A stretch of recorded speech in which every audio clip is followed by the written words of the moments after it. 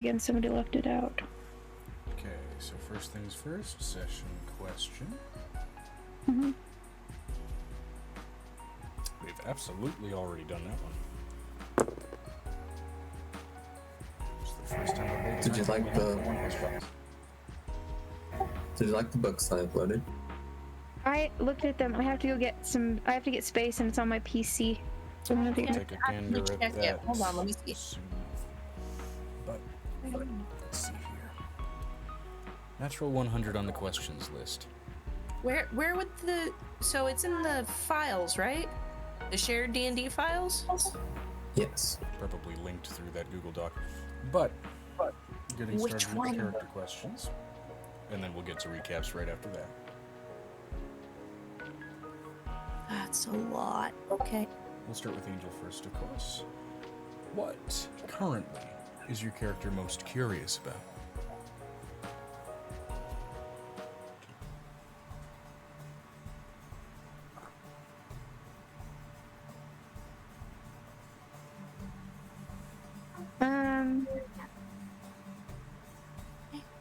More or less, there's a couple of things. How she's going to make her different creatures when she becomes a deity with Nicodemus, and how that what they're going to take to the next level in that situation. The other thing that she's curious about, if we're going to talk about the most upcoming thing that brings curiosity, what's the difference in So Live versus this world, as opposed to this creature that's trying to cause the darkness? Because in So Live, it's just complete light.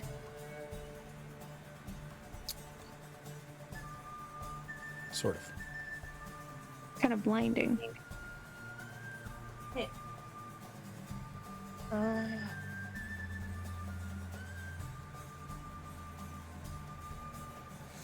Alright, same question for Violet, of course.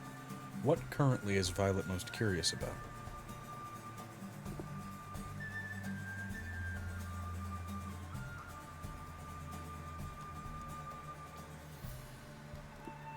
How to kill this hag? That just is a question. She did study frost hags, so she might have some idea. To maim or not to maim, that is the question. To maim, to bleed, to burn. What currently is Avery most curious about? What are we gonna find at the rest of the weeks? I know exactly what we're gonna find. No, you don't. I'm excited though for it. Amber is temporarily MIA, so we'll loop the question back around to her and Bruce. It's been so long that I forgot what even it is. There's an illithid colony Minister there. said, you did. Velik's colony specifically. Okay, cool, thanks. Alright, in which case then on to Xanon. What currently is Xanon most curious about?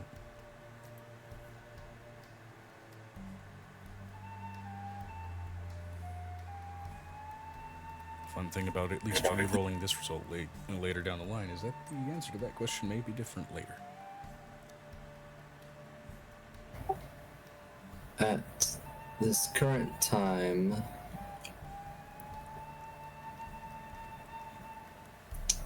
I guess, curious about how the hag fight will go. Fair enough. Amber's back, so what currently is Piper most curious about? The stupidity of some people. And what currently is Bruce most curious about?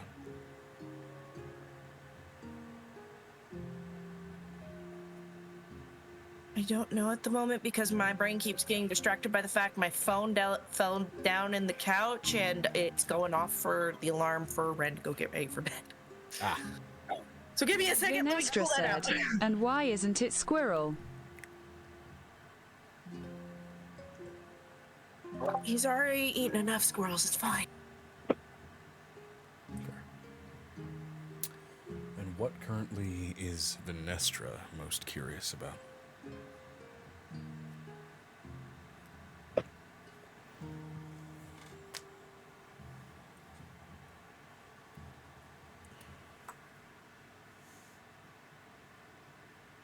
dealing with the hag, and finding a way home. Both totally fair and totally valid.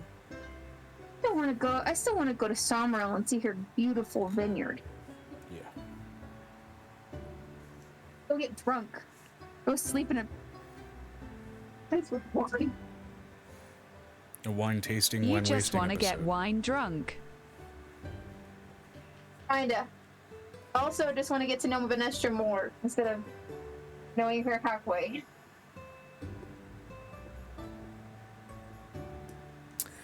Okay, now a little bit out of order to be fair. Now we do the recaps.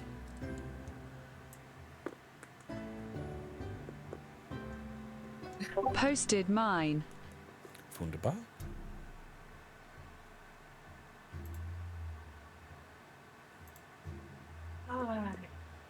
I was there up to the orphanage, and then I had to leave because I was getting deliriously sick. Yes. You were, even just as a player, not in great shape because that flu shot kicked in.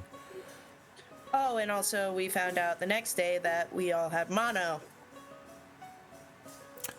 That'll do it. Yeah, that didn't help nothing. Shit. Sorry. Oh, you're good. The only reason why we found out is because apparently mono can give you hives. That's... that's not fun. Yeah, my week's been a bit of a fucking blur. Sometimes my brain just stays fried for a little too long after the really bad seizures, and now I feel like I'm kinda coming out of it, but at the same time, I did just dose on a gummy to make damn sure that I at least try to keep a clear head.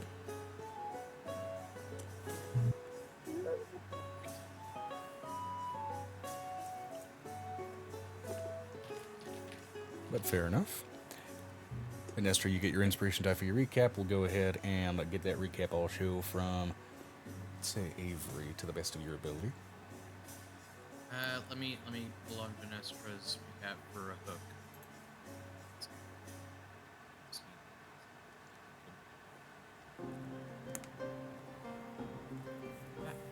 Here it is.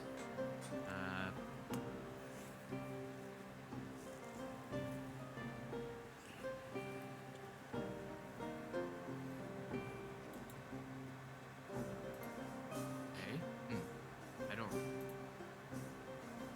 Yeah, that recap was more strictly, I think, Vanestra-centric as far as events that occurred.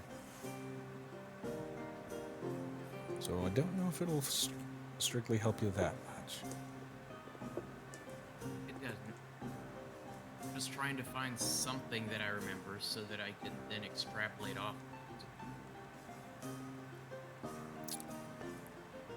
Well, we'll put a pin in yours for a second. We'll go ahead and say, Neseo, recap as far as you can recall from last session's events. Lingo. Got it. I acquired one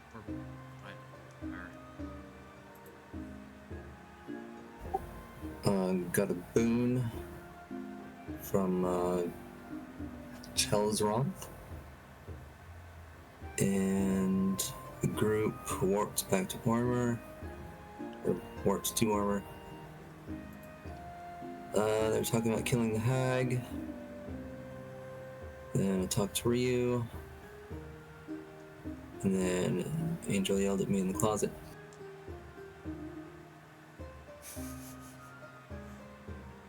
Angel yelled at you in the closet. I'm sorry.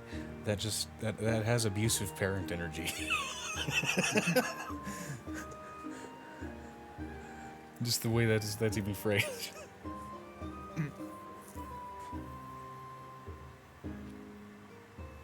Vinestra said, imagine telling someone to get in the closet. Ironically, that exact command is a gigantic part of Angel's backstory. Get in the closet. Yep. Kind of a central point for a big trauma point on her character.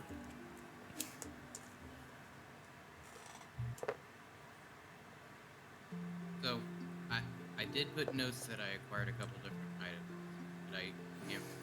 I think it was an angel who gave them the elemental fire, elemental water. Yes. The calcified bits of elemental ore. Yes.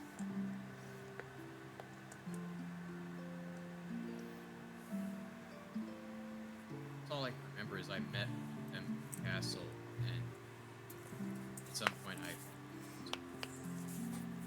Yeah, bits of ore that as of yet had nothing really done with them. And I think I gave those out like early game, like assuming you guys were gonna find a smith and make some shit. But, yeah, that never quite panned out.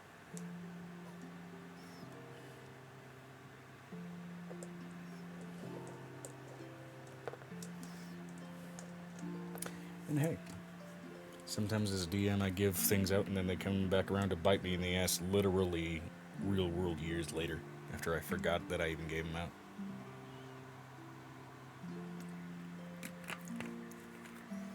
I wonder if that'd be the case if you didn't have a player with what do you call it? Eidetic memory, also referred to as photographic memory. Okay, it's the same as photographic. Yeah.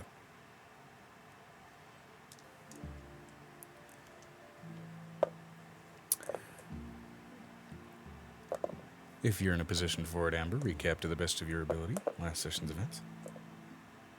Although, All I remember was we went to an orphanage and I was going somewhere with it, but I couldn't focus to save my life. yeah, you were pretty wiped. You guys went to the Carve House. Yeah.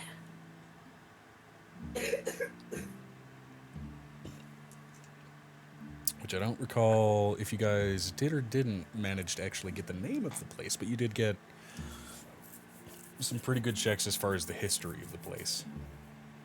Yeah. And why the actual structure of the building was left untouched.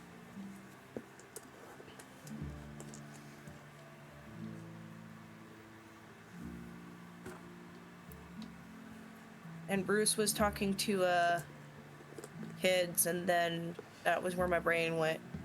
Goodbye. Yeah. The sickness finally clung onto your brainstem, and it was time for... Night night. Yeah.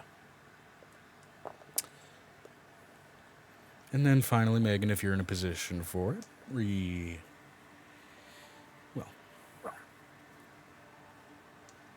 recapping the session to the best of your ability. My brain kind of lost recap as a word, and then I was like, recall, reclaim, nope.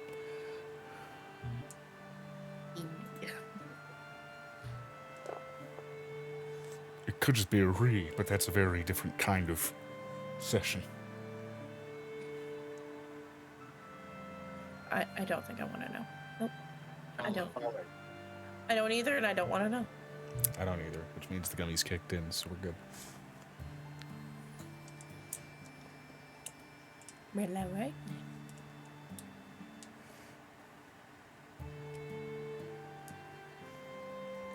Okay, I think Megan might be indisposed. She did say she was gonna get food. So I'll have her do her recap when she comes back. But that's fine. Otherwise, for everybody else's recaps, at least to the best of what you could produce, you do get your inspiration die.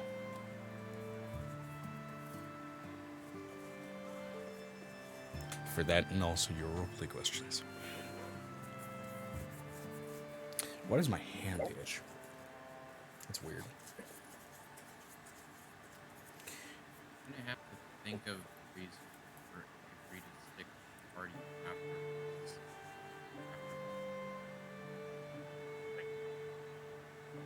After everything, I think he's tired of adventure. Retiring a character because the character legitimately themselves feels like retiring is honestly a very good reason to do it. He had his adventuring time. He got in some real deep shit. Took him years to finally get out of that shit. He's ready to be done. I need a nap. Vinestra said, "Who is retiring?" Probably Potentially Avery Avery after some shit gets solved, which totally fine.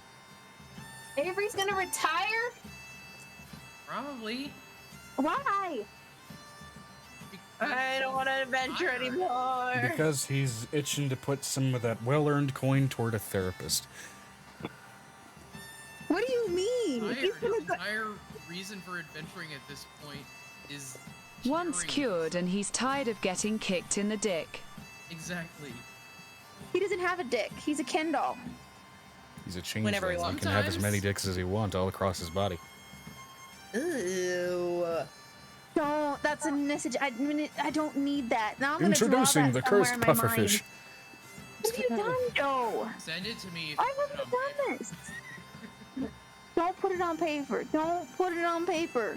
Don't scare it. What It'll do you get got? bigger. So are you gonna bring another character in?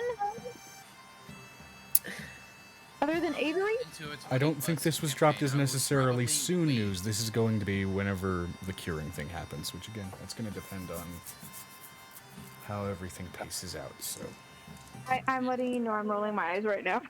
And to answer your question, no, I'm not going to bring another character into 20 to a high level. Okay. fair I enough. will listen and support y'all, and if y'all want, I could play like a guest character or something, but I'm gonna let you play it. I could come up with something goofy for you. We could discuss Like a that. real goofy, like a real goofy movie. I'm just confused now. Potentially, dog people are a thing. Oh, but somebody playing Goofy would be hilarious in this campaign. Yeah. Oh my The god! infrastructure I am for playing that Goofy. specifically, though, however, is in the other game. I am playing Goofy. I know you are. I'm waiting for you to say that. I didn't realize that this whole time Bruce is Goofy. You're playing like a weird Goofy Scooby combo. I'm just sad that we're gonna lose Avery after his arc. WB and This Disney sounds had a like- baby and it chose to put on a suit of armor. That's like the character that gets written off because he doesn't want to finish the. If and when we do get to that point, I'll have some discussions with yeah, there will be discussion. players in question and come What I up with originally something said- appropriate, you know?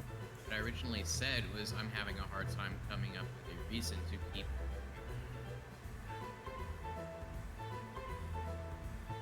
It's not set in stone.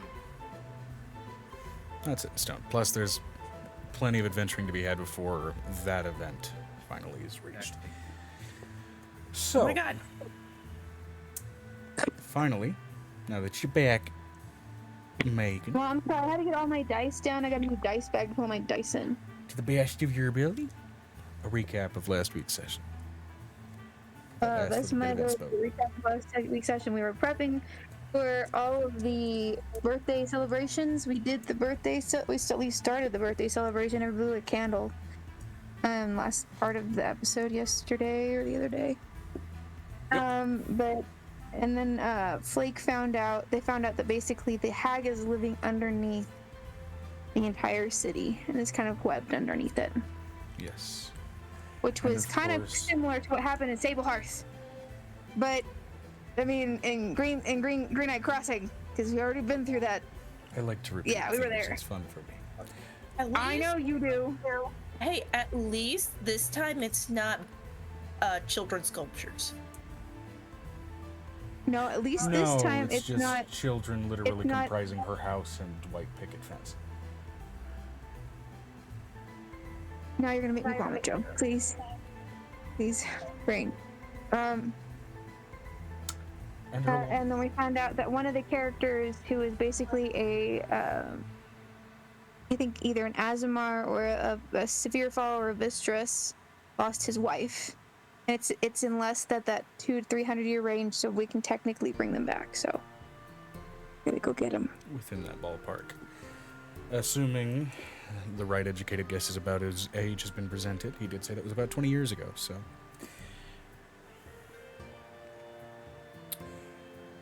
And then just as well, there was also another thing. Oh, right. In terms of angels, and I don't use the word rant necessarily to cheapen it. I use it as kind of an accurate statement of essentially what happened. Angel's rant that capped off the end of last session, basically explaining that the mass conjoining of all of the actual birthdays for the kids, as well as bringing in some definitely early celebrations for a number of our other children was, in essence, an effort to give them some normalcy before Before the war. approaching storm. I also didn't let Avery know this. The war that they've already gotten is a war between the changelings and the war with in Jihu. For the changelings to have their own power in Jihu. And not be treated like nothing but medical specimen. So that's That's already going on. Is a Already started it's starting war. basically a beast folk run lush swampland south of Sizeth, the Elven nation, and it's basically got a bunch of beast folk, a lot of serpent folk, and it has It's a from up lot Australia, of though. practices surrounding enslavement.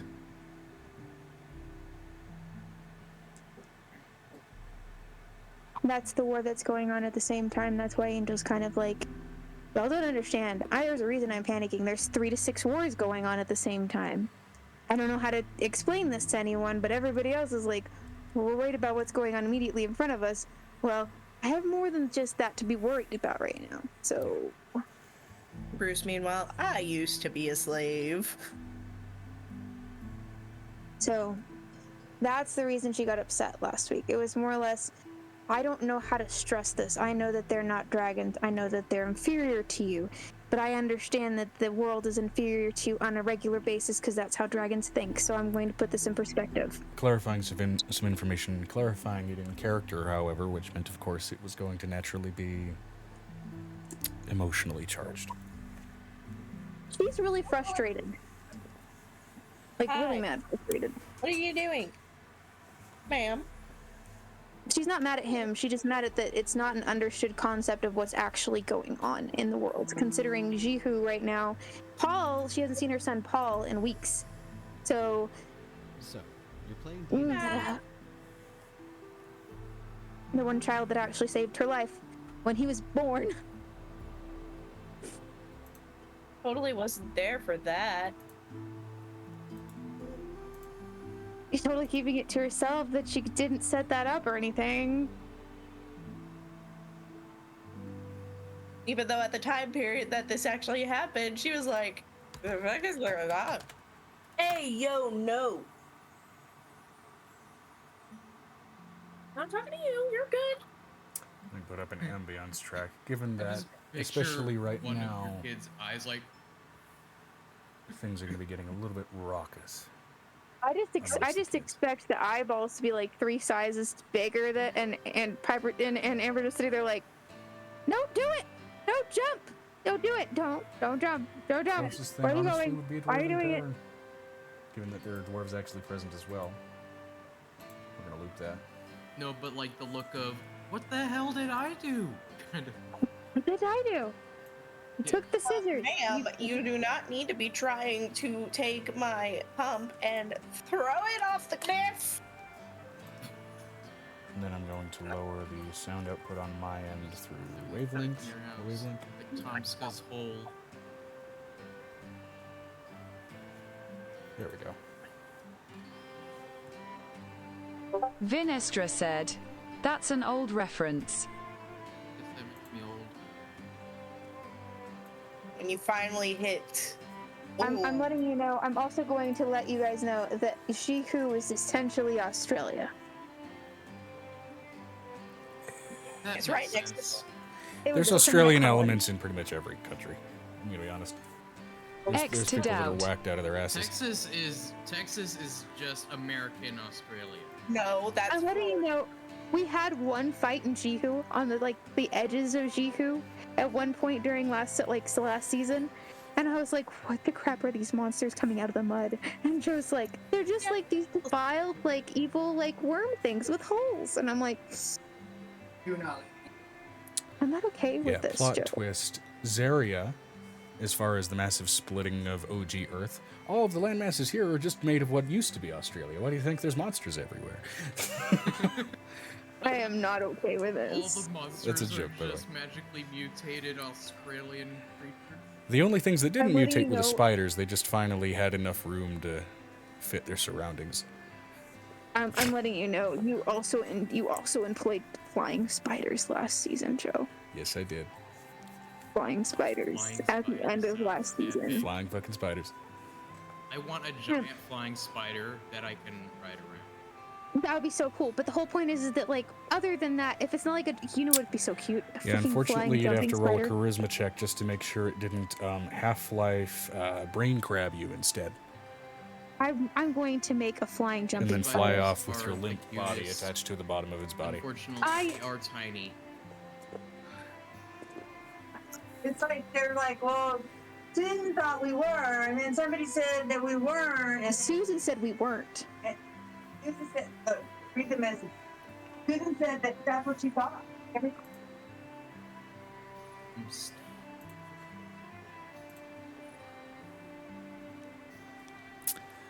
Okay. Susan, it was just you.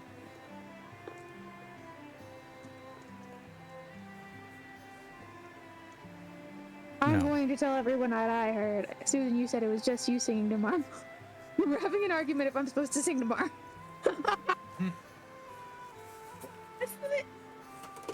I thought all you were. I just told hear that like a no. second voice in your room, and I'm like, ooh, No, that's my aunt. ooh, That's my aunt that lives here. that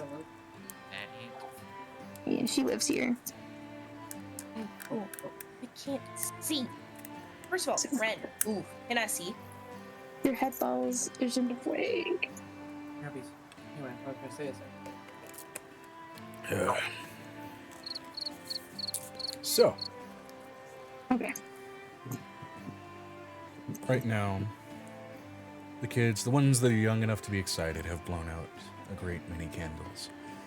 The ones old enough to realize why this celebratory event has been conjoined between so many siblings whose birthdays don't necessarily line up. Oh, we also kind of ended the night there, Joe. That was an ended of the night. So, I believe people did go to sleep. yeah, we did. So, There was a snuggle session there. Yes. with the Vinestra said, and more. Yeah, that too. Vanessa got busy. Vanessa got busy! For those that took advantage of the night's exciting energies to expend some exciting energy, sleep came easily. Further still, sleep didn't come as easily as they would have liked. But eventually, sleep did, unless otherwise specified, reach everyone.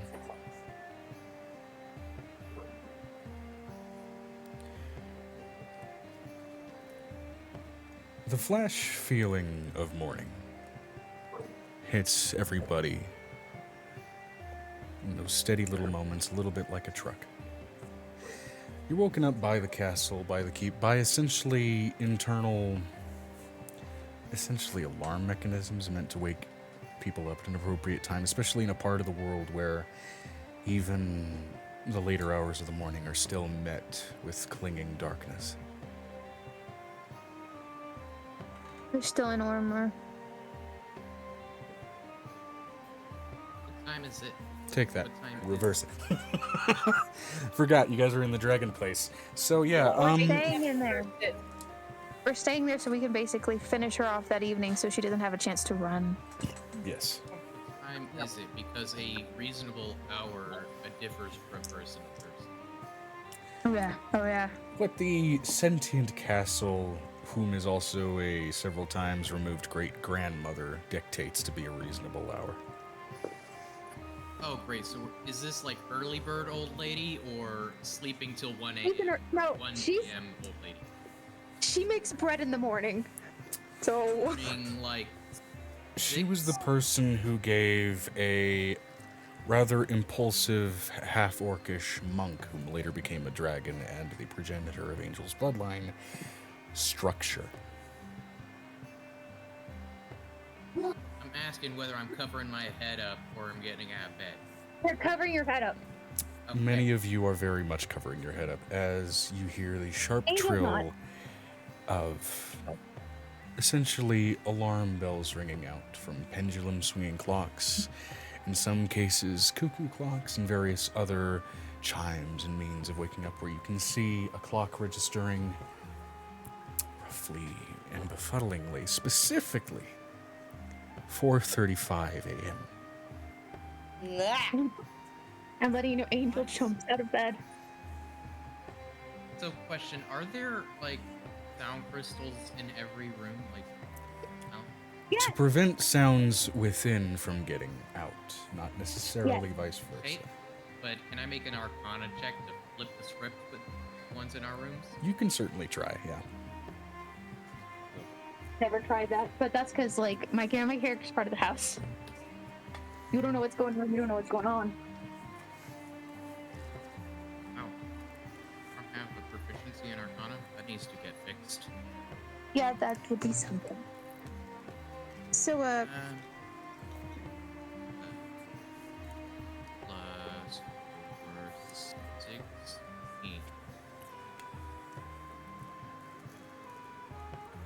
16. Well above average. Luckily, Thaumaturgy is a cantrip. And it is, in large part, the baseline cantrip that is used for the following silence spell in use of these crystals. The level of enchantment seems to be sort of staggering levels of increase based off of what actually appears to be a flexible sort of setting that you can adjust on the crystals to account for what you may need at any given moment. So looking at the crystal even with that low check, it's easy enough to basically see, almost like a guide on a radio, how you can adjust what the crystals do for you in your room. What do you know? Up and physically touch these things to adjust them, or can I just adjust them with them? For the most part, they seem to be designed to be physically adjusted.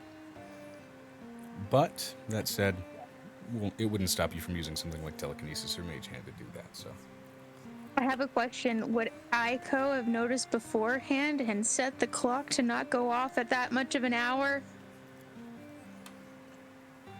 That's assuming Aiko's aware of that I thought it was mechanism. dictated by the old lady downstairs. The one that the house is actually made of. So the whole thing is, Aiko might With have a noticed natural it last 19, night. actually. Before fully giving into the excitement last night, she did spend some time dancing around the room and oddly just kind of poking the ceiling at certain intervals. And now you realize why. As luckily, while you do still barely hear that trill of an alarm, it's like Everywhere. having Next it's like door. having a phone on silent and hearing it sort of buzz the acoustic vibration through the surface of like a nightstand, compared to what it very much otherwise could be. Letting you know that Angel is out of bed already at this point before 4:35. She's up at 4:30. It's just that subtle, like, rolling over and tugging the sheet farther up. Go back to sleep. You feel a sharp tugging back of the sheet as you're tugging it up exposes Aiko's feet. Stop. Stop doing that. Stop, Dad. Too real? Huh? This sheet, I don't know about y'all, but my sheets I tuck under the mattress. Yeah, they're under. I do the same thing. So Okay, I guess I'm weird for not doing that.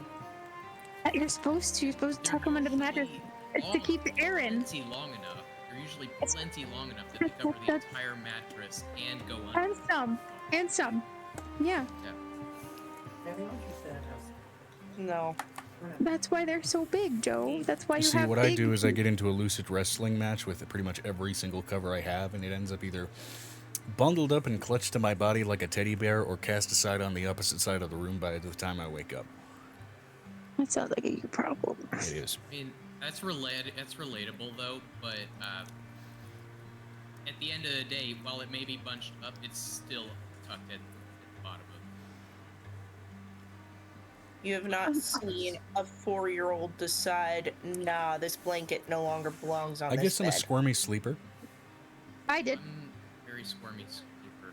Will I never have be a able to picture of sleep myself that doing it. in real life. I think I need someone to like just wrap me up in like a sleeping bag that might be the only way I don't kick off everything from the fucking bed. They make those. Yeah. They make adult sleepers. So The problem I would have is I would get too hot. I'm a hot sleeper. I am too. So- I'm like a ventilated one. But either way, we're getting off topic. Yeah, way off topic. Okay, get back. Well, sort of off topic. I mean, it was with the Ico with the foot in the sheet thing. But anyway, Angel starts the jugs to fill so she can fill because she knows that this is not going to work. she empties one pair of is jugs not into enough. another pair of jugs. Yes. She's just like, this is not going to work. I can't just have just like 2 things with milk. It's not gonna work. She looks over at Nicodemus. Are you up yet? I just realized. Looking You over up to yet? Nicodemus, you find him actually absent from the bed. Why is he not there? He is sitting in a chair on the opposite side of the bed, polishing his weapons, polishing his armor, patching holes. Making Why sure do you have everything's structured. holes in your armor? I hunt, things bite.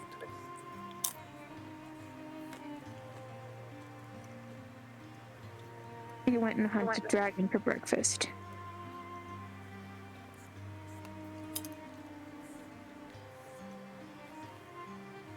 I hunted spiders.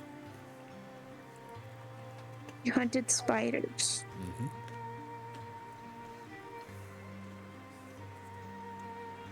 Did you destroy the soul like you did the last one, or are we talking actual body pieces?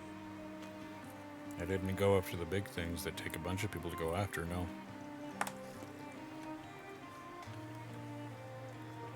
Apparently, Ezekrin wanted to, he had a hankering for the venomous land crab, as he put it. My question is, because I know that wasn't the only thing you killed this morning, what did Navarre want to eat?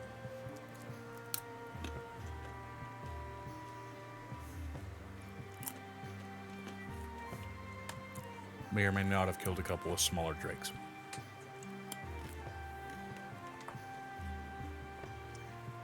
I'm asking why he's got yellow scale in between his teeth. Because he doesn't like to morning brush.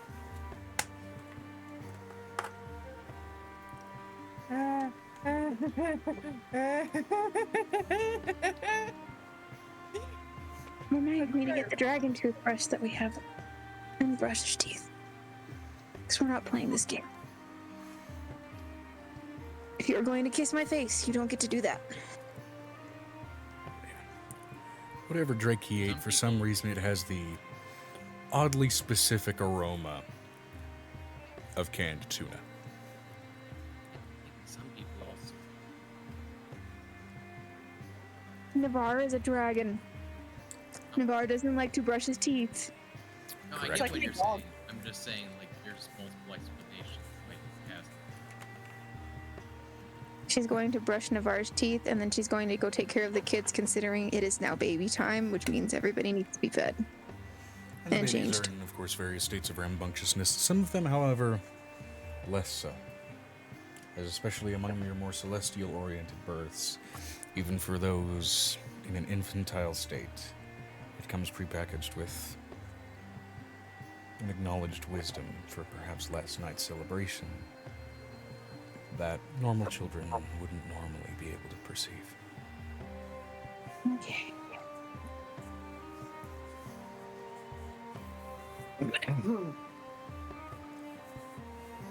He's going to go and knock on Jamie's door after picking up at least 2 of the kids, considering that Jamie and her girlfriend and her boyfriend that was once dead is now alive, are currently in the same bed. Seeing how that Given again relationship that it is is your going. children, Jamie is the first one awake as you knock on her door. And she pokes her head out, her hair very much in a mess that denotes more so just a restless night in bedhead than anything else.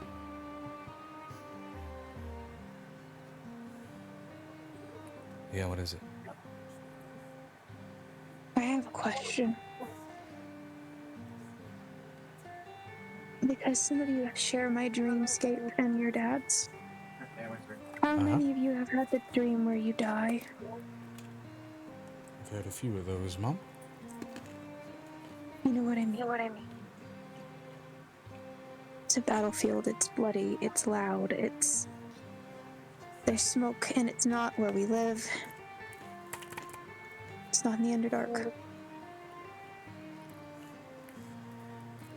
It's one of the reasons I turn rebellious, as Dad likes to put it. Maybe not following certain likely paths can change some outcomes.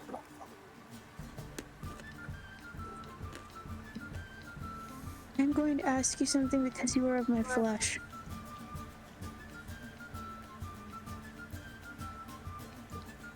With your genetics, how likely is it that you won't walk into trouble if you avoid a certain trouble? Trouble finds us. That's right. I know.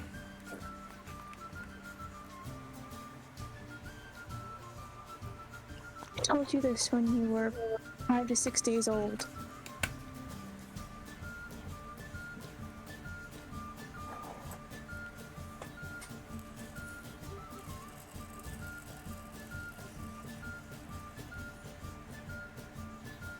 I need to know what I'm in for. That's not information I I know. can give. I know that's not information you can give. I know you're technically grounded with Gacy, and I already know you're in trouble. The future is full of what ifs, and the moment we're granted certainty is the moment the universe slaps us in the face with how stupid trying to be certain is. That's called Alara rolling the dice on a good day. It's called Royard's job being nothing more than a title. No, Royard makes us make sure we get to the last end point. There's a difference. Yeah. Alara may be able to change it if it needs to be changed. He's Royard will make sure we get to the end point when we need it. So that's gotta be for a reason, but Oh, I know. I'm sorry that you thought you had to be rebellious with me. you didn't make me feel that. You didn't make me want that. You didn't make me need that. The awkward thing, I'm not the only one of us who considered it, but I'm the only one who acted on it. You are our mother in flesh and in blood. We also know the mother that you and Dad are growing into something new from.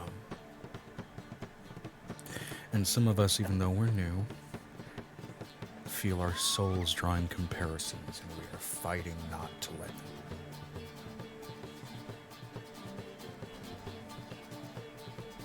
Why would you draw comparisons? It's not deliberate, it's impulsive.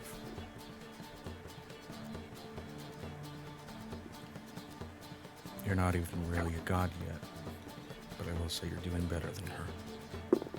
Now, Let's Mom. talk about... No, I need to... You said something. I want to address it real quick. Let's address the two, okay? Other than myself and your father. Because I can address myself and your father all day, because we know what we did wrong.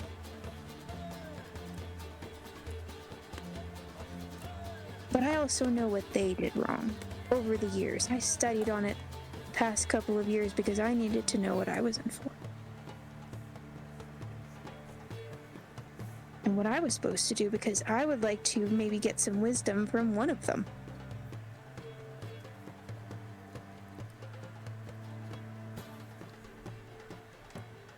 Do you know why Amora played fast and loose with everything? yeah, because she knew what was going to happen. She knew there was no point. So she had to make use of her life for the next life.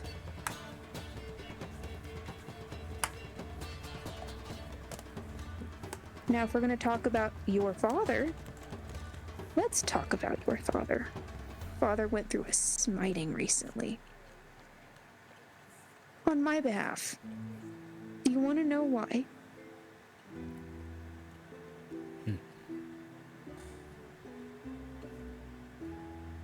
Do you know that Kyrian, not the brother, nearly beat the crap out of one of his other siblings? And when I went to go see your father, he just said that's what boys do.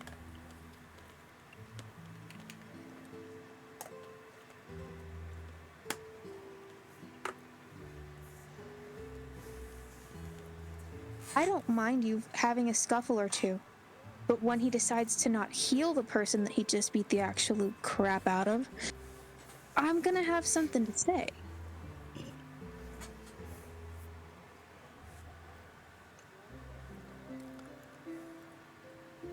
These are my experiences with him. I asked him about the war. He told me about the war. He gave me you as an answer.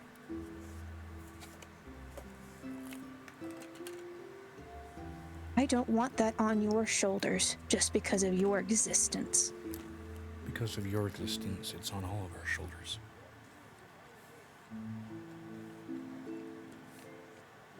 That's just a fact. And as a mother, I know that's crushing information. But he could have brought you to a being after. No. Because you couldn't have.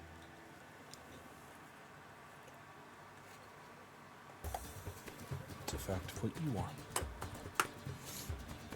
And some of us get older when you get to be in danger. That's how it was with the first few kids. First few of us. You walked out.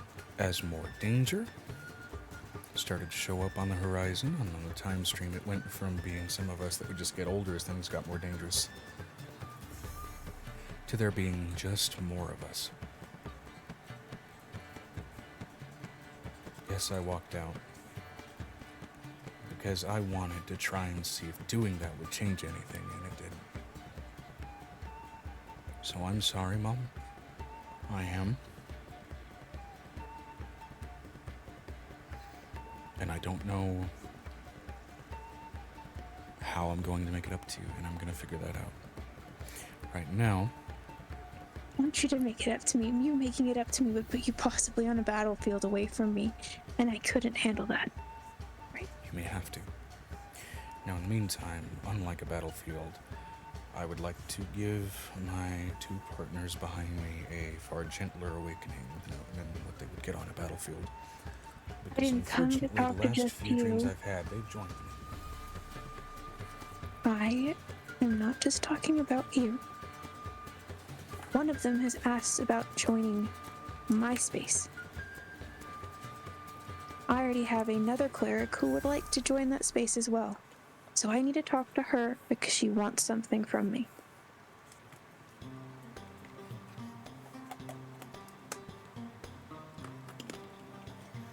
And that means y'all are all gonna have to get on board.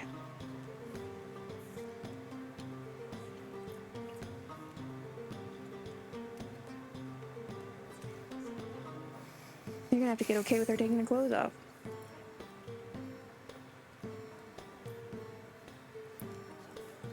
And you're jealous.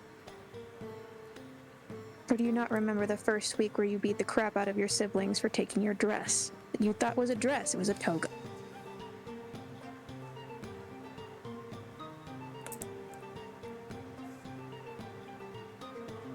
Can we talk about this later? Please? No. Not today.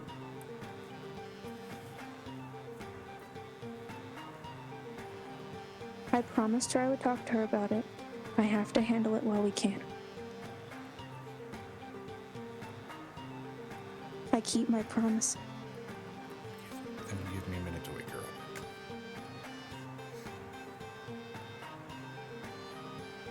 Send her out and you can wake him up.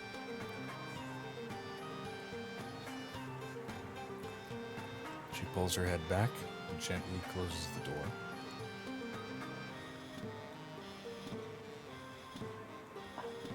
After a couple of minutes, one of her partners makes her way toward the door. Hair pulled into a clumsy morning bun. Bags flooded with drowsiness under her eyes.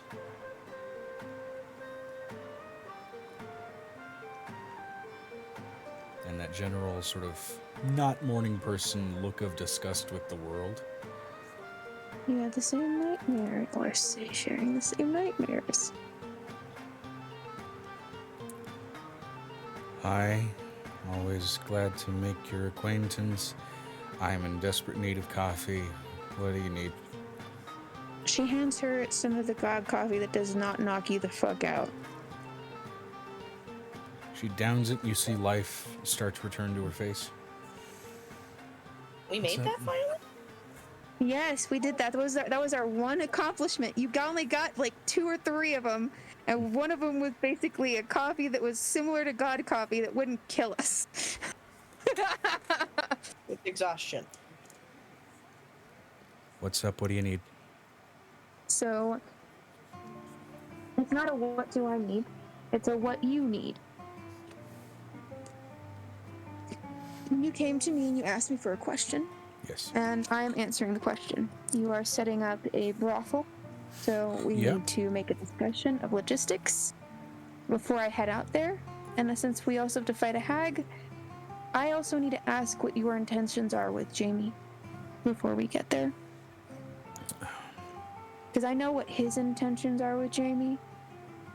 I want to know what yours are while we're walking. Walking, yeah. She gets on essentially what amount to be house shoes, which seeing those on a dwarf is kind of funny. These are full-on, oddly enough, deer slippers on her feet, with the exaggerated fabric antlers and everything else, and you take a second and realize, based on their size alone, those are hand-me-downs from Jamie that very clearly haven't, up until this moment, been worn.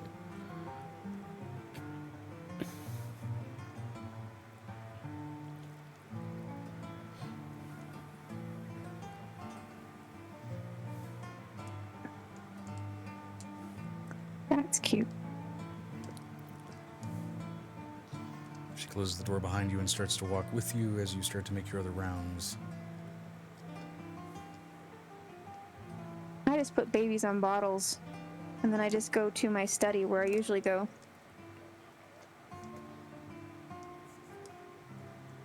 Okay, so, because she has a study in that next to her bedroom. Yep. That's kind of the stately room where you can go upstairs to the stateroom and talk to her if you wanted to. It's kind of like her war room. It's there's an entire large map of Zaria painted on the wall. It's like 3 times bigger than herself on behind her. So the height of a normal person. No, it's like, it's not the height of a normal person. It is bigger than, it's a huge wall, Joe. You need a huge room for this. Mm-hmm. So she can do war shit on the wall.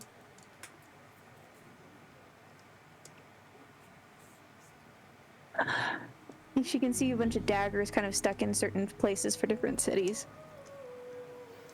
Okay, let's talk logistics about setting up a brothel. Okay. Well, from what I know, she pulls out two butter knives and tosses them in the place. There's 2 places there, if I'm right, because where you live. Mm-hmm. And there's an empty building in between those 2 buildings, from what I remember. I was thinking something kind of nomadic, actually. You want something nomadic, something that moves? What about something that moves? Something on something that moves? Kind of the plan. So I was thinking, naturally I could do Banagal for that, as the cities move already on Banox. But I was thinking, I'm not coming at this with much money, but extension charms on a wagon.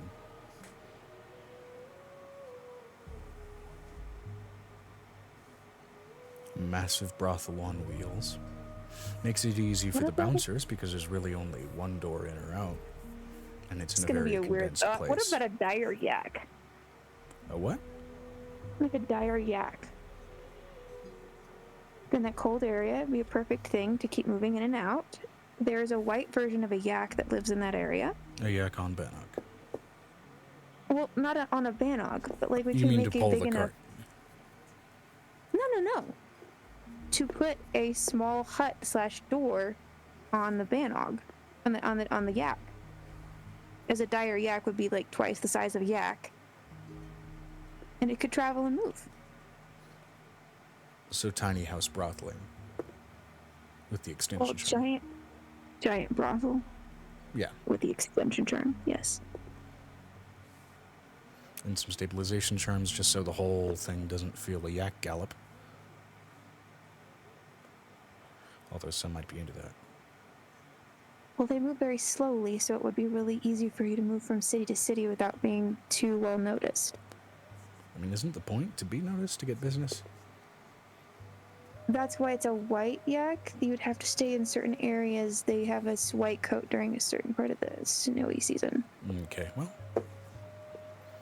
Sounds like a plan for a Could be mobile wrong. business. There is also the issue of the name of it, which would have to fall still in line with your brand. You just have to find a shoe.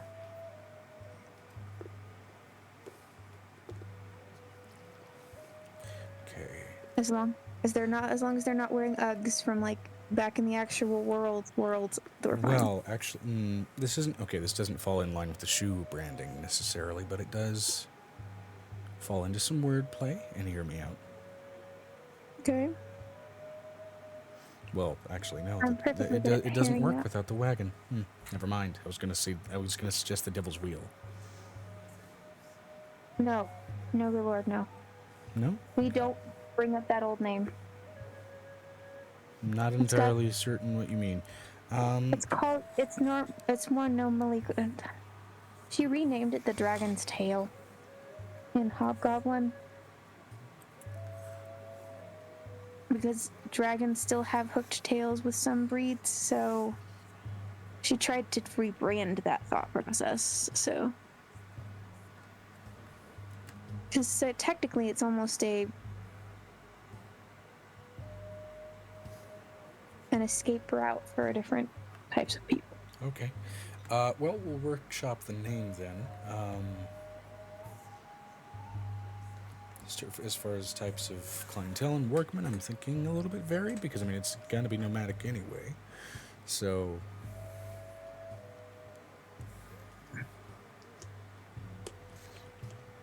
there is that. But then there's also central theming.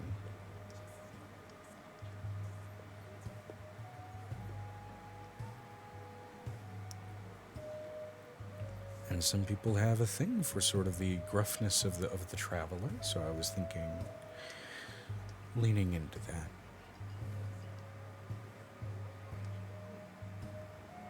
And I playing like it. that.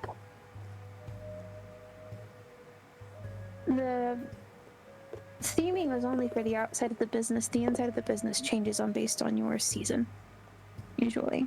It depends on where you're at, considering some coastal things will have different holidays on different days.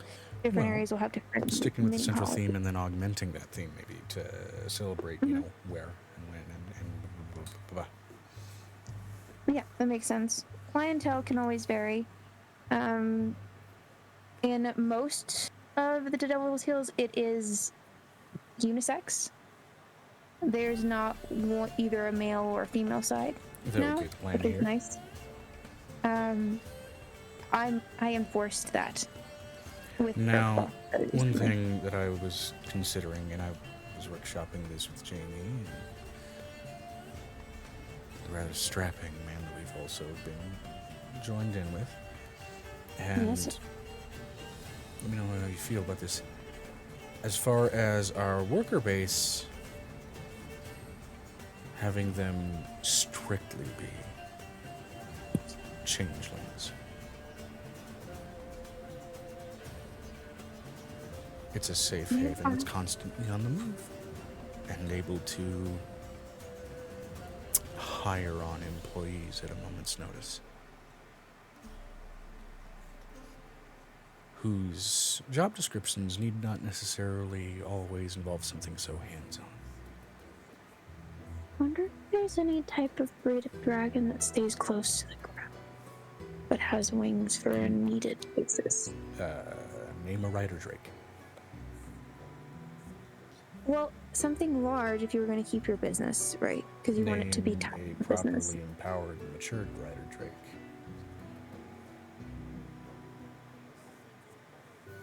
We're going to have to find one. They're hard to find. I know that Nicodemus had to tame Navarre. I don't expect this to start happening overnight. You know, building the business, structuring everything like that takes time. So We are here in Orimer right now. To find a drake would be easy, but that's up to you and when. Plus, it would be easy. It also would. It would make it easier to hide people. yeah.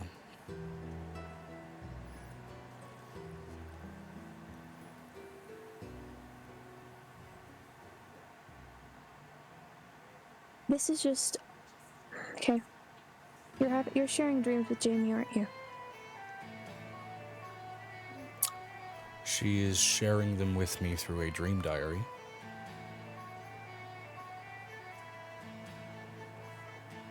Oh, so you're not having the problem that Tatsu and Not really, no. I'm not actually much of a dreamer. so you're a solid sleeper, but not a dreamer. Okay, good. My subconscious tends to be pretty subdued. You are going to have to keep a madam in-house if you are not going to be it. I mean, I'm planning to be it. Well, then you're going to need training. That's one of the other things you and I need to set up Kind of what I was training hoping for. time. So, we need to send up training time. Yeah. Oh, I also, have as far as time. business description, types of services rendered. I mean, of course, there's a list of mundane ones, which she hands you a slew of mundane shit, which are clearly just covers for changeling pickups. You know, janitorial work, barkeeping,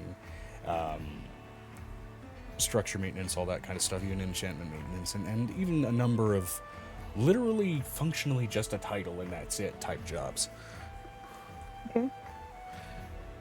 But then under that, given that it's brothel activity, she gives off basically what she's categorized herself into sort of types of services rendered. Okay, well that's the baseline stuff. That's just running a business. Right, and so, I mean, like, as far as this last category here, which is types of service rendered, it's a matter of, because, I mean, as far as the few locations that I visited, I mean, it seems like pick a package that essentially fits the theme of the business and then don't strictly deviate from it, which can draw in business if it's a traveling place and it's kind of an unusual thing, you know, maybe? I don't know, I'm thinking out loud.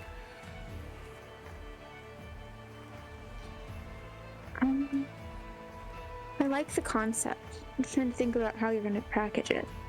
Well, if it's on the back of a yak, if we're focusing on the gruff traveler motif, Or this a one involves a dragon. lot of belts, which I could easily swap out for being like Banog leather, and swap out all of the vibrant blacks for rustic browns and things, and then replace some things here with like yokes and what have you. I was thinking about a shape-changing drake or a shape-changing dragon or something that could change shape, so you would never really know what the outside is, but by the door you would know the name or what it was. Well, that's the exterior I was talking about. Oh, about the interior. Yeah. I'm thinking for interior, you go with what your favorite thing is. You like glass? Do you like... Doesn't matter about the travel. You're an exotic piece of meat, as it were. I'm a dwarf, and one of the least exotic things there can be. Depends on where you are. True. And how you dress up what you are.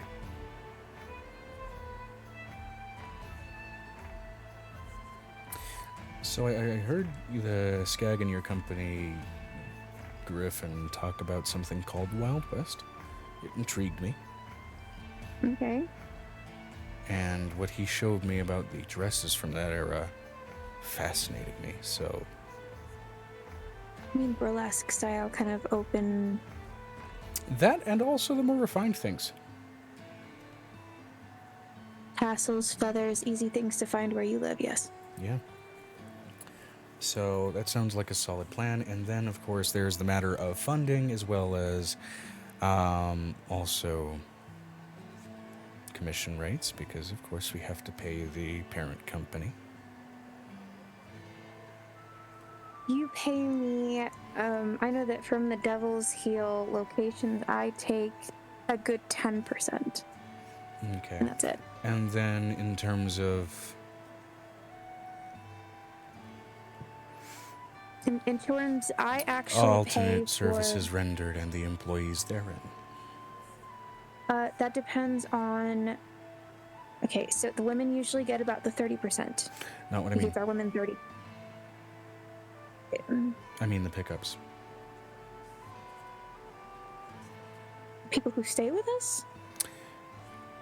The new hires that are literally just their cover to get out. Okay. That I can provide for out of my own pocket. In case of suspicious activity, I think I'm going to need a number to put on a ledger. Okay, so the number on the ledger is... This is what I have written down. The business will provide clothing should you not be able to afford it. I did that even for the hires that we had. Okay, so that's uniforms supplied. This is a matter of going rate for alternate temporary hires.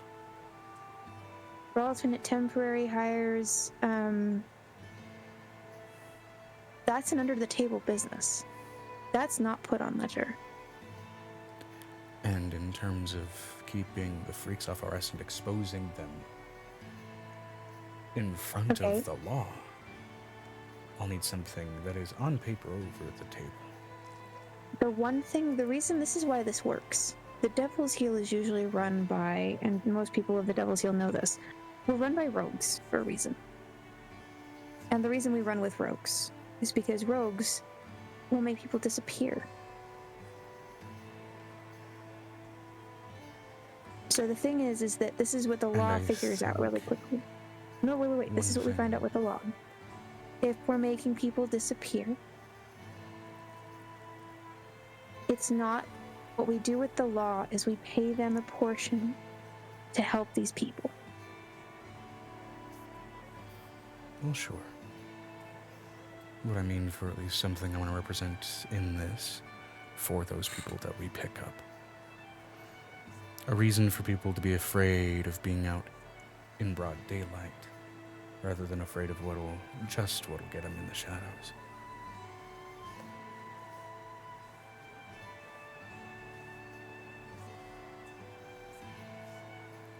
I'm a dwarf. I work with structure like this. I like making the law do what I need it to. I have an idea.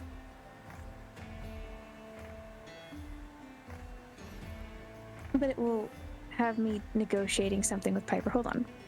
Let me go and annoy the Piper for a minute. Follow me, real quick. She goes down to Piper's house real quick.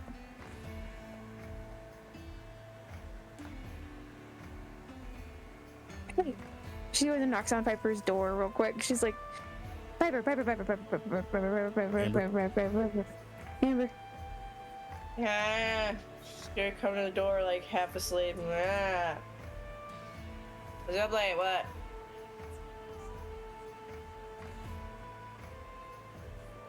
Do you still have this? Do you still have the wings of a Stret? They may or may not. Oh wait, wrong character. Fuck.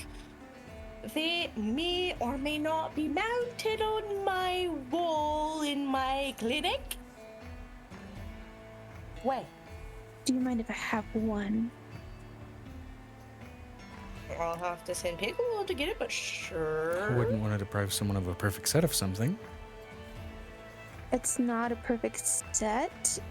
Technically, she Had like what, Two. 3 sets of wings? either that or give me the tail. I could give you the tail. I mean, It's just we like a rebranded tail to the Dragon's Tail anyway, right? That's fitting.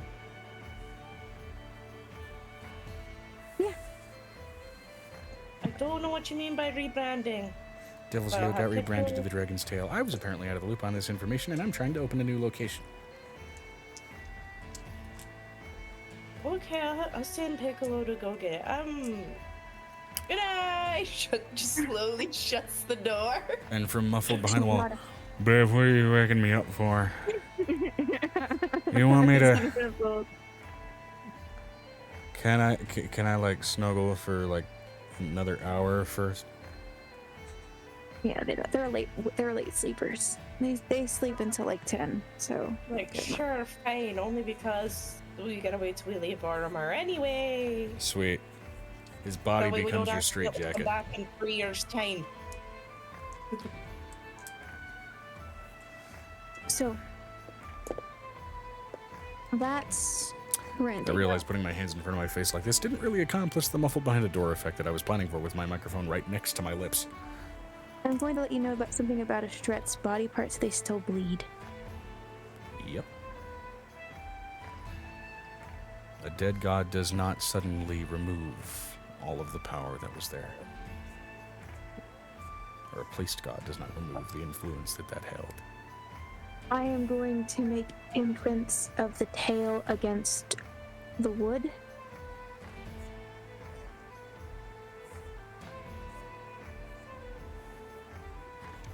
On the outside of the door. Okay. Sounds like something fun. And she pulls out a yellow dragon tail, at least the entire bit of the bone and the skin that's attached. We will mount this on the door in that place. How about that? Okay. This is not an adult. This was a teen, but I don't really care what age it was, as I'm remembering that this character had a voice, not just a eh. so are you okay with that? I'm okay with it. So I'm letting you know, if dragon is your outside, anything can be your inside. This is you've spent 2 years here with them, catching up. I just wanted to know how it went. Jamie's still not stable. No. But it went. And the man with her took to being in a trio quite well.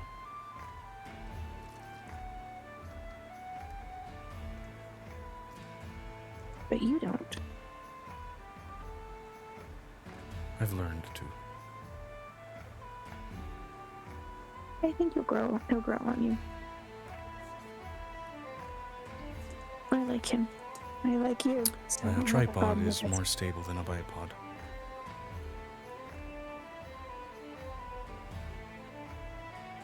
When it concerns stabilizing something beneath it, or above it.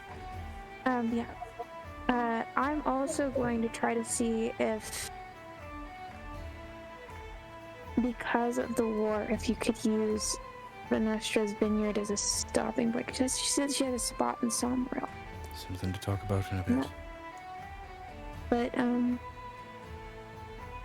yeah, that's what's going on right now. We're going to go fight a hag, but I wanted to start lessons with you in the morning. Not this early, about 6-ish. Six-ish is fine. But I'm going to let you know Grandma didn't let you sleep past 4:30. I'm aware. Now, one thing I do have to bring up to you, as it may concern or change the way you approach training.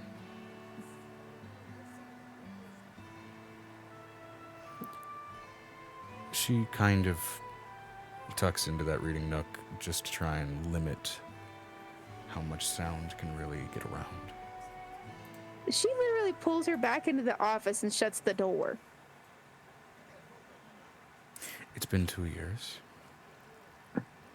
Mm-hmm. with him and Jamie. Mm-hmm.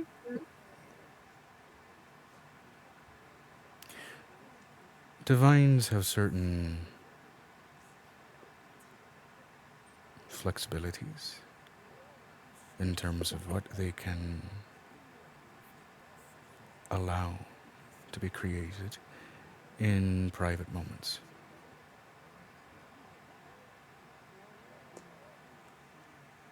Okay.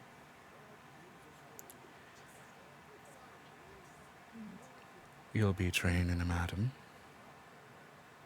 and training a madam to take care of herself while she handles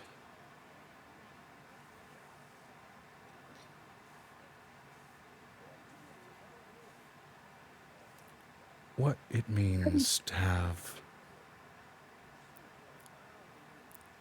made a goddess into a grandmother.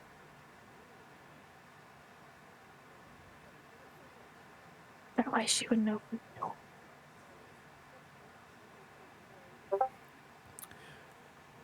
She takes off a garter belt, which you can see has underneath its lining extension runes engraved and enchanted onto its surface. And witness a dwarven physique with a widened belly not made from beer and ale. It's not going to change anything about training. I've seen women bigger than you on a pole.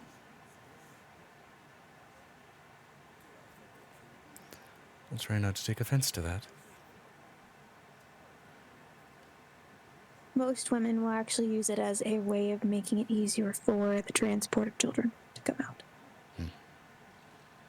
Because the more power you have within your thighs, the easier it will be able to transport your child out of your thighs. Right. Well, Wanted to make you aware as far as his best estimations and my own. Still looking at about 4.5 months. I want to know how far along she is. She's not. I am. But it's not necessarily just his. Like I said, being divine spawn allows for some flexibilities.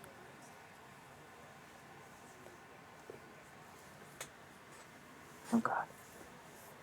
Oh, gods. That's right. I'm already a grandmother, aren't I? Tatsu has been here for 2 years. you just hear from behind the door Piper saying, "You know what? Congratulations!" Congratulations, you now have a set of kids that you're, by divine right, allowed to just spoil instead of raise.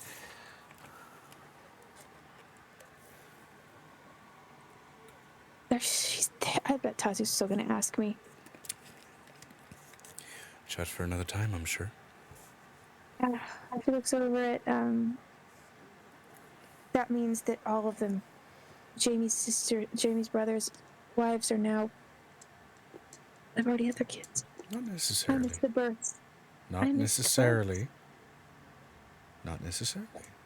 They were pregnant. Romances the last time unfold I at saw them. different paces, and magical children have a thing about choosing their own time to pop out.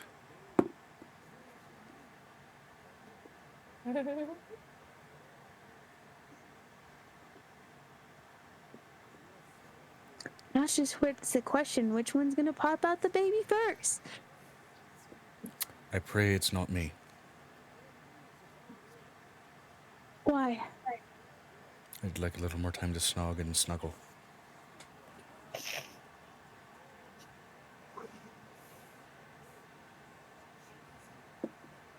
I'm going to say Being this in a kindly. position where it can be done without protections is fantastic. I'm going to give birth probably in the next 3 to 4 days.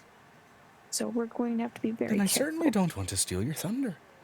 Like I said, it may change how you train me. It's not going to change how I train you.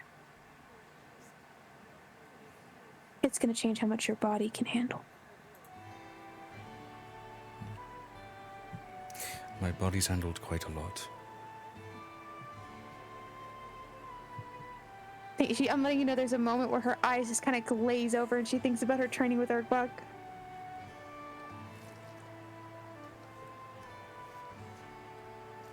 You can handle quite a lot. Sure. Because her hand hers. Hardship ain't always a game of comparisons. No, it's not comparisons at all. It's just more or less my training was particularly rough. As was mine. Wow. Yeah. Many things. And how do you know she tries to not giggle? She's like... I taught as much as I learned. That could mean two things. The whole moment of like...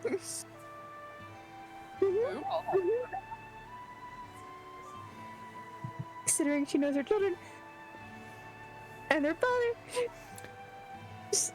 So as I mentioned before, about that belt theme, and that's where we move. Please. Avery's not going to be awake for another 2 or 3 hours, so it's like this is literally all you're getting for the first couple hours. Yeah, waiting for a time skip. Yeah, because even Piper went back to sleep after that. I'm Yeah. going to be agreeing with her. Which there is a time jump to a more appropriate hour for essentially everybody to start waking up. I'm letting you know Violet is already awake, though. That's the other thing, is Violet's already awake playing with Flake, considering Flake slept in the bed with her. Oh, Was yeah. like, how do you play Go Fish? Which actually, you know what? We'll cut to that for a brief second here. Go fish me. For being a, only, few-month-old kobold, remarkably well potty trained, there was not a need to Accident. adjust a mattress or account for any accidents in the night. We have a large bathroom. That's what she had made for herself in her room. Yeah, of which, in the wee hours that morning, you find a sort of homemade step stool made out of books that a certain kobold used to gain proper access. To the sink. Yeah. Okay. So that's a note for me. I will take care of getting you a step stool. And tomorrow I'm gonna sleep in the big dragon lady's bed. Or That's if next she to her doesn't something. have... That's if she doesn't have company. She had company last night. Right? It sounded like they were fighting. There was a lot of knocking in the walls. Okay. So I'm going to tell you a wee secret. A wee secret. Because this is what Ink told me when I was very little. Okay? Okay. She was very wise. Ink was very wise. One of Ink her is still long-ass very ears wise. folds as she cocks her head curiously. Ink told me that sometimes adults fight, but they're not fighting. They're having fun. Right, like sparring or something like that. Yeah. But I didn't know what that was. I wonder who won. They took a couple of breaks from the sound of it.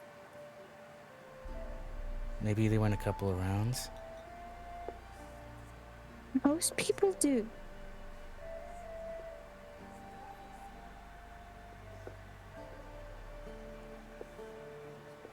I don't know. I out in the things can get kind of violent out in the Alcala streets when people get drunk. I saw this guy get dropped after one round with like a properly placed fist to the face. No, not like that. Like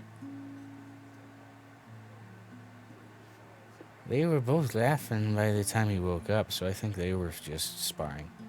it's like a game. Yeah, I know. That's what sparring is, like, because sometimes people do points with it. Well, sometimes, but it's not the same thing. It's when you become an adult, when you get not much older than you are, because it won't take long. Because for me, it's supposed to happen fast. Yeah, that's how it grows for you. Just not like So- housefly fast. That would suck. That would really suck. So think about it like this. So you're wee, right? You're I'm wee, me. right? Like you're wee, you're short. I'm me. Yes. And I already went wee. Just not in the bed because people don't like that. No, you don't wee in the bed. So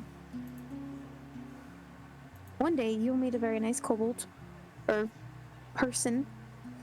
It could be. There's lots of options now for your size. And one day you'll spar too. For fun. Halcyon rises like an old 1930s Dracula film, slowly to consciousness from the bed. Are you trying to have the birds and the bees talk with a kobold who, for all intents and purposes, is mentally still a child? I'm letting you As know far there as was I can some- tell, and I know how lizards smell when they start to get ready, is not expressing anything that suggests moving on to the next stages of that. No, I said one day. I didn't say now. And she puts her hand over Halcyon. Just shut up. I need coffee, You're making and it I work. need your hand to stay where it is because it's soft. No. She looks over at. Wait. Okay, so what we're going to do is we're going to play Go Fish. I'm going to teach you some card games. How about that? I know so that you can game. win. You do? You do know that game? Yeah. So are you going to win? 'Cause I I'm also, gonna I also totally know win. 21 pickup, and I know, Do you know Chin Rummy? I don't know that one. I know poker. I know blackjack. I will teach you how to play Chin Rummy then. How about that? I also know a deck of many things. Please don't tell me you went through my bag. Huh? Nothing. No. So it's like a card game based off of the mythical object, and it's an endurance game for like if you pull the bad cards, because there's like they assigned their guesses for what the cards are, and they assigned them to like the normal house cards, like Ace of Spades is like void, and that just means you leave the game. What? But it's like it's an old myth, you know. It's not real, but it's a fun game. And some Sure, people it's come not out of real. it like in a really, you know, for the gold one, I would hand over my day's wages, and then I would get it back because they felt bad. A lot of people feel bad a lot of the time with me. Are they talking about Yu-Gi-Oh? No, they're like, okay, so Deck of Many Things is the card where it has a bunch of those cards where it has effects. So basically, you have to think about it like that. Violet has one in her bag that's incomplete. Yes, there is a children's card game version of Deck of Many Things where they're literally like, have you gotten a bad one or have you gotten a good one? Do you stay in the game or do you get advantages in the game? Angel And then has they a try and figure out what that complete means. Angel has a complete version, and Violet has a incomplete version. Yep. Did you get it finally? I got it a while ago and I only just opened it like yesterday. Do you like it? I do, and I need to peel the protective laminate off the front here. Are you gonna live? Oh. Yeah. If you pull the void card, you just leave the game. That's not what I'm talking about. I will teach you how to play a game that is far more fun, and I will show you how the points work for each of the cards. How about that? Okay. There's also another one that this skag tried to get us to play. It was called Saw, and it involved being tied up and confronting the bad things we did to get out.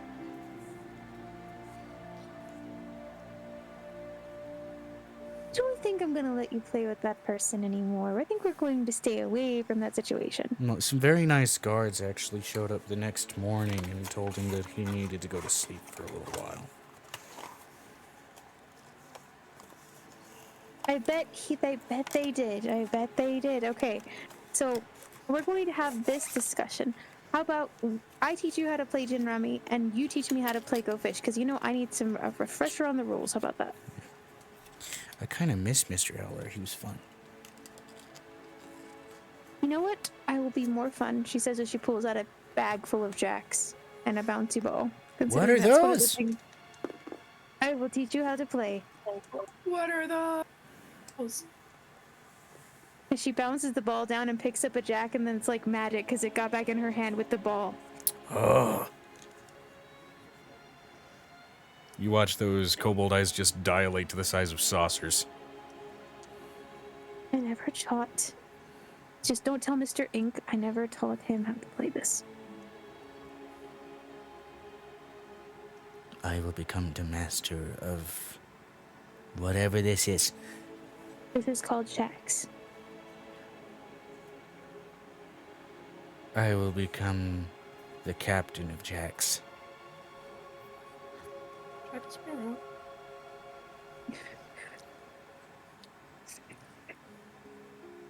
As she picks up two jacks at the same time to show her how showing her how she picked up two jacks at the same time. And as you are Now that you're blowing my this jack. small kobold child's mind, Then we move on. we move on. It's a proper morning as the smells of breakfast food are already starting to filter through the entirety of the castle. Angel is making food. Actually, Angel's gonna go and sit with her family in the other house for a little while, considering she hasn't got to spend time with her dad and just to bask in the family. She Yeah, hasn't fair gotten enough. to see for 2 minutes. So in the interim, before, for the sake of brevity, everybody, essentially joins down in the sort of tavern proper of the castle, unless otherwise stated, does anybody have anything specific they would like to do with their mornings?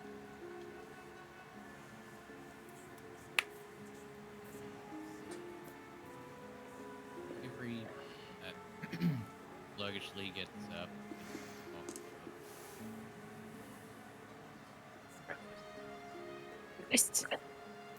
Aiko takes a quick follow after you, following your cue before taking a rapid left turn into the washroom and just dumping her head into the wash basin. She said she was done with that. Could almost be popping at this point, considering it's been a year. And they Changelings, are- yo. Changelings actually give birth during a year. We already had the discussion of the gestation period of changelings. And she's just dipping her head into the wash basin as she comes out, her head absolutely soaked at this point. That's better.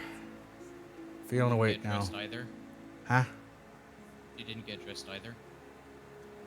Oh, fuck clothes. Hold on. You too. And she grabs you by your shoulder and just... Ah! It's very much like the cartoon, like the cane.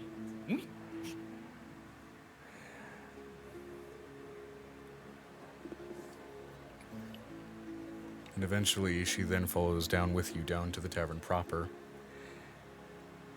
And this time, Aiko, changeling as she is, has decided on a more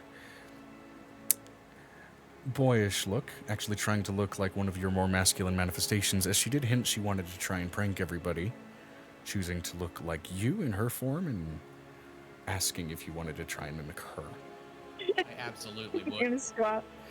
We In are which case she absolutely picks out swapping. the most overzealous of bombshell dresses for you to now frame up your what she considers brilliant physique.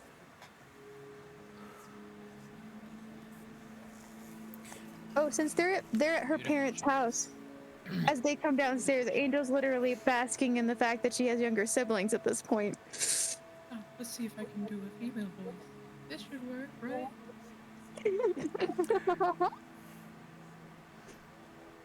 If you'll note, my female voices tend to be just my voice, except trying to do more head voice than anything else. Yeah, like. Whereas kinda naturally like I sit this. more toward chest.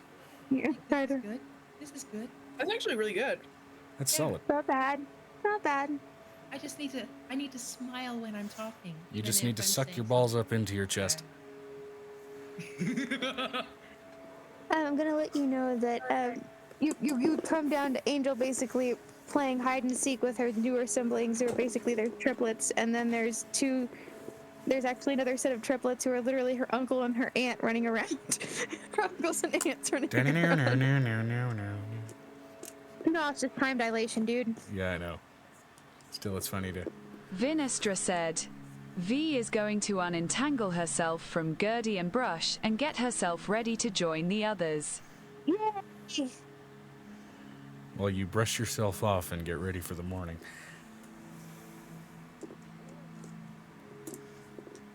Pun fully intended. Okay.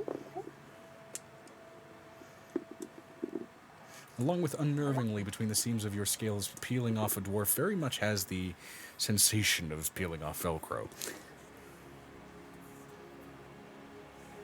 You eventually make your way down into the tavern proper.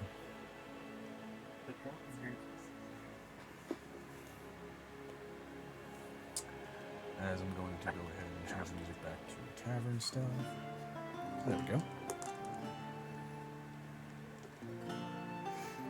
Anything specific Xanon would like to do with his morning before presumably joining everybody else?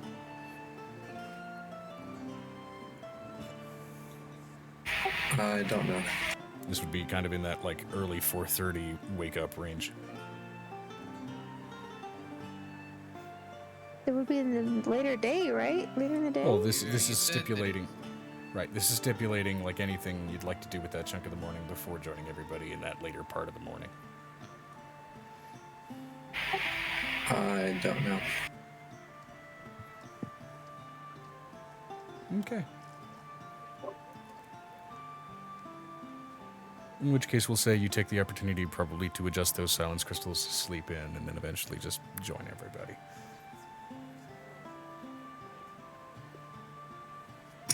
He wasn't sleeping. Ah. Meditating, or whatever it so happened to be, ignoring those crystals, and then eventually joining everybody.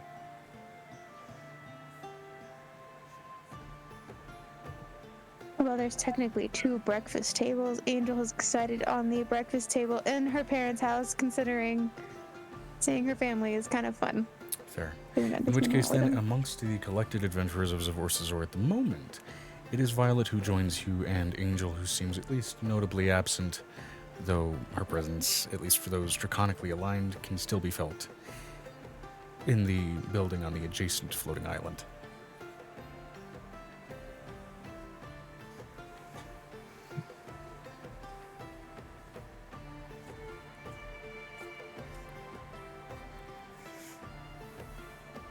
There's now a couple of things, choices, really, sit before the lot of you.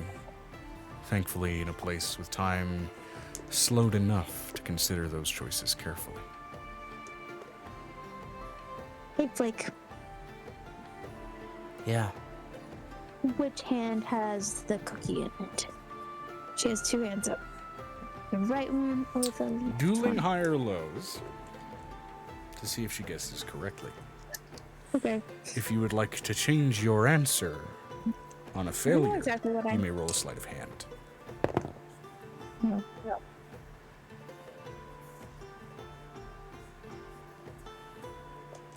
Call yours first. I got low, so 15.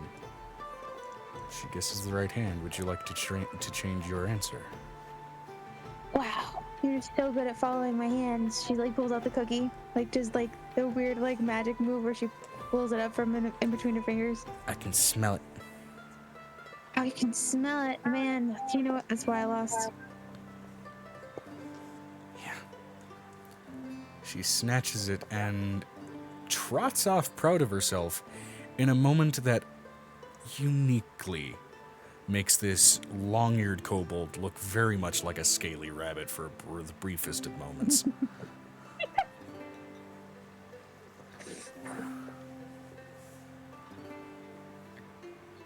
Can I press something before we walk out of Certainly. I'm gonna look at Aiko, looking at myself, and just say, in the morning I'm usually groggy and I don't feel like getting dressed right away. If we really want to fool them, it You might be want to better see if me naked walking out. No shit. Are they still in the house or are they in the castle at this point? That's my question for Avery. I'd assume in the castle because, again, everything got transported. Evergreen Estate wasn't able to transport. That's not the nature of the place. Persuasion.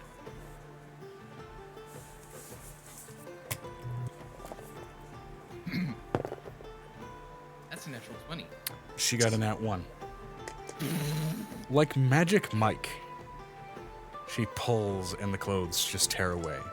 Thought she'd never ask as she sways her hips on the way out the door before promptly giving a teasing spank to her own ass and walking out into the halls. That's what you get on a 20v1 there. Yeah. I have a question. Nicodemus is still over in the other castle, right? He's in the castle, yes. Nick has gone with you into Ryu's place. Okay.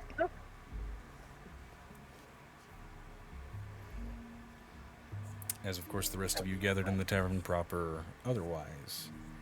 Witness Avery and Aiko wandering down toward you. And Avery seemingly sits in his normal spot. At least what might be considered normal in this sort of separated kitchen the last few times you guys have met here. I have a question because Violet can smell the difference between Aiko and Avery. Does Violet believe that Aiko is Avery? Roll me a perception check. Okay. This will be perception smell specifically. I want to roll a deception check against her perception. Vinestra said, That is "Can kind of V do the same?" Certainly. A natural 20 for Dueling that deceptions. perception check. Oh, jeez. Okay. Chris Come will on, usually nat 20 succeed, again. so your way to match this will be another crit as well. God! Okay, 2 crits. All right, what are the modifiers here? We have, My mod- 7 on deception. so, Mine 31. is technically with the perception addition, it's a plus 12. Just by Just one. barely. Okay. It's subtle. They were prepared with prestidigitation and everything. And what actually tips them off, at least with your nose, The is baby. weirdly enough, no, it's not even that. Oh, really? Even that managed to be missed. It's that subtle variation in the odor that comes off of their diseases. That's what I thought. That would be a possibility too, yeah. As with that, there's always that sort of almost, like subtlest of formaldehyde-like aromas that come off of, like, dealing with a not fully healed scab. And what does Violet do with this forbidden knowledge? She's gonna play it off and enjoy the joke and see what happens. Certainly. And then what was Good V's morning, roll? Avery. You're cute. I'm not playing Ico right now. Sorry, Vinestra. What was Vinestra's roll? Before I answer that.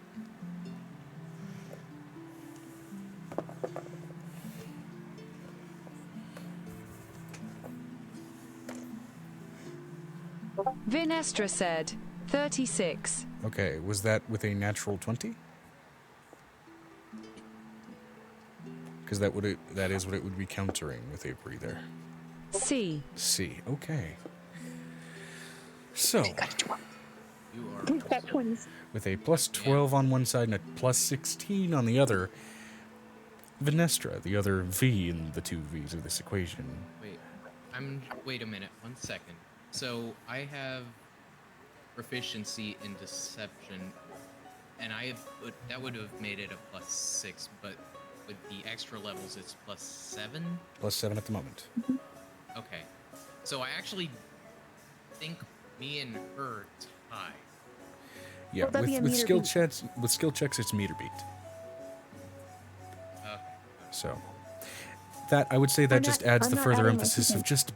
just barely noticing that shit. Like, it is so fucking subtle.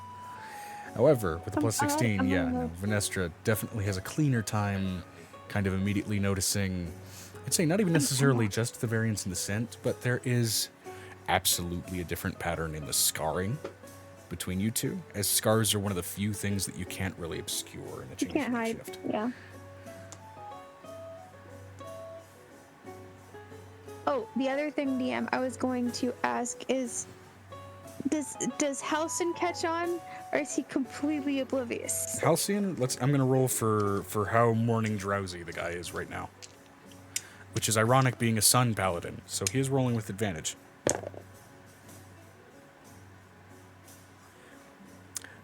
Does not help when the dude rolls 2 2s. He's having a rough morning. Blake and them were up talking late. Halcyon no is action currently for seeking Betty. refuge in the blackest of black coffees. Because Blake and her were up talking about things last night. I call this the Eclipse Brew, because at the very bottom of it, there's a bunch of creamer, but the coffee is thick, so it just sat on top. And he just leans his head back. Son of a bitch. Okay, hold on, I'm getting a phone call. Why? Why are you getting a phone call?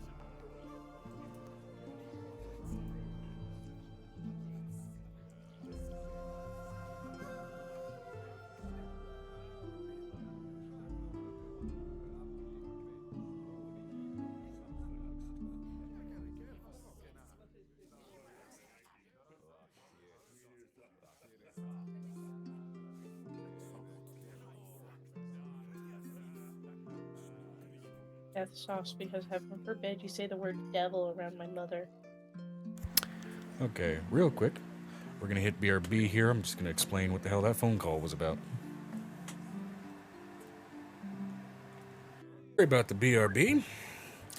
Had to vent some things, because occasionally I have things to vent. Who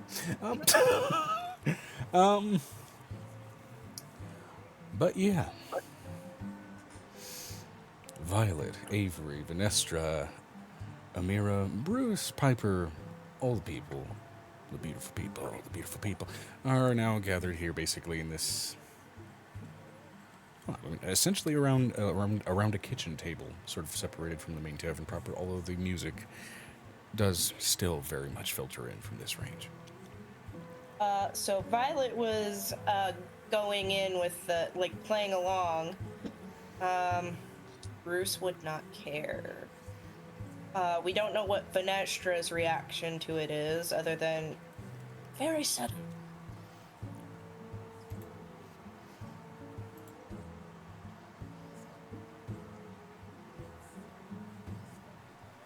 Vinestra said, V is indifferent to it. Indifferent to it. She's probably like, yeah, doing weird shit. They're changelings. All right. Changelings be changing. As Avery sits up and straightens himself. So, we're gonna plan and figure out what the hell we're going to do about this hag, right?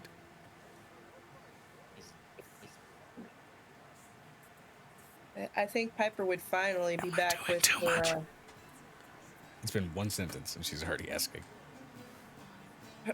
Piper would probably just finally walk in with like a straight tail. Oh, hello. She's tired. She has yet to have coffee. She doesn't notice. She is also, Really? sorry, Avery is also still absolutely fully in the nude, sitting down at this table. Were you sis? This is day life. This is day in the life of the Avery.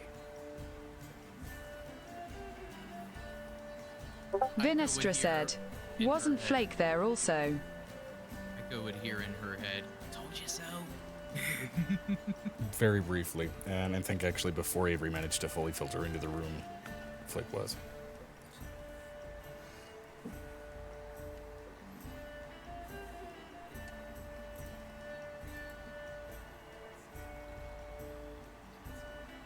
Piper is way too tired with an Estret tail in hand. Oh, I thought Angel would be here. It's a bleeding tail. It's a red bleeding tail. Just in her hands, like, where's Angel? Does she have it like in a jar, considering? Like a No, big she's jar? holding it in her hands. Just hanging Like out, the just weirdo bleeding. she is. Hanging out.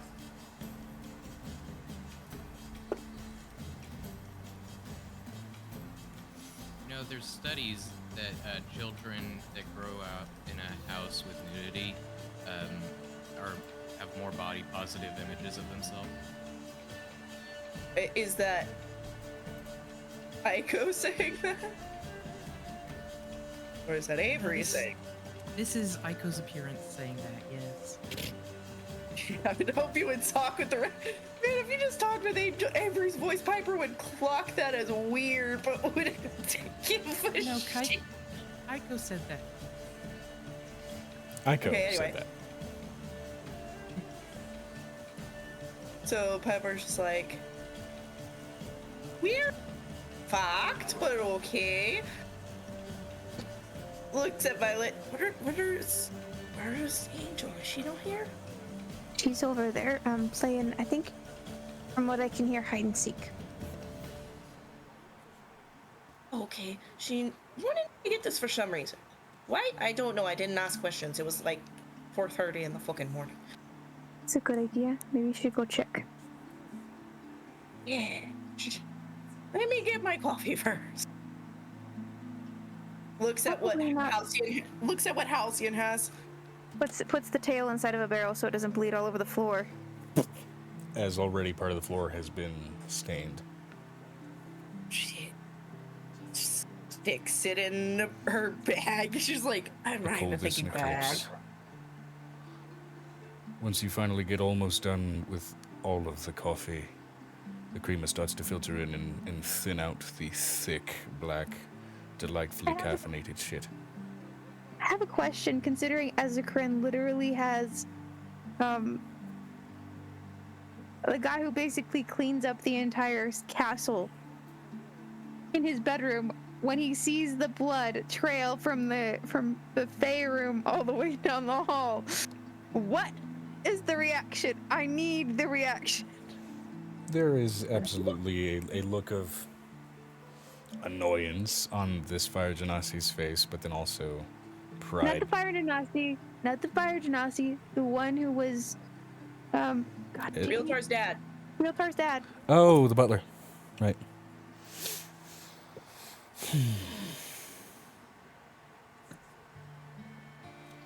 Snaps his fingers and a mop telekinetically makes its way to his hand.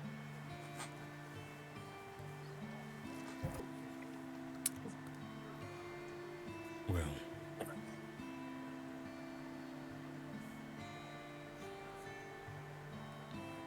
The workday has to start at some point. He looks around. Oh, I am so sorry. And just sticks it. Just pulls out from her bag another from her bag of holding. She pulls out like a regular leather bag and sticks it in there. Just eek. Yeah, he fully did not see the tail being the cause of this and did not acknowledge it as he pulls from his bag just a pack of essentially tampons. Medieval tampons.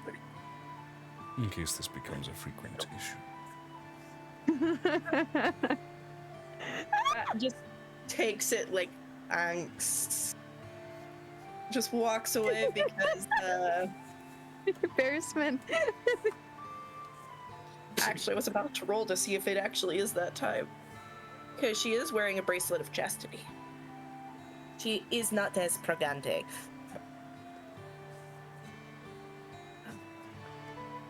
What should I roll to see if it is or not? Con save? Probably Constitution. Okay. 12 plus 4. So no, probably not. 16. I mean, it's pretty average, pretty middle of the road. So, you know, it's on its way. Aunt Flo is on her way to visit. You can feel that aggression before the incoming storm. Ah, the Ludonol phase. Yeah. I don't know why I'm pissed at everybody. Literally, the next time. That's why I was pissed at everybody. Okay. Why am I so angry? Next week.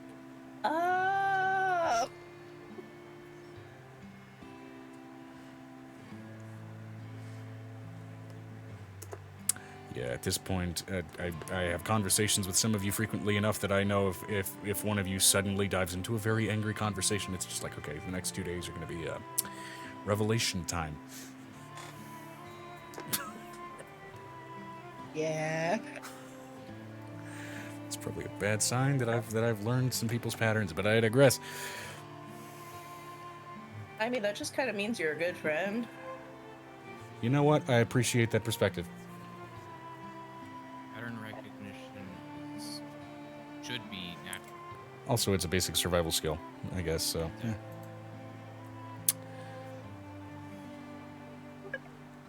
Shut up, Flo. But nonetheless, yeah, you feel it coming on as you are handed that pack. And that humble man, less intangible and efficient as he was, still with the practiced effectiveness of someone who treats this like an art form, mops away the mess.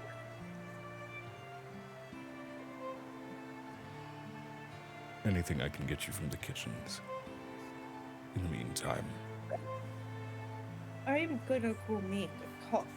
I'm going to make whatever he's having and points at Halsey.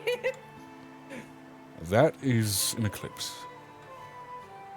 Looks to be about Yes. 20 ounces. I'm gonna make it with God coffee. The not kill yourself with exhaustion God coffee, but God coffee. I'll get Lillian right on it. Or if you got prefer, it. She's I like, can brew it myself. yeah, I got it. She's gonna go make it or something. My coffee. I will be back. I was like, I'm picky with my coffee. In not but 2 minutes, about 3 of these are brought to the table. 1 for you and 2 for any others that might decide they want them.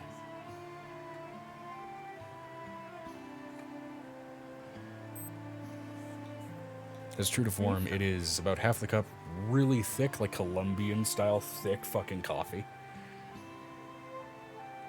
Or Dutch style, if you prefer. And then literally just the other half of the cup is just fucking creamer.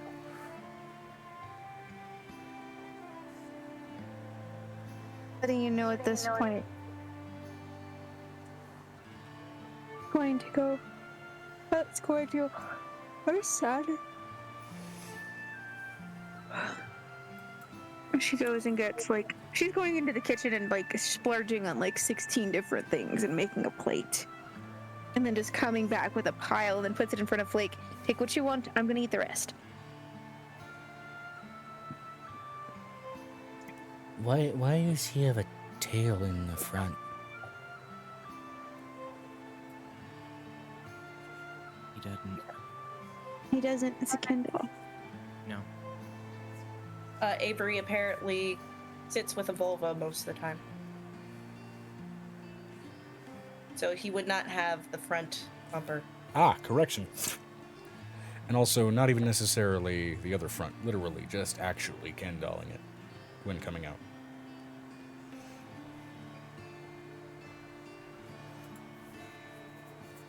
So I retract my statement. No front tail, just... Why is he not wearing any clothes?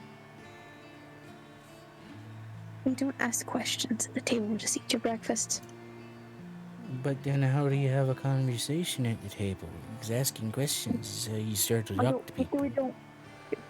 She whispers in this one's ears. She goes, "We don't ask questions if we don't want the answer." But I do want the answer. It's why I asked.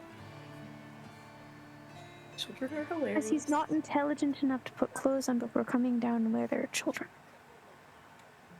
Oh.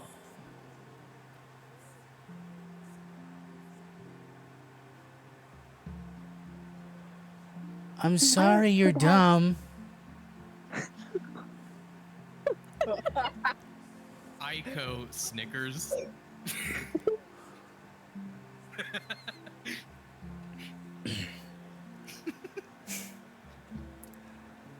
I do my best.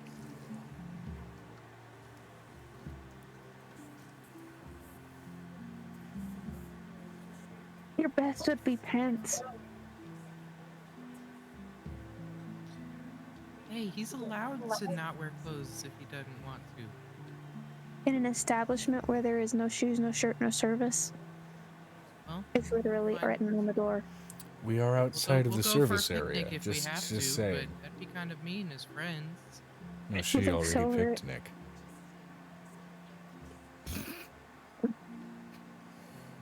She looks over at Nick. She looks over at Halcyon. Halcyon, how do I say? Considering I work here sometimes. How do I say that it's not good even in like the open desert? Get some clothes or I'll put a sunburn on your nether regions. Come on, dear, let's go lay out a blanket and eat our bacon under a tree. Not outside. That's in public indecency, and that might get you arrested. Well, it'll be a secluded tree. There's dragons outside. You sure? Vinestra said, "Aren't all dragons naked?" See, she gets it. Not what we're talking about. We are inside a holy city. But dragons have a biological mechanic that allow them to literally shield their unmentionables. Exactly. So essentially, clothing with extra steps. What? No, it's clothing with less steps. True. Looks over at Vinestra. Because you never take that off. That I'm would going hurt. to be honest. You're just a snack, and you being without clothes just makes you more of a snack. I know. I don't think that's what she meant by a snack. I'm taking my coffee and going and find Angel. I know what I meant. Hey, Joe! I'm letting you know, Angel's, and I'm letting you know that Violet is just going to mentally think to Avery himself, giant dragon, Avery sitting under a tree. Food! As this dragon dives down and then chomps him, and there's just blood everywhere. Oh, poor Aiko. She's thinking this to Avery. Avery's over there. Clothes on. At least Aiko Avery would die with clothes on. Avery Aiko would not. Aiko Ivory. Aiko Ivory is. Oh. Just wait, they're gonna do the fusion dance and then they become Ivorico.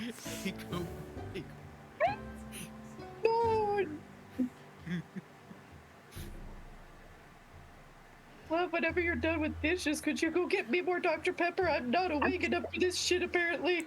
You know, they're just all you can see is, and she's giving them multiple visuals of different types of dragons just eating this person and how they would do it, considering she's spent time here for a little bit. You know, I'm the one perpetuating this mental link. If ever we got tired of it, I could just sever it. I'm just letting you know you are a snack. And we would like know, for you. And we would like you to survive. He's my snack. Any dragons try to come eat him, I'll send him on. No, he's their snack.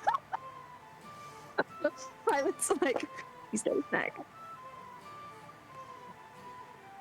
I'd love for you to tell that to a white with its teeth open, ready to eat you, because they don't think when they eat. They just go out. Oh my god, will you shut up? We're trying to eat. Just leave us be. Baby. I'm not that hostile. I'm reserved. Huh?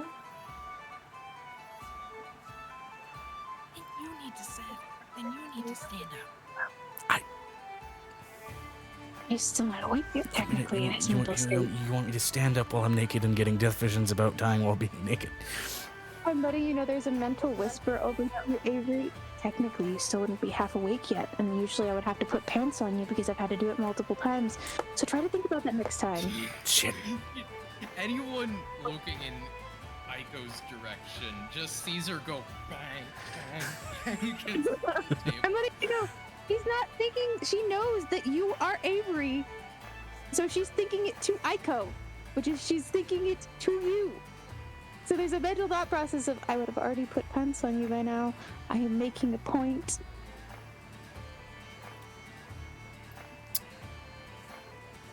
Vinestra said, Aiko, do you have morning sickness headaches?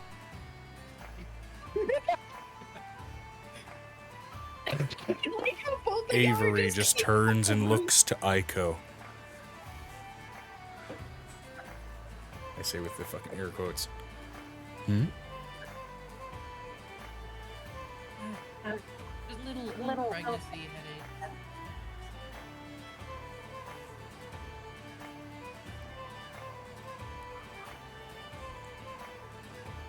I wouldn't answer with the question. I would go into a visceral description.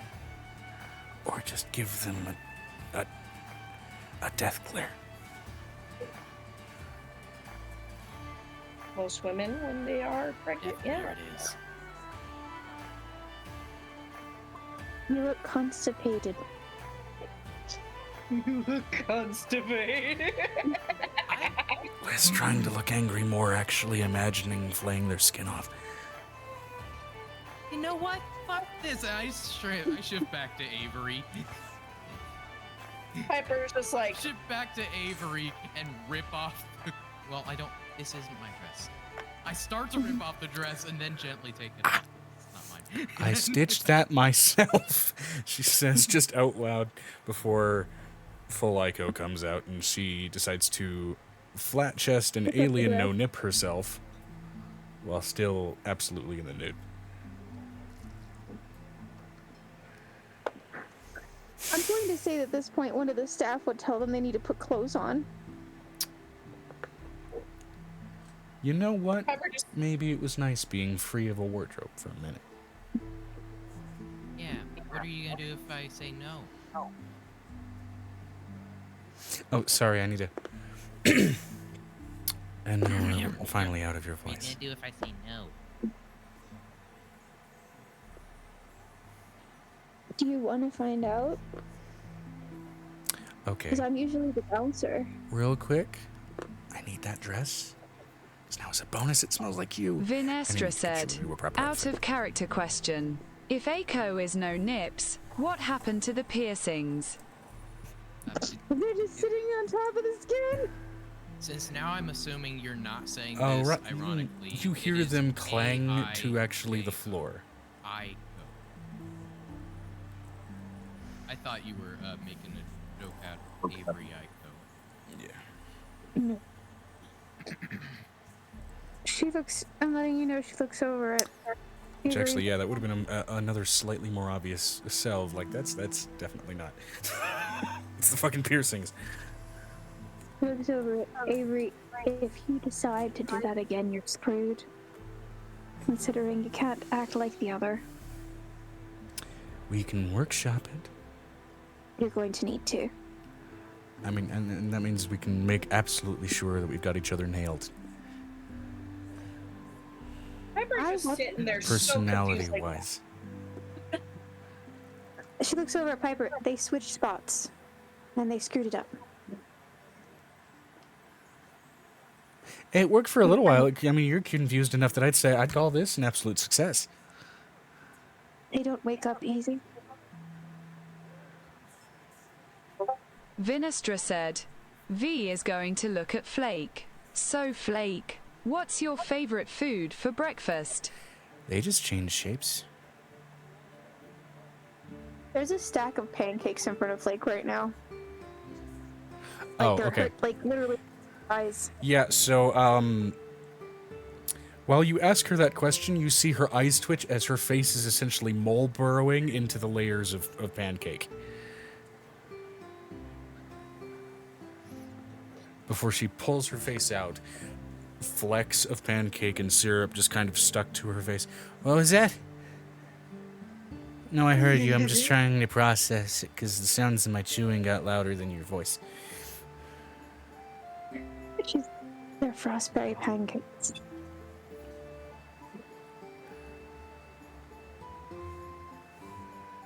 It's one of the only things I actually know how to make. My mom used to make. As far as favorite food,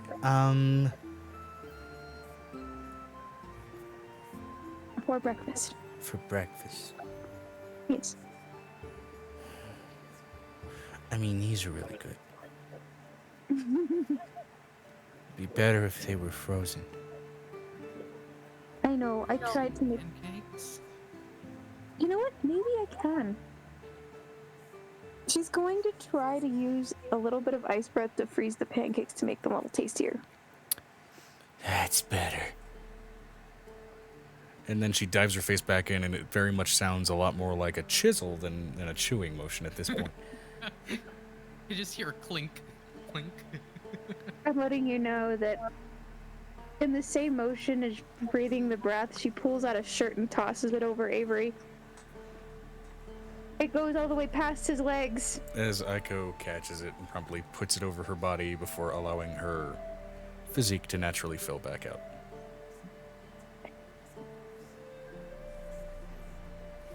Fine, I'll leave. I just shovel the rest of my breakfast in my face hole and... Aiko grabs your shoulder, sits you back down. You're What? clothed. Oh. You're clothed in my dress. We'll figure that out later. In the meantime, I have a shirt. No, he's not. He took it off. Oh, right. Well, here's the... Take that. Reverse it. Shit. I got him. take that, flip it, and reverse it.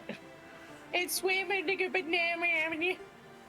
There's gonna have to be some contested roles. I'm not gonna let you power play this. All right. Your partner is trying to sit you back down, so that'll be contended No, athletics. not you. Oh. Angel trying to forcibly clothe me. Violet. Violet. Yeah. I will say Aiko did initially catch the shirt, at least. Mm-hmm.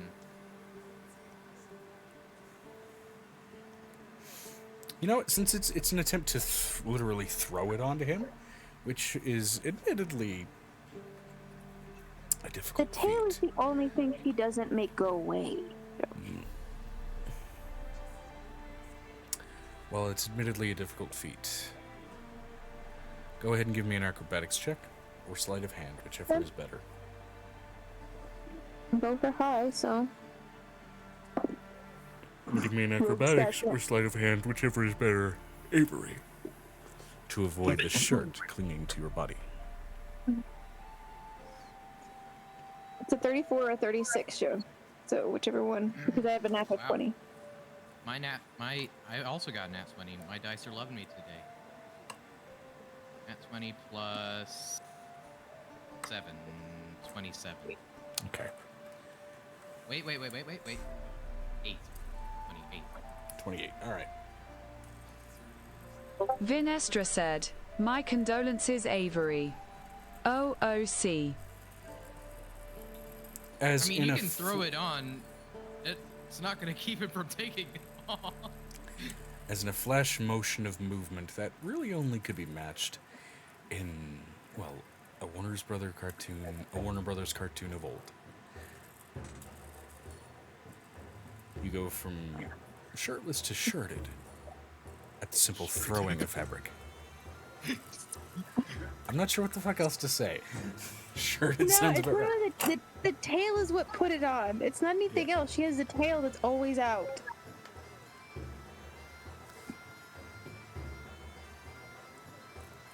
She wraps it around her body. So yeah, despite the fact that I was trying to sound like Avery, apparently there's plans about which ice hags. You have different mannerisms you need to work on. Yeah, I tried. I'm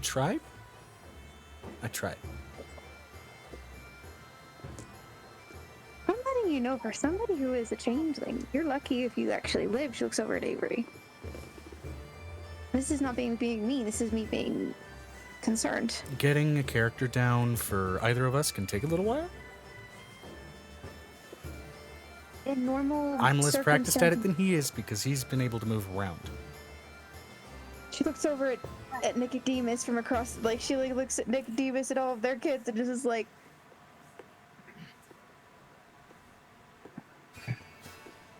considering this is what they do on a regular basis, she looks over at Popcorn.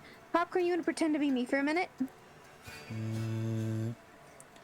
With a flash changeling movement and not really much adjustment needed to match your height because it's a child. She can put the tail Popcorn. around her to hide anything. Popcorn looks like Angel. No, she looks like Angel. Wait. Sorry, I got mixed up because both of you sound like my mom. No, your mom doesn't have the accent. It's almost like you're the same person. No, she shifts herself into basically mini Violet. God, you're so cute. You look like me when I was a kid. She's almost crying. It is mini dog Violet, to be fair, so it is like tiny bipedal puppy. Alright, so...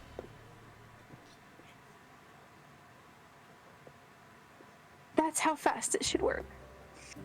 Most of the time. Y'all, I don't know if y'all practice enough.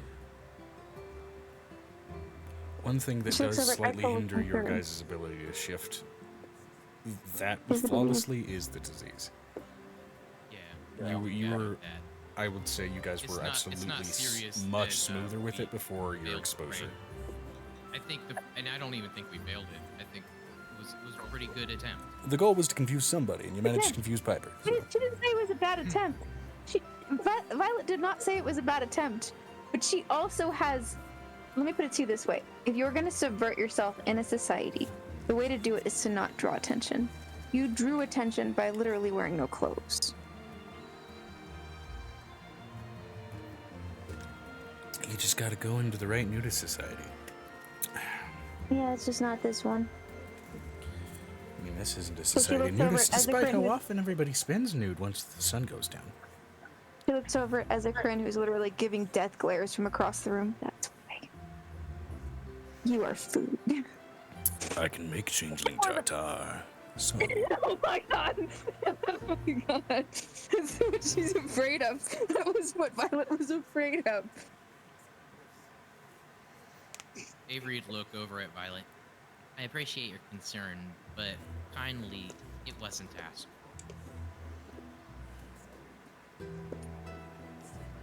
I am gonna go look at for Angel now. I have a tail to give. She's gonna like. Oh, I have to roll for the barbarian not to hit you now.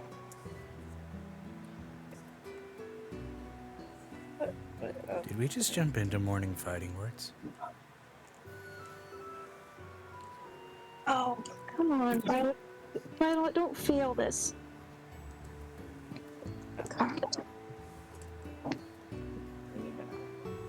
Okay. DM? Yep. Violet swinging into a rage. We rolling initiative? Oh, you're gonna have to. Have to is not necessarily the case. So PvP is never off the cuff. Both parties have to agree to it. out of character? It's not. This is not an out. This is, you've just insulted her in her own way. Her concern for you is literally because you were smaller than her. You are literally a target, and you are literally the softest body in this room, considering the dragons that are sitting across from each other, and the kobold that's far more dexterous than you are. So for both of them, they're just like, it's just for like Violet. This is like, I need you to not insult me today, considering you've done it a couple of times on. and I've let it slide. If PvP is not agreed to, I will count this as It's if you okay. exchanged skill checks just for the outburst. As long as, of course, this is strictly something that is happening in character. It is something that's happening in character. I mean, Violet- he just said what he said. He's not going to take anything back, but he's not going to press for a fight. But if a fight comes to him, because of what he said, he will defend himself. Okay, so or out of run character. away, either one or the other. Out of character. It's up to him if he's okay with it, considering Violet's Do you guys want this to be gone. something that is inclusive of I'm initiative rolls indifferent. and exchange of abilities? I am indifferent, however she wants to resolve. Okay. I would prefer to resolve it, considering you've done this a couple of times to her, and Okay. she's literally put her neck out for you a couple of times, and So she's kind of initiative pissed rolls. off now. Okay. All right. I can't not, considering it's Violet. Violet's never gotten like this before. Okay. With a So as Violet dives over the table, we're going to count an initiative between the two of you. Violet's going to shift, so you can see the Into- immediate rage. Into the big dog form. Okay. This is where I'm going to count initiative between the two of you. If Avery, you beat Violet out on initiative, you'll be able to react to her swing before she lands it. However, Violet, if you manage to make initiative ahead of Avery, you can, of course, take your swing naturally. My And then we'll go from there. My initiative is 28. 28. Okay. Mine's simply an 8. 8. Okay. All right. And while there are not any in-between interlopers, I'm assuming it was likely appearing to be just a one-on-one. Go ahead and change the music here. Vinestra said, Vi would intercept after hostility starts. Oh, she's entering. That means she has to roll initiative too, right? If you're going to try and basically be the person between the two holding each other off from being aggressive, then yes, roll initiative, and we'll see how that lands. I will allow an interception before any action lands if you get initiative ahead of Violet. Otherwise, it'll be wherever your turn happens to be placed. Nat 20 plus 3. 23, okay. So ahead of Avery, but still, unfortunately, behind Violet there. Okay, Violet. You take your swing toward Avery. Roll to hit. Is this just an unarmed strike? No, this is going to be a calculated strike, considering it's calculated what he's done a couple of times, and he's off the Right. top, I mean, in but terms it's off the of mind. mechanically, what the attack is this an unarmed strike? I am going to let you know she is picking up him with her teeth, and she's not biting down on his head. She's just going to carry him by his head. Okay, I'll call this a grapple attack. So go ahead and roll me an athletics check. 17 plus 6. Okay. Avery, roll me a contended grapple, a contended athletics or acrobatics check. On a meter beat, you avoid her clamping down on you. 21. She's not clamping. She's got him like, it's Okay, like the, latching it's on like her dog has like its teeth out like this, and it's got it on top. Was at 22. Okay, 22 versus the 28, you said? Or it was 17 plus... It's 17 plus 6. I'm not adding her second score. Okay, so If I 23 add her versus second score, 23. it's like 30 something. All right. Okay.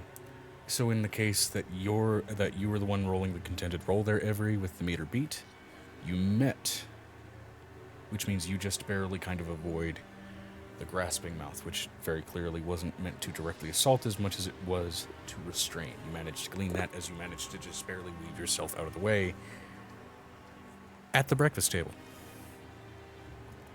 Vinestra said, Violet, question, does a grapple count as a mechanical attack? Technically, it is a type of attack. Let me go ahead and actually pull up my rules cheat sheet just to double check here. To make sure that I have that absolutely correct. So if I had my other stat, it's a 20, because it's a 23. Actions in combat.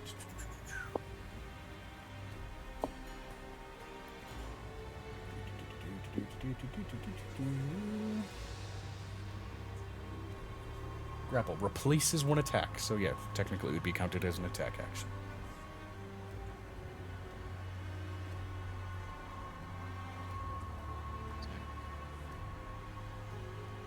DMED you something.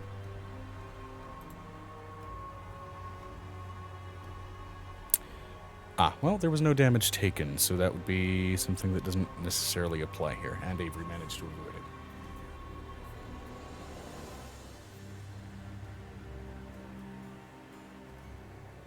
Unless, of course, you want to instead try to redirect, but it was avoided anyway already.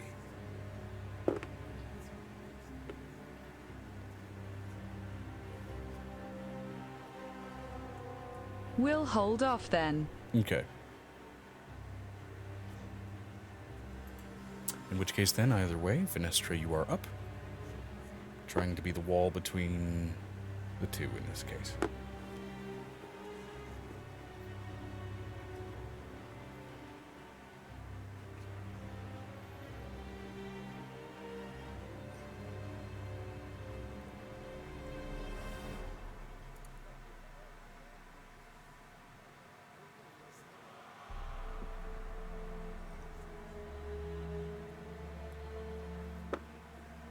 V is just going to put herself in between Violet and Avery.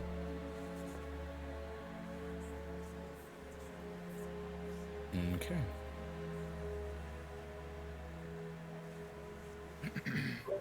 Sorry, I had to go have a coffin fit in my room. It's all good. Physically and presently putting yourself between these two.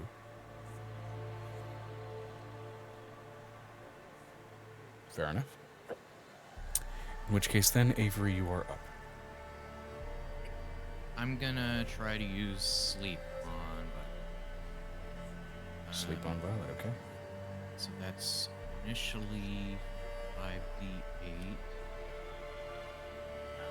Sleep is based off of HP total, so how much HP total does Violet have? 236. 236, okay. Never mind. That's a lot higher than even. What Sleep would be able to manage to do? Actually, one sec. I need to double. So it's 5, and then it's for each level above first. So if it's at the 9th level, would that be plus 8 rolls? Oh wait, no, an additional 2d8. So would that be plus 16 rolls? I believe so. Which at maximum possible range with the 16 additional rolls, that's a potential, if I recall, if my math is right, 128 extra HP to try and pull on.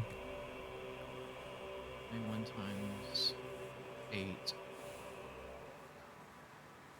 It's not going to be high enough. Okay. Then in that case, I will simply... Yeah, Sleep doesn't do damage, it just uses HP to basically potentially force someone into the incapacitated condition.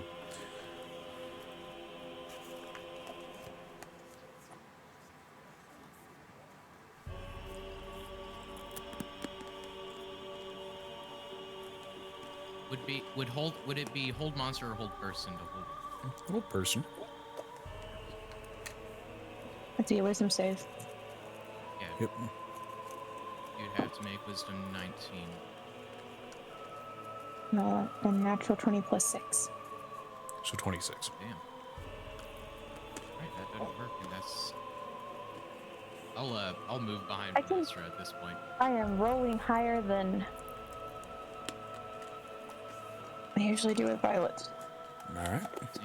Same.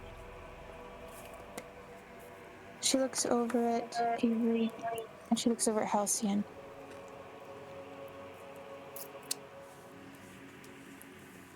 Do you want me to step in here?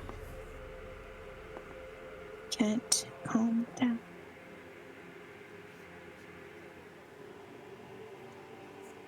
I thought of trying using calm emotions, but I also figured that she might resist it, and a creature can choose to feel. Worth a bloody try. Well, my turn's over, so... In which case, Violet, you are up.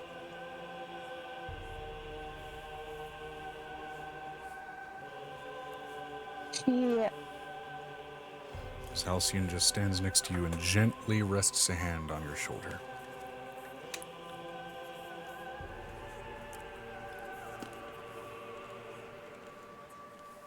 I'm going to tell you something, Avery. My suggestion wasn't a suggestion. Oh, Halcyon you does want have to calm be there- emotions. Hold on, roll a wisdom save for me. With Halcyon, she'll fail it. Yeah, that's a 3, good. Do it. Insult me again, or treat me badly like that again, I will leave you in battle. Mid-battle. Deprive me of my choice of what I wear. Deprive me of any freedom again. And I will just look for solutions on my own. I don't need y'all. I was hoping y'all could help. But I will manage on my own like I have in the past. Good job you've done of that. She's gonna walk off. Overclothing is a bit much. Now, I will happily It's help not you even with just your... about clothing. It's about, like... It's about being told what to do. And not being given the choice. Ah, That's what I'm saying. well. I think circumstantially, at least regarding this with the clothes, there are kids around.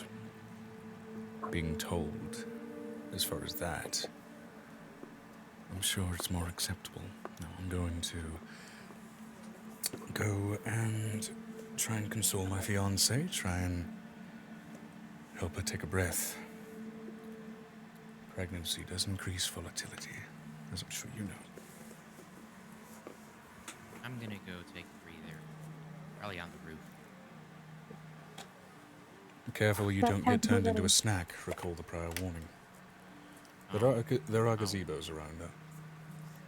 I will keep an eye out. I'm not ignorant of the risks. Sometimes the risks hit very quickly, just be careful.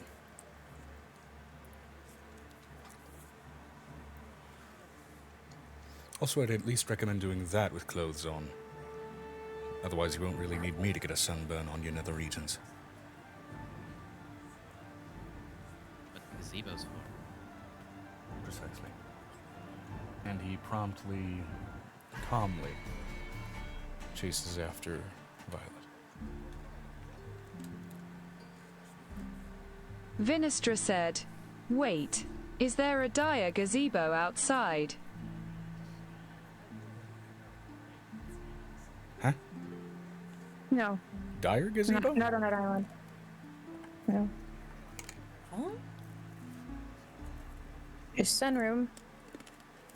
Technically, he's gonna have to climb really high, and those towers are off limits.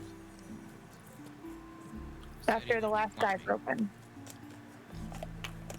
Okay. You can You're gonna have fly, to go- you can teleport.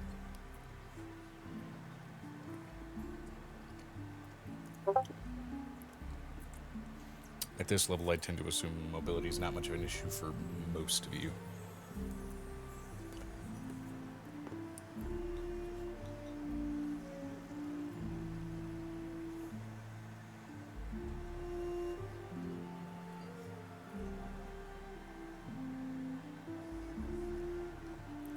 Ico retreats with you, Avery, to go ahead and find a higher place to calm down. And Halcyon approaches you, Violet, steadily. Question, what is the rule about staying at someone else's house? What happens when you stay in someone else's house? The establishment, he's not paying to be there. Right. That's why he left. He was asked to leave, and he left. You're not there, Avery. That's the player clarifying, but that was an in-character question, so, as it's an in-character question, I don't know him well enough to justify the answer. But maybe he was just trying to not add fuel to a fire. It's not a question of that. The question is, he's bold as brass in other people's homes, in other people's places, and he wonders why everything has happened to him that's happened to him.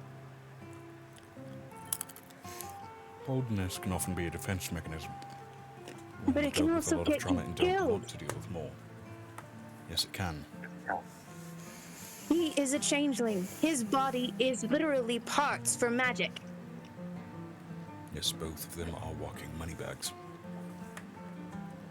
And they don't seem to understand that.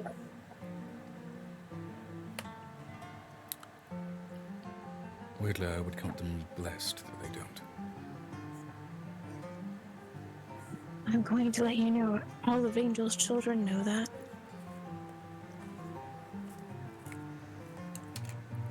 And unlike Angel's children, Avery and Ico are of the subset of changelings that would be considered infrequent in the population. Would make them more valuable. Yes.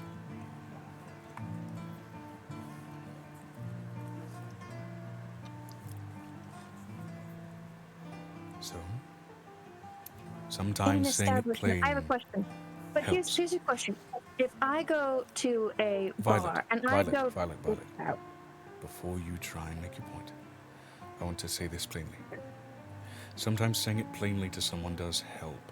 Trying to get them to get to the answer by asking them questions can sometimes be worse than just straight up telling them that you're afraid for them.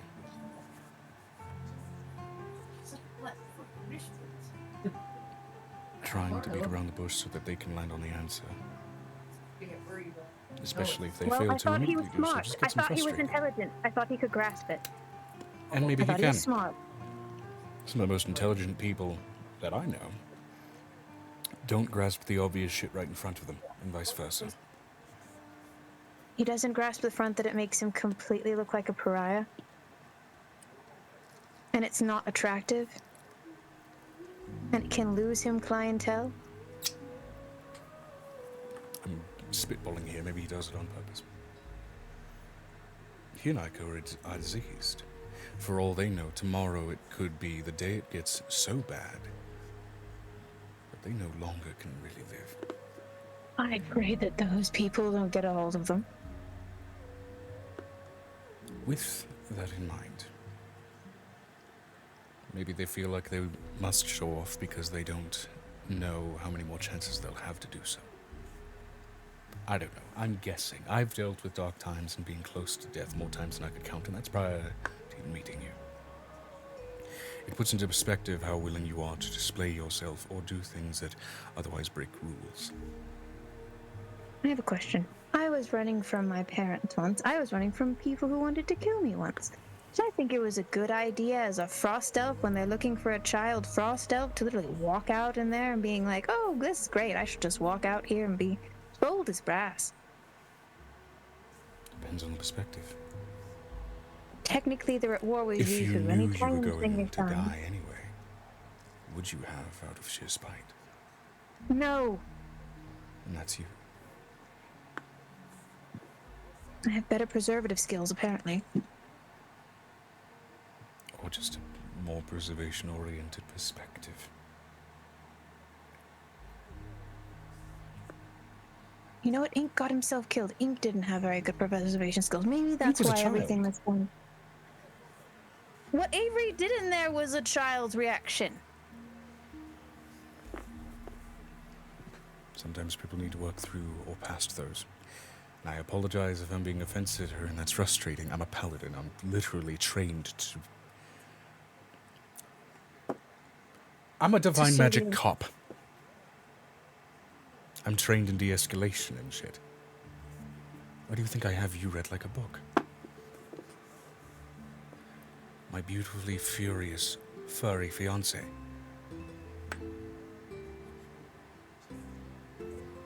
I will never be able to let our child out of our sight. Eventually you'll have to. When As they're much as adults. both of us will dread it. Maybe even before.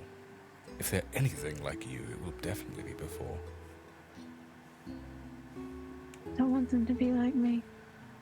I don't want them to lose everything. As and much as we gain everything. both may want them to not be like either of us, they're going to be like us. I don't want them to be everything like me. I don't want them to walk into a pit in the abyss and be Well, alone like it or for not, they're going to 400 find years. something about you that they like enough to want to copy. Maybe Avery just hasn't been alone long enough to know what loneliness is. I wouldn't jump to that. I would. 450 years in the abyss. Okay. Praying for someone to talk to. Suffering is never a competition. Never is it a competition because it's never something that should be envied. He had someone with him.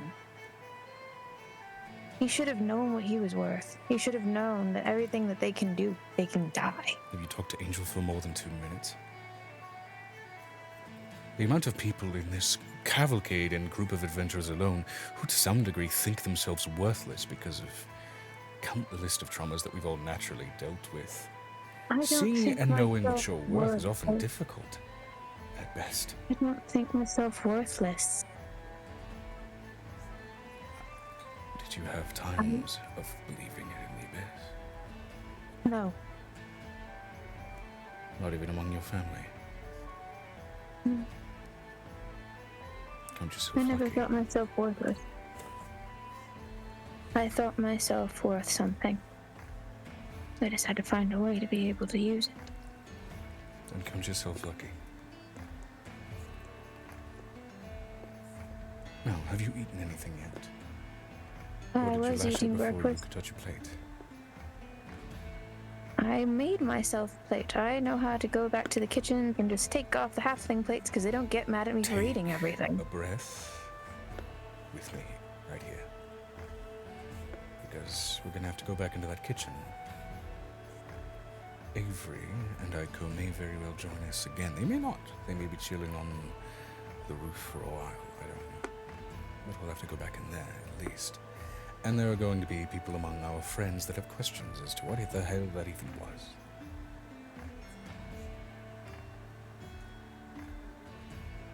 Lack of self-preservation greeted by someone who's basically been insulted by Stop that with the little chaotic quack answers and full of just rhymes. answer from you.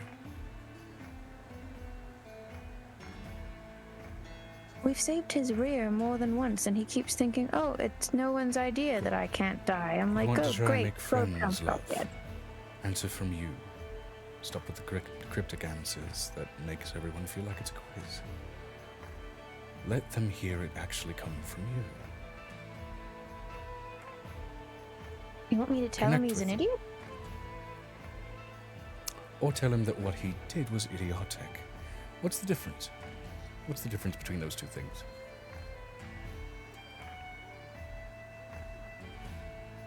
Come on, we're about to raise a child. What's the difference between those two statements?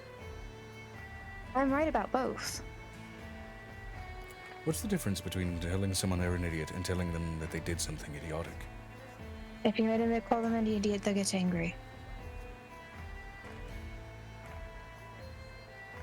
Out of character, Avery knows he's an idiot. That won't offend him.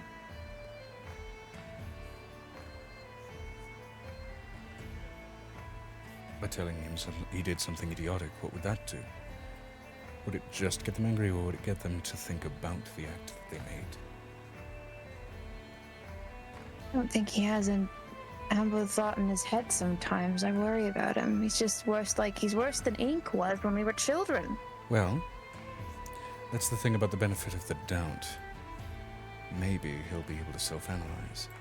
And if he doesn't, then be shocked and amazed at just how long this person has lasted and just how powerful they've gotten. Means at the very least Alara's on their side, because the chances of The that are reason slim. he's gotten powerful is because an illithid said, "Ooh, that one's interesting. We should take it with us." None of it was his own effort. His own effort was walking into an idiotic trap with a brain thing. Justifiably, how would they have known what that was? You're not there, Avery. Justifiably, how would they have known what that was? That bit of ancient human paraphernalia. Or even as it suggested, something Do you know that even those foreign to them. paraphernalia give you...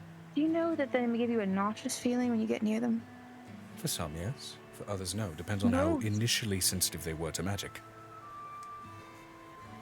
If they're changelings, they're practically made of it. Still depends. Benefit of the doubt. You want me to give him the benefit of the doubt? Or hear his side before jumping down his throat about it. If I get insulted by him again, he's going in through a wall. Then I will be there to heal him if you push him through a stone one. I know what my thought was. Do you want to know what my thought was? Put him in between my teeth and rail him over the edge of this cliff and see how far he falls. He can fly. I don't imagine it would be that far. I know. But that was the instant rage thought. Which has its uses with people who are trying to kill us, with people who are our allies. It's not a good thing, but he's also not treating us like an ally. He's treating us like a means to an end, and I don't like that. That's not an ally. That's a convenience.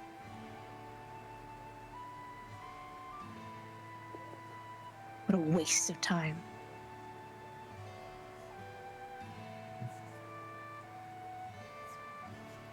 Breathe. And that's where he turns around and she's starting to shift already as it is. And he That's what's pissing her off. grabs and holds you, maintaining that calm emotions, which is still up, mind you. I hate when you do this.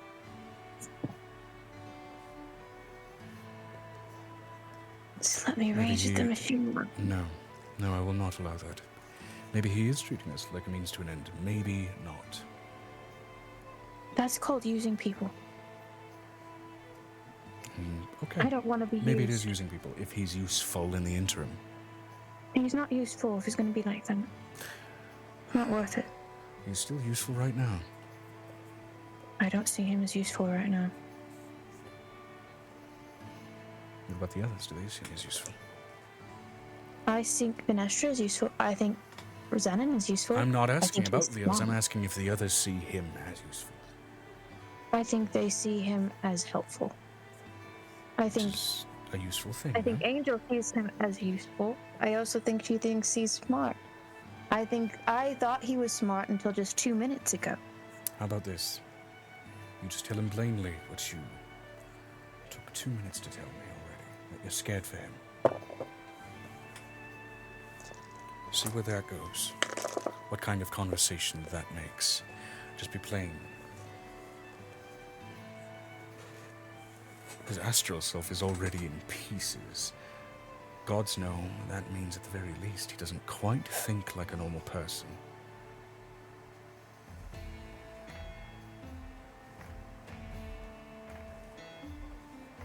Being He's plain might broken be my trust. useful. Everyone with autism has a shattered astral self. No. Piper doesn't. Piper's same way as Amber is. Be plain with him and see how that It was goes. a joke. It's a funny haha. If it doesn't work, you can hate fuck it out. Fair? I'm going to my room and I'm not talking to anyone for the rest of the day. Do we need to get your leash and track you up there? I'm tired of dealing with people I know. that don't see us as worthy of their time. Lovey. She puts her hand on his forehead. Darling, I'm going to go to my beautiful dragoness. The dragon's going to bed. So she can go read about hags, so she pulls up her Frost Drag book. We're going to read about hags together. You're going to finish your fucking breakfast. You can bring me breakfast. I'm going to stay in bed and try not to scream at the wall. If this is going to be a collaborative effort, that means collaborating must occur. No, I'm not the one who insulted someone. No. So then be the better person and stick with the group. I'm not sticking. I will stick with the group. I will stick with Vanestra. I will stick with everyone else. Right now, I feel insulted, so I'm staying in my room. What do you need to do to deal with that feeling of being insulted then? Halcyon, darling, you're pissing me off. If you want to sleep I in my know room, I'm pissing you off. I think you're getting the point. I'm trying to. So how do you want to deal with that feeling of being insulted? Nope, nope, nope, nope, nope, nope. When someone else insults you, they have to apologize, not the other way He around. holds his shield up in front of your face. Good. Then let him apologize. I need you to channel this rage out into something. I am going to go read about a hag who brings me so much more rage that I am going to use on her tomorrow. So I need to all of the rage I How have about left. this? Practice. Show me what you're going to use on her. I haven't decided. Let me go read.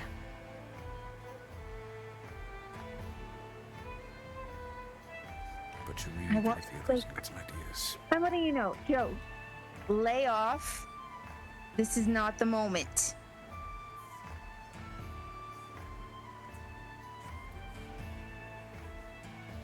The character is being pushy. I know, and it's pissing her off. It's not that's not the good kind of pushy. I know. Fine.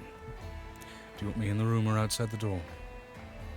I want you to across the castle for all I care at the moment, because you just pissed me off for the last minute. I am going to go shift into my dog form and read my book. If Blake wishes to join me, she may. The rest of you, I don't want anyone in there. So be it.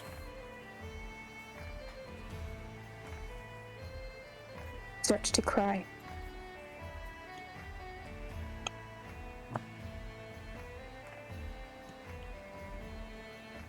As the rest of you remain there at the kitchen table.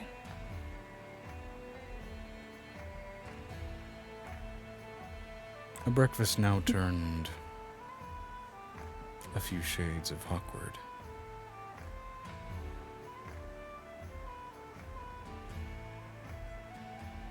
As some, at least up to that point, unspoken tensions between two characters reached a boiling point.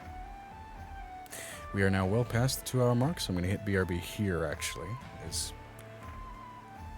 unfortunate of a position as that is. Sometimes, I mean, even in shows, commercial breaks happen at the tense points.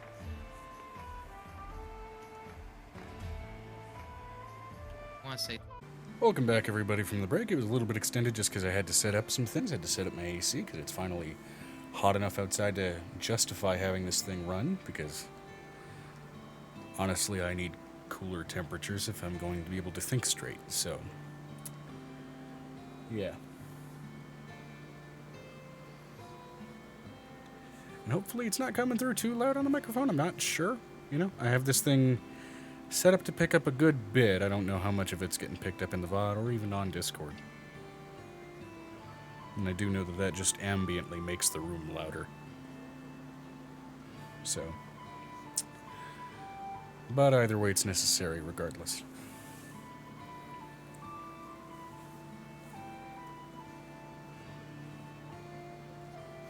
And at least enough of that has spread throughout the room that it's finally starting to feel a bit colder. Which is very, very nice.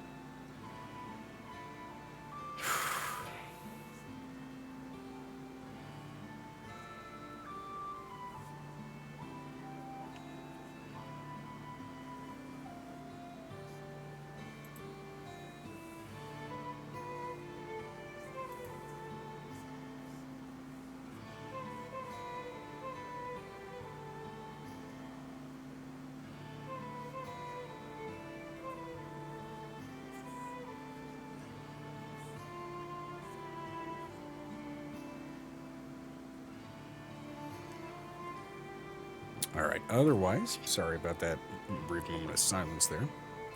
I think we are in a position, at least, where we can go ahead and continue forward. So, planning phase. About half the group at this point has separated out in a way. With Angel currently in another building, and another two indisposed. Angel's enjoying her kids at the moment. Yeah. Violet has just walked into the room in tears, absolutely leaving Halcyon behind because he just treated her like a monster instead of a human. Yeah. Which may not necessarily be what he thought he was doing from his perspective, but sometimes a dude can be a little thick. And she looks over at Vanessa and she's like, I think she stops us and she goes, "You coming?" She starts crying. He keeps crying.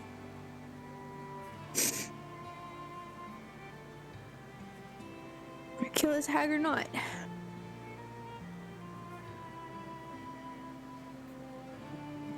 Okay. And just to be clear, are you offering to basically reposition essentially the planning room to just generally... Her bedroom, yes. And yeah, basically shut him out, yes. Gotcha.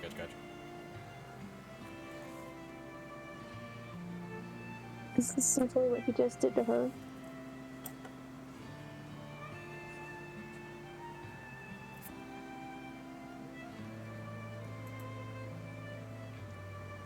Vinestra said, V is going to perk up at Violet returning eyebrow raised as she gets up and joins Violet.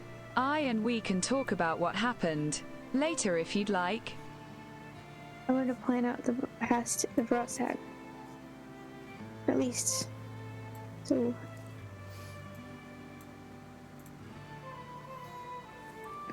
I want to talk about it at least.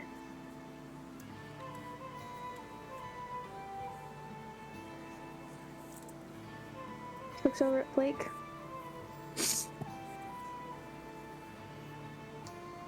Why are you crying? What? You... Because I'm a monster and nobody understands me. Looks over at Piper, you want to come? Piper had left earlier to go give the tail to Angel. You're a big and fluffy cool person. I don't think you're a monster.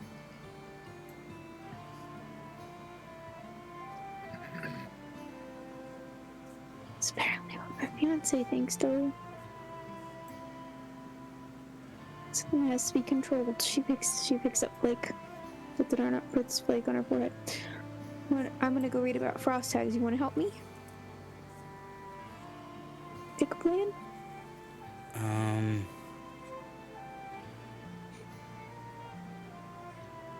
I do need to get better at reading.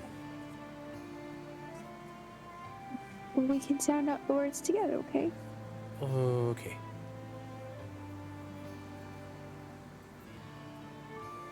Come in this trail.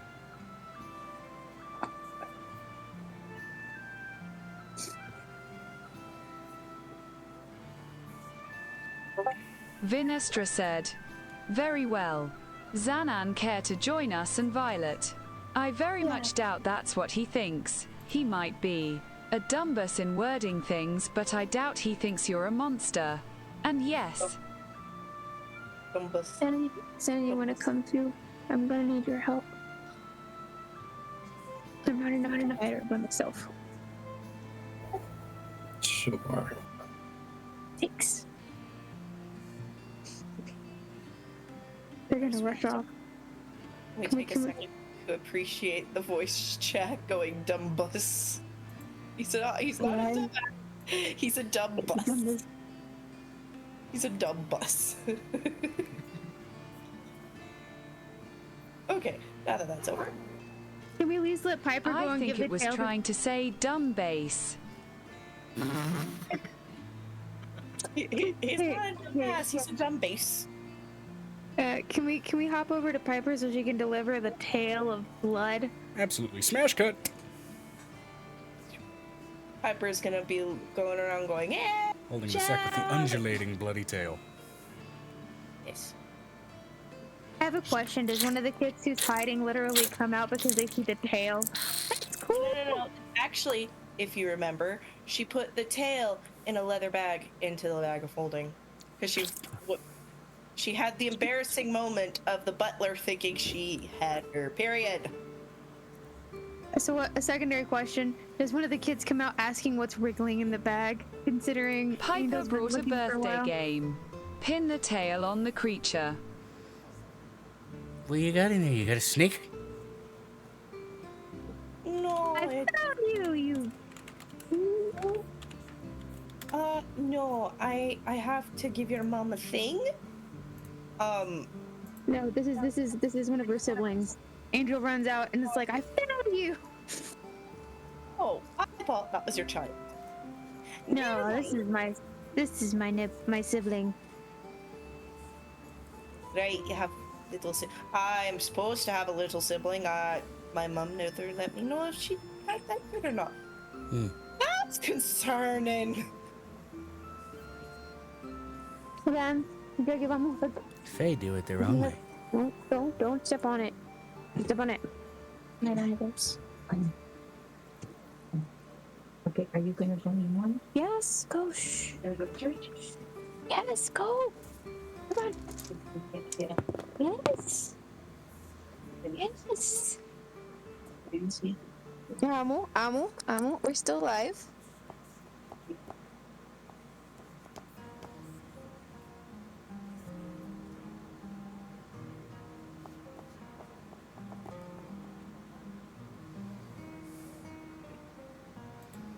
Sorry. Your grandmother was like, I go to church. Shut the door. No, you're good. You're good. We understand. Anyway, He has it on. Sorry. Piper is going to go into her bag and pull out the leather bag that's probably now getting blood-stained as well. Oh, yeah. The bag is absolutely a red leather bag at this point. Hands her the bag. It's in there. I had an embarrassing moment with Royard's father. Really? Realtar's father? Yeah. Realtar Royard, whatever. I'm tired. They're not the same person. I get that. I'm not here right now. Please leave your name and number, and I'll get back to you in 3 to 5 business days. She put one of her actually her mother's muffins in her mouth. Your mother dropped off muffins 2 days ago, and then just walks out. Wait, my mother? What do you mean, my mother?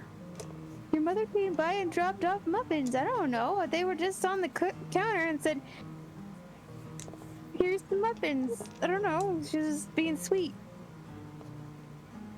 I said I never catch her myself. I'm supposed to have a sibling. I was supposed to have a sibling like 2 years ago, but I've never been told if it's happened yet or not. You should probably call them on the Fae phone. He dodges my calls. Do you want me to call her? Because she always answers mine. Yes. She just likes me more. So Woo dodges your calls, but answers mine. You're not even related. And? I know. Your mom likes me more. I'm not trying to be popular. Oh, do I dare use the fucked up line? What? I have a question. I'll say Did it. you I'll live- say it when the phone call comes up. She answers. She starts the Fae call on the Fae phone. Just to call me on. And how's my Fae favorite phone. daughter? I'm great. You just hear this background. Sorry, favorite adopted daughter. Hi, Brad. Question. Your face is bright red. Not yet, and I'm trying very hard right now not to be insulted. She's gonna hand you the phone. So,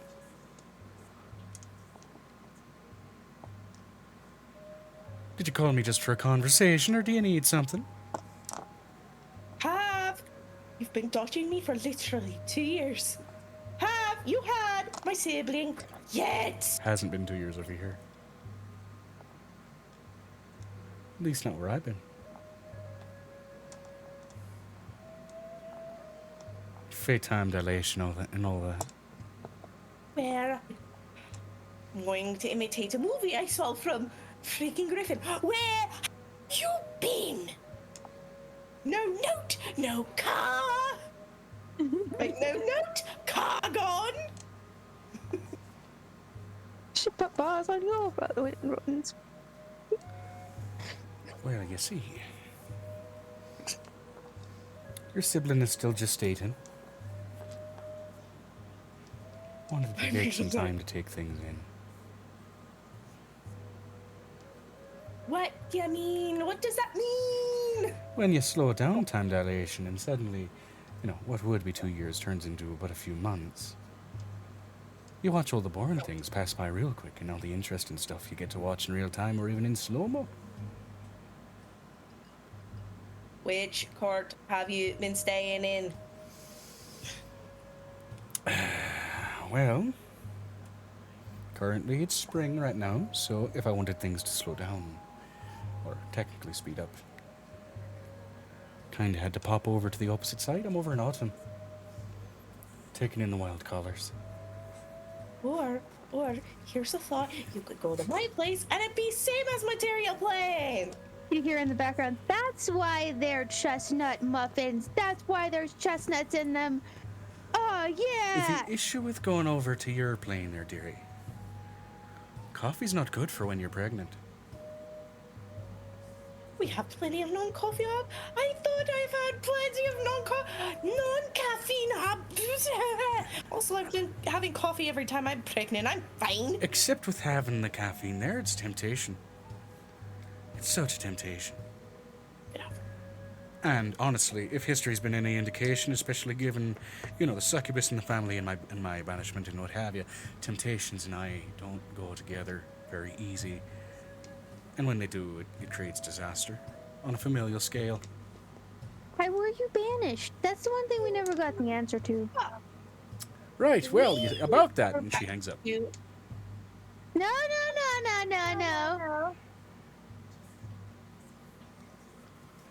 I was just like, she's gonna have Griffin's. So she's like, we're gonna go find Tansy. She walks over to Tansy's phone. Tansy. Tansy just knocks on Griffin's door vigorously.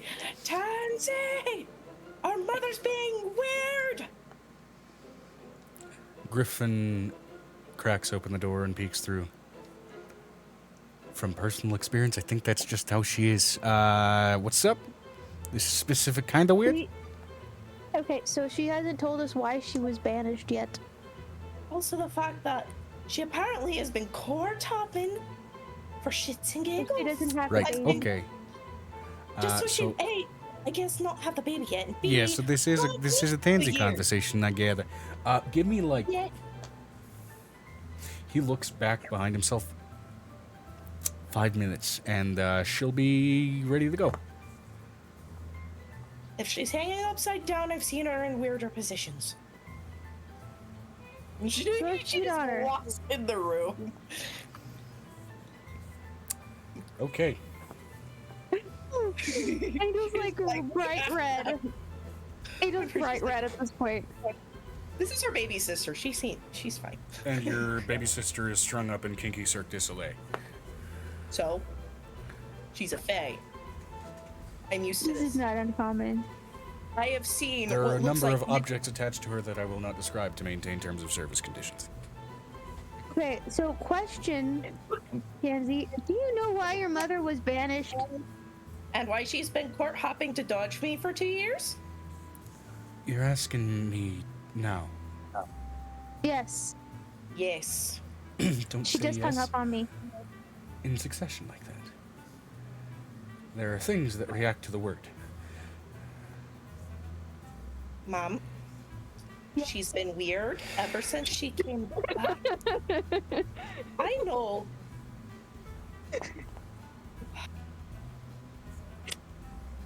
she hung up on Angel, which apparently she's her favorite daughter. It just goes like this. She says that to me every time I call her too. And she's been dodging my calls for 2 years. I think Avery and Aiko are ready to come back in. I'd say you'd come They're back. gonna go get dressed. They're gonna go get dressed. Fair enough. I'd say you'd be able to at least pop into the other building with enough view to be able to catch this if you'd like to. No, we're now in the Dragon Building. We have now left, considering literally I had to leave to go find Tansy. She lives in the other building. Vinestra said, "Does Amira get contacted for an order from Piper's mother?" No. Which not yet. Piper's like, why are we court hopping? Why are we court hopping? We only do that if we got something to hide. Either you tell me, or I end up bringing her here because I can, because I have a favor owed to me by the Spring Court and the Autumn Court, and like 3 other courts right now. We like exploring our options before we teleport somebody. I like exploring my option before I end up literally having to have Grandma to go Okay, get so her from first of all, before we get into any threats, you want to know about whether or not she finally popped out the sibling. Yes. Yes and no. What do you mean? Piper's just like, what do you mean? Well, she wasn't just court hopping, she was plane hopping, and it started while she was kind of in the in-between, so she's kind of...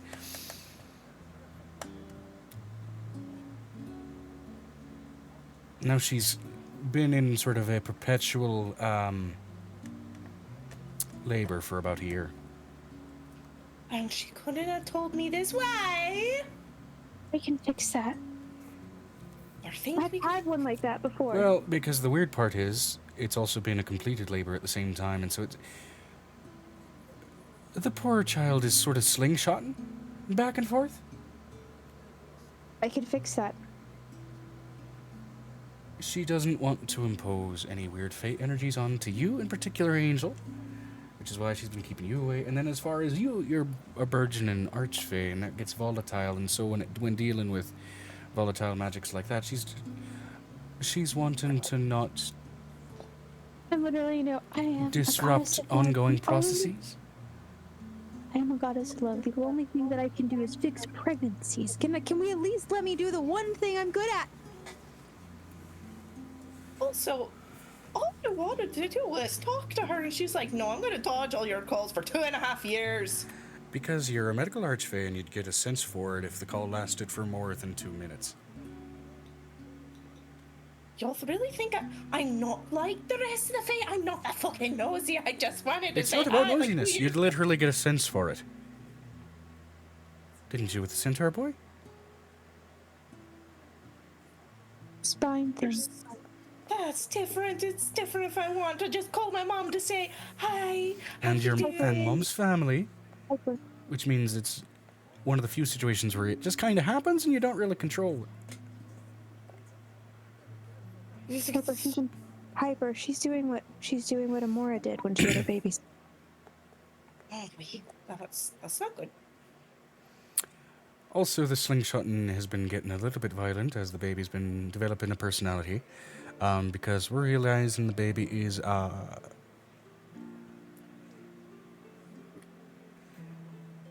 Be honest. She's a drop in your face. Okay. What's the problem with that? It's an alive child, right? For those familiar with Fey creature subtypes, and understanding what that means, roll me a religion or arcana check. I will. I am familiar with a lot. Roll for it. Religion or history? Which one do I have a higher one? Actually, yeah, religion, history, or arcana. Whichever of the three. They're all the same. With a natural 20 and a 20, that's a 30 for my history check. 11 plus 5. 16 and 30. Yeah. Piper, your DC is naturally a little bit lower because you are Fey and you are from there. That said, 16 still doesn't quite get you there. Drop near Fey. This is getting into leftovers from the ancient human world in terms of a lot of sort of Norse magic and that kind of thing in terms of how that influenced the Feywild. Drop near Fey. Drop near is a status that typically affects a lot of sort of Fey energized jewelry and on very, very, very rare occasions can affect creatures. Drop near is an ever duplicating state of a thing. Ever duplicating. Near ad infinitum. However, in the rare occasion that it concerns creatures, usually things like mushrooms and what have you, every duplicate is a lesser version of the original core from which it spawned, and they only last for so long before they literally just fade out of existence. But it could literally exponentially grow even as the duplicates fade. She's looking over at Griffin like, you are a chronomancer. You could fix this. It's not a time thing. It is a time thing. Drop near isn't a time thing. But duplication is part of a time thing. You can break the loop. Not really. It's it's dwarven enchantment, but like old dwarven enchantment, like when dwarves were considered fey, like that kind of dwarf. I know what you're considering. It's not chronomantic. But it has a time span. Sort of. It's inconsistent. It's erratic. It's for something like that. It's closer to just literally straight rune magic. But if this has been happening for almost 2 years, that means that the thing is dying. If the kid can't feed properly, then yeah. Yeah, my mother won't let us know if that's the case or not because she's been dodging my cold for 2 years. Really believe that if she just asked me, hey, respect my boundaries of don't do something magically crazy for this child, I wouldn't listen.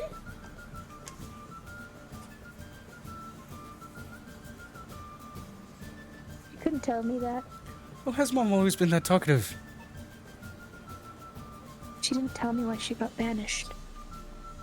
Yeah, she hasn't told me that either. She still hasn't answered that for me either. I don't think she's from this plane. I don't think she's from this plane.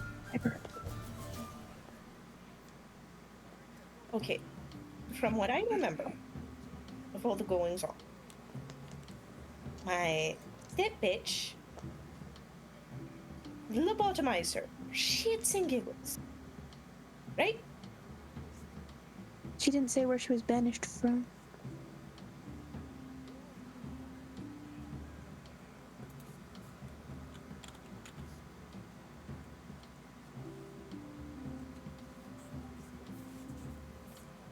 Do you think my dad knows? At least he's fucking home. I don't think he'll answer you. Your mother has more strong magic, and she uses it to memory wipe him on a regular basis.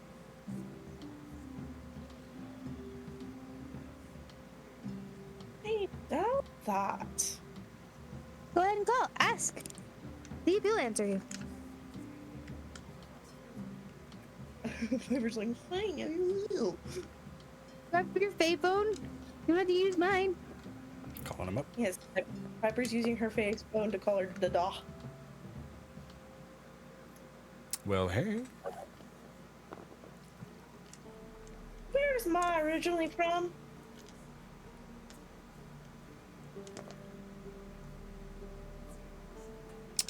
Before I answer that question, give me a minute. I gotta travel about 200 miles to see if I can get out of her range. I'm just gonna stick my arm through and pull him through the phone. Roll me a vibe We've check. done it before. Done it before. We've done an armor specifically before because we had to. Hold on. 15 plus 18. 15 plus 18. Yeah, 33, I think. That's definitely past the threshold. As you pull him through, he breathes. Okay, so... There you go. You're free to speak. Yeah, We are fair in all about quorum. numbers. Go past a certain number and things get a little crazy, right? He had you. He had Frisia. He had Tansy. Sorry, slip of the... Look, planar shifting can mess with me. I was about to say, since when was my mother a father? I mean, we are in the Feywild, so anything's possible. But Every night at about 7:30 p.m. when her makeup finally wears off. It's horrible. That is so mean. Why are you so mean? I'm letting you know it's like his adopted daughter sitting right there, but so mean. Why would you say that? Yeah, no. So, really Vinestra really said, old. maybe she's secretly a seahorse. Funny, but no. No. So there's the thing about Fae and numbers and the amount of And by children the you way, can have. I specifically have him turned away from Tansy. By the way. I can see the shadows, and I'm going to ask. I'm gonna make a bet with Piff or something just to scrape this from my mind later, because I don't need to think about my daughter in that kind of position, and I'm thinking about killing a skag. Just keep going. She had me and Aqua, then Tansy, then Frisia. Ember. And Ember. No, then Ember, then Lenora, then Frisia, then Tansy. Tansy was the last one before she went poof, disappeared. Cosmo, technically. Not hers. Cosmo was That left yours. 6. That left 6, right?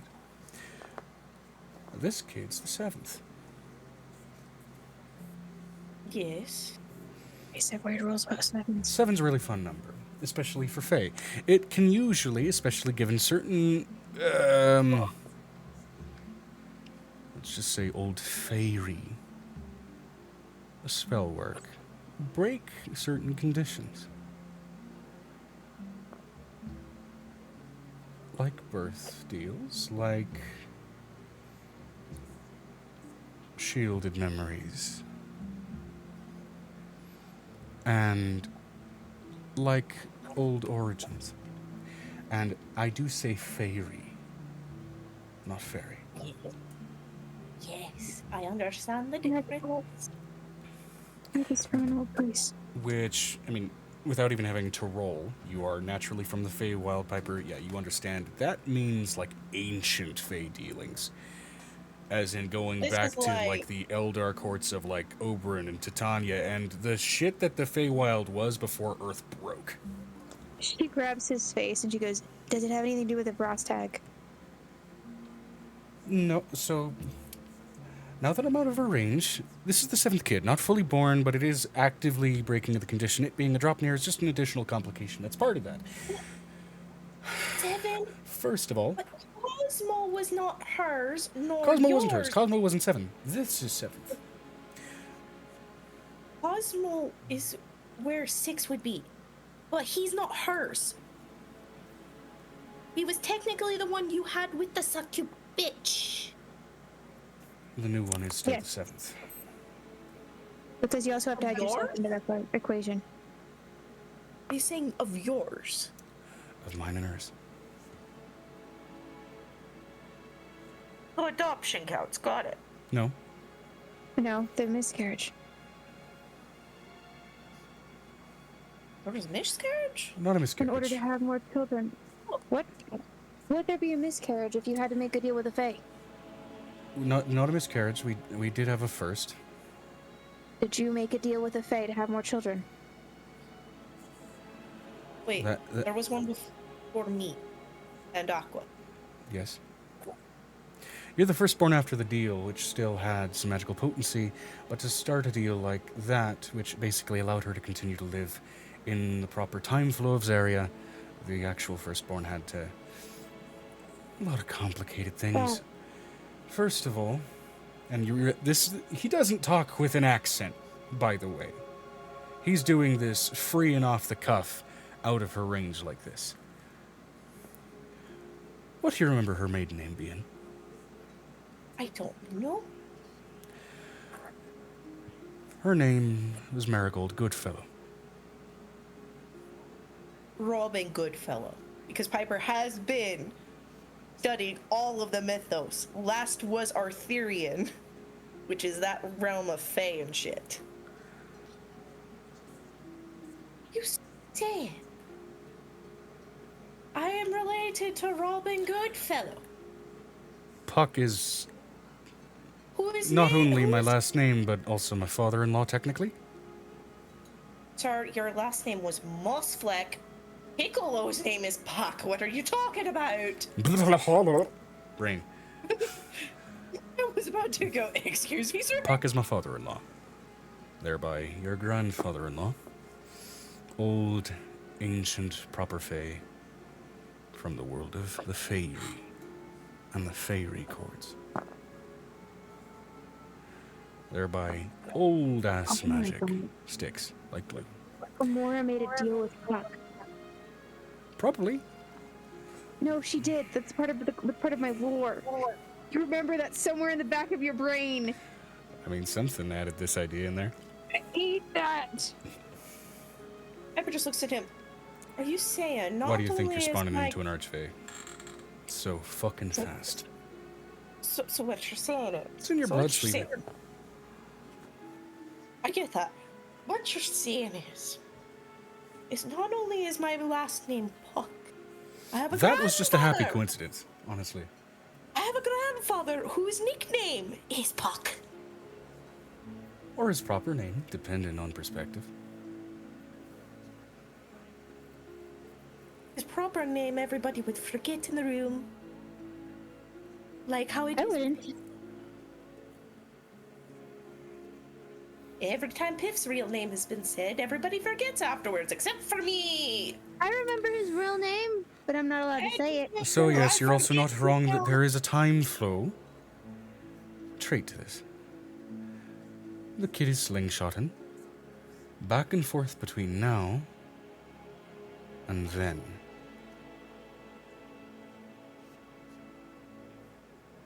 So who did you and my mother have a deal with?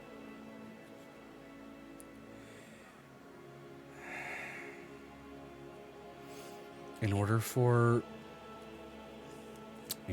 Marigold to be surrendered to this time and this time frame, this point of the universe, you kind of have to ask the one who owns that court.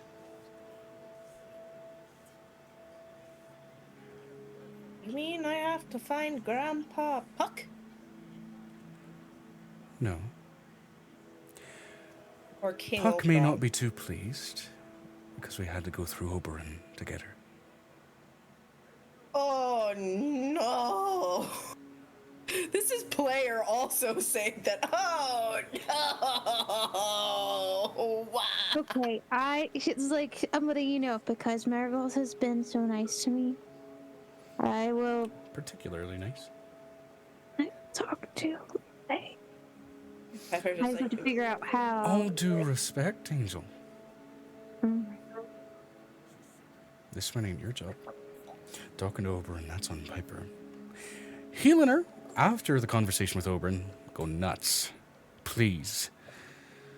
Seeing a baby constantly screaming as they literally machine gun out of my wife.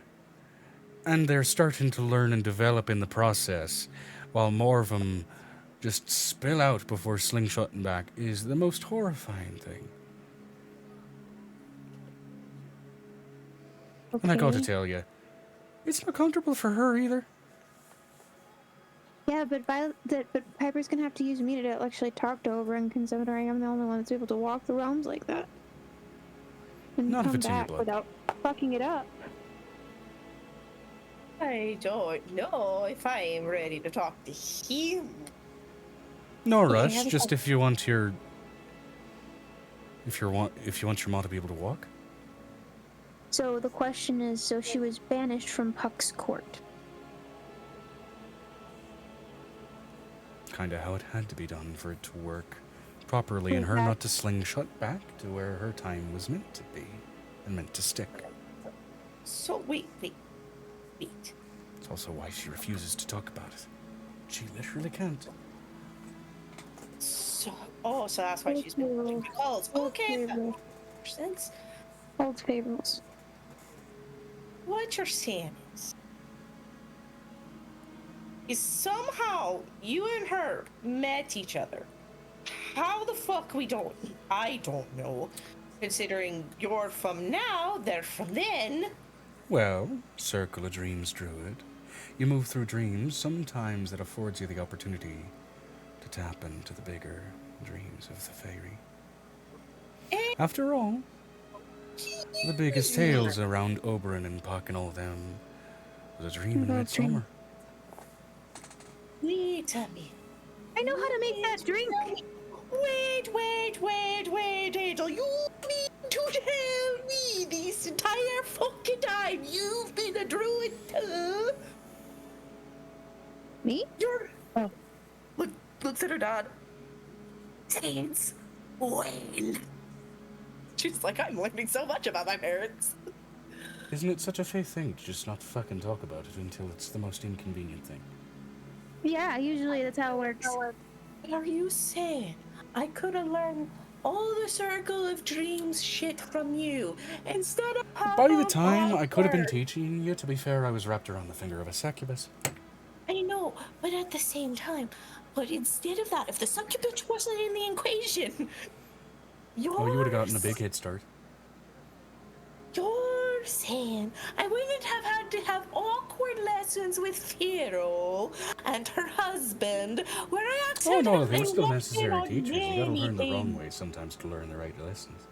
No. What I mean is I've walked in so many scenes on accident because they said arrive at this time and they were not ready at that time. I can see the reflection of what Tansy's doing in your eyes, and it's I'm gonna need that modify memory. Piper's literally just walks out the room. I know how to slow it down. I know how to stop it moving until she can fix it. But your wife is literally gonna have to live in my necklace for like the foreseeable future. Until it gets fixed. I mean, that's a bigger conversation, of course. No. Like she'll stop giving birth. The baby will be able to stay in one place. Look, her necklace does some weird shit. I wouldn't put it past her. Her necklace. There's kind of a rule about it. I can put her in it until she can talk to Oberyn. It's worth a shot. Yeah. Make no mention of it. You might find that you're actually unable to around her. All I need is for her to land into the necklace. I need to walk her in. That's your job, Dad. I can't things walk. By the way, don't ask me who Puck did to come out with your mom. I'm not sure. I don't know the answer to that question. That'd be a conversation between you and Puck. That's not a question I want to listen to either. Something involving a donkey, I think. I'm not sure. I need you to do me somehow. With the stories I know, he could have done it with himself and it just happened. Piper, I will give you the drink that goes along with that story, but I need you to do me a big like favor. a changeling. Mm-hmm. Yes. Angel, finish. She's like, you shush. I need you to walk into the necklace, walk her into the necklace, let the baby slingshot into the necklace, and it'll stop moving. So it can breathe.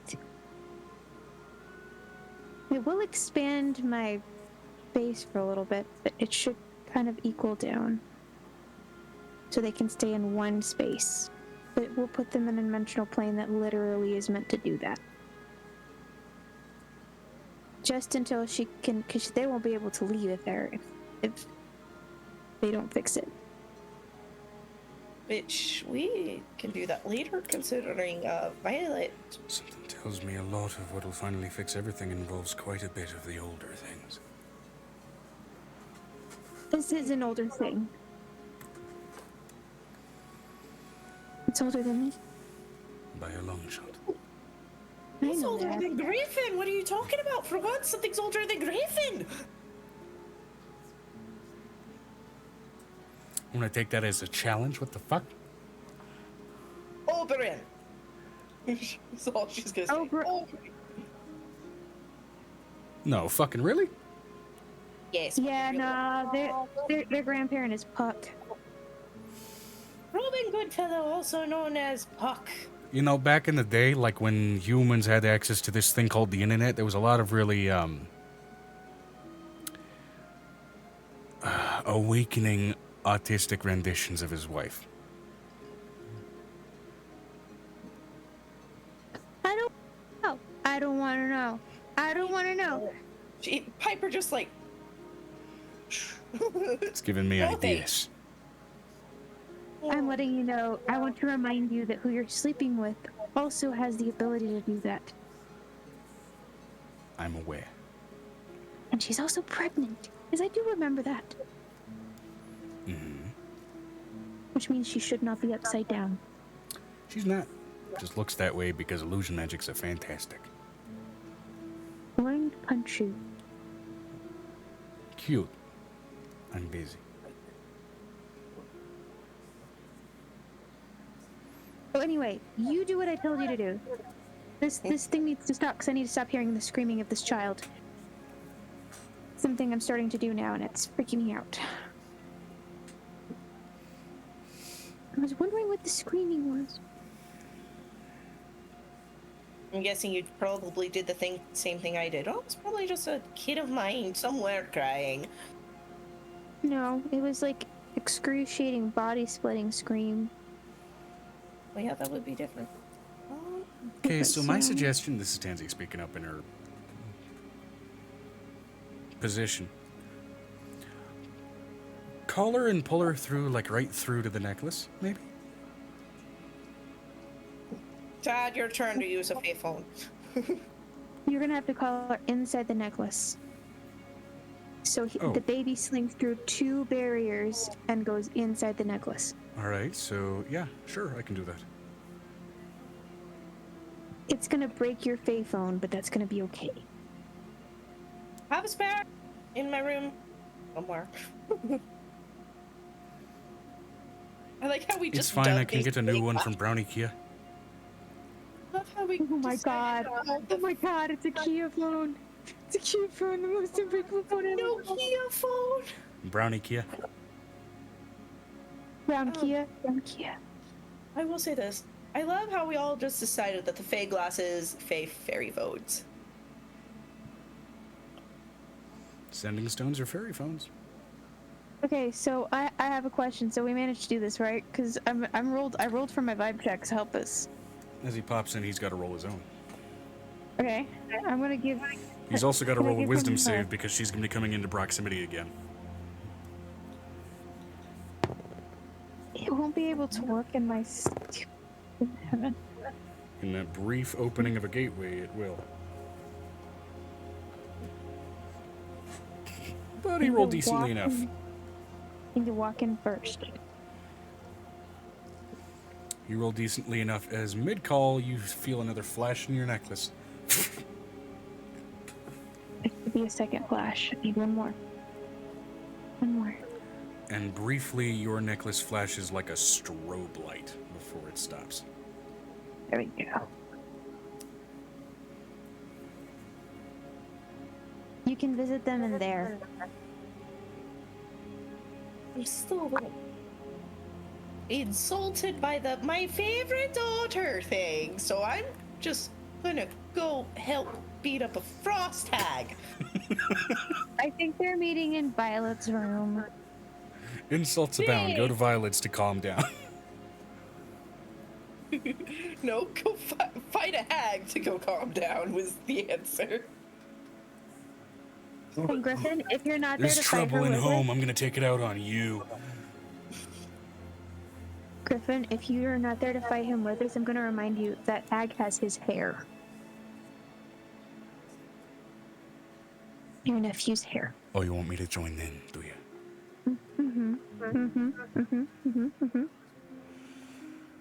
All right. Sure. I'll test space and time a new one. Yes, we need that because I'm gonna need you to help me bring back all these dead children. My magic isn't resurrection, it's just temporal flux. But yeah, sure. And my job is resurrection. Bibbidi bobbidi boo, let's go fuck up a hag. Yeah, let's do that. Should we walk over to Violet's Oh, room? she's real too. No, please don't say that. We don't need that nightmare. Just not in that form, but she is the sister to Rumpelstiltskin. Okay, shut up. We're gonna just keep going. Just once. Here he goes with him.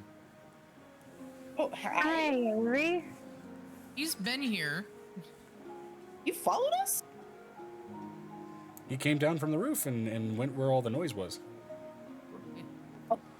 I apparently missed that mentally. Yes. Came down from the roof, went and got dressed, and then joined y'all.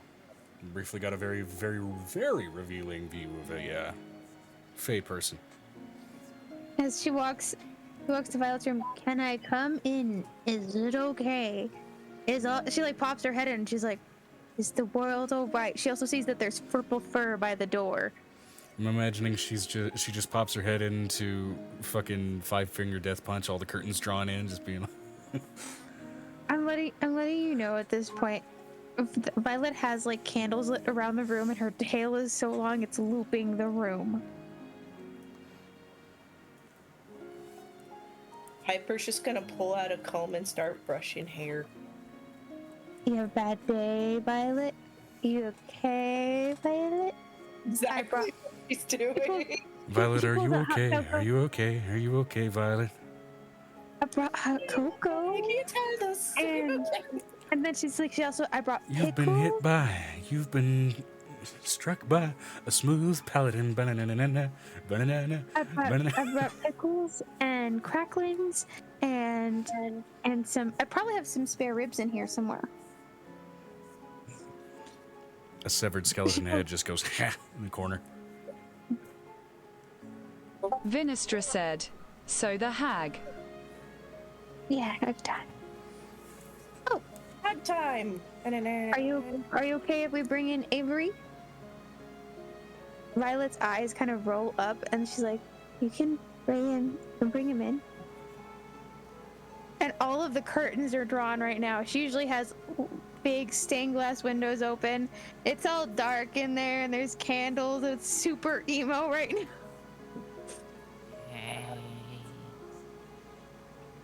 And Piper's just... Haven't you people ever heard of closing the goddamn door? Literally what? She's super emo right now. It's much better to face these kinds of things with rationality. She looks over at Avery. She's like, come in. I'm not as angry at you anymore. Piper's... I also had some time to think. I want to apologize. I could have been gentler than what I said. I was extremely rude and cruel. May I say.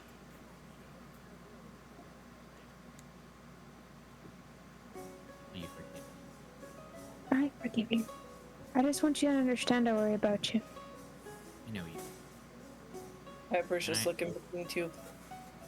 Did I miss something? Did you miss something? You missed a wallop at breakfast. You missed some shit, bro. Well, I just found out my mother is essentially old Fae royalty, so whatever. That's news. I want that news later because I'm reading. She pulls out like she's pulling out Midsummer Night's Dream. She pulls out like 6 different books that she's reading right now. They're all Pseudo old Fae. royalty. Puck was the jester of that court. I know. Is essentially is what she said. So pseudo, essentially. There is a lot of power in that blood, regardless. So let's just say this real quick. It's very funny. My last name is Puck now. She looks over Avery. I'm sorry for telling this, but sometimes you act like an idiot, and it scares me just like it did with my friend Ink. And I know that you're not that stupid, but I do know that sometimes you walk into things that are way bigger than you, and I just want to protect you because I've watched someone literally rip a changeling apart before. And I'd prefer to not see my friend get ripped apart, okay?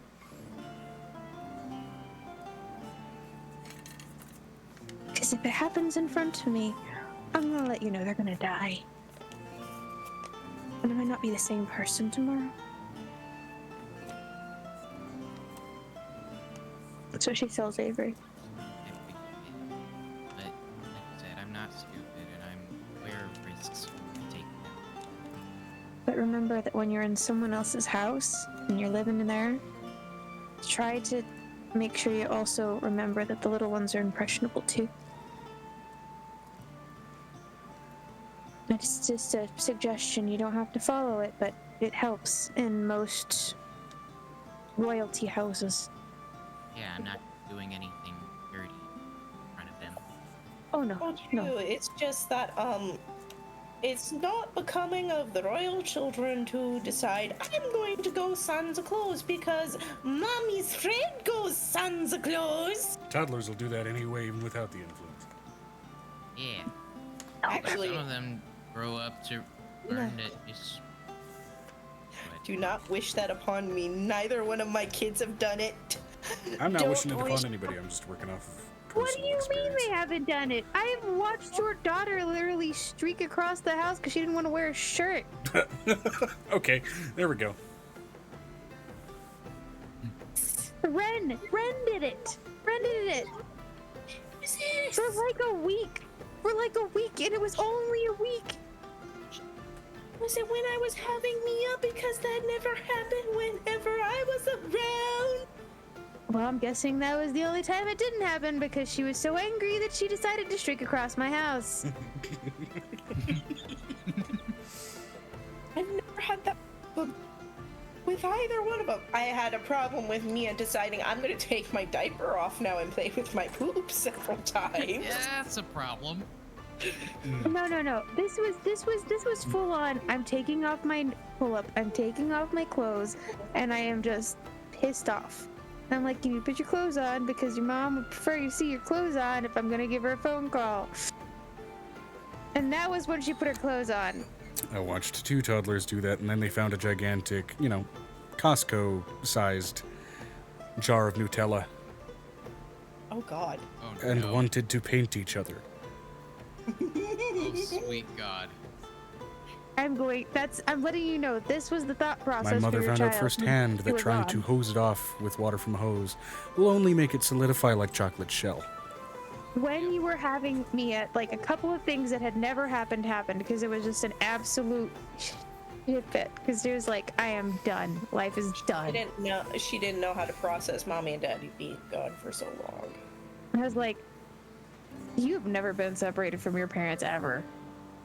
Yeah. We never did this. That weekend, literally that Saturday, was supposed to be the day we were supposed to have a trial run. And then the baby was like, nah, water breaks now. It's time to come home. Yeah. And I'm like, trial run with the child. we really needed a trial run so that way we could try to have a sleepover. It was like a mini sleepover. Yeah. But on topic, we have diverted, admittedly around an experience at least a good subset of us have had. Hilarious though it was. Angel's like, I have fight the little bats to put clothes on because they don't feel like they need to wear clothes. Anyway, I don't want to hear it ever again. That's what Angel says in her mind right now.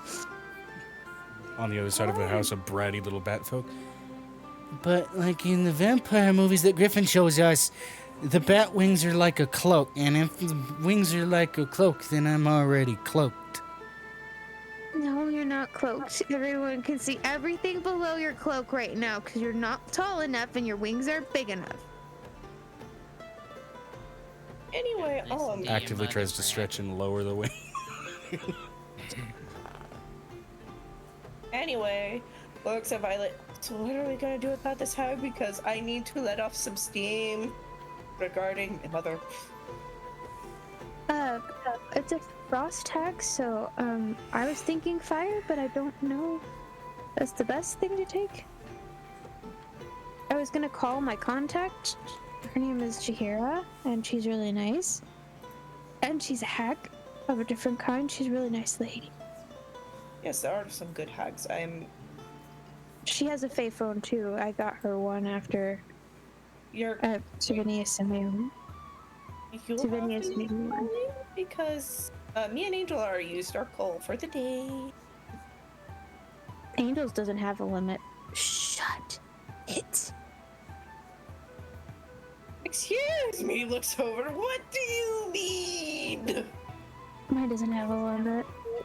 Since when we got them from Divinius, he said one call per day. So, now going through the research made by Violet, by Angel, and honestly by Venestra about frost tags, and specifically at least the frost tags of the material rings. I'm also gonna call Jahira because she's older. She's older than knowledge that we have. Pulling she's way older. forth her knowledge base. First of all, there were already rolls made, of course, for the other bits of knowledge about frost tags. For the most part, these are monster hunters accounts, usually dealing with lesser or freshly minted, essentially, frost tags, where they don't seem to strictly have a natured weakness as much as it's just they've been empowered by frost, and otherwise magical weapons of any kind, hit it until it's dead, seems to be the rule of the land. That said, the older the hags get and the older the folk tales and legends get about dealing with older and older examples of winter and frost tags, the less information there is about fighting them. And the more information there is about simply giving such beings a wide berth, wherever and whenever possible. However, between some high rolls, very, very high rolls, actually, between Venestra and Violet, the two Vs here, there comes some information about particularly old examples of Fae, even old legendarium examples of Fae, going back to the world of the Faerie. Creatures like Baba Yaga and Rumpelstiltskin and hag-like creatures and hag-like deals of that nature. Their weaknesses tend to be hidden ironies baked in with the natures of their deals. But when it comes to physically fighting them, and you don't have a deal that you can run against, or ploy, or pluck the strings of,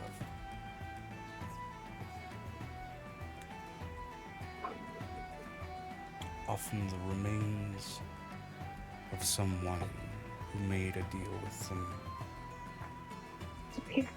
to not be spited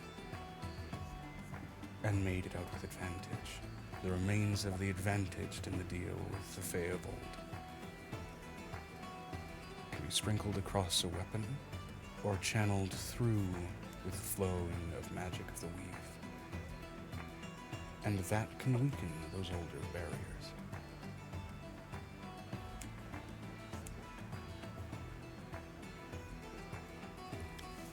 So in other words, remains of a successful dealer used as a spell focus or as a coating to your weapons.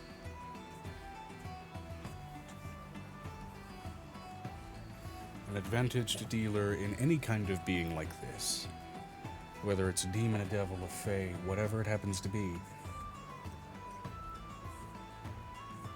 is an incredibly infrequent thing.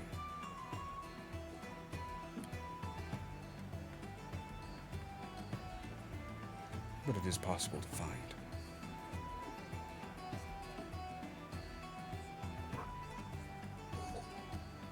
So, I'm gonna call.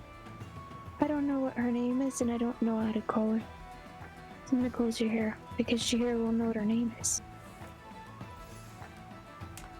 with something that old, especially in trying to call to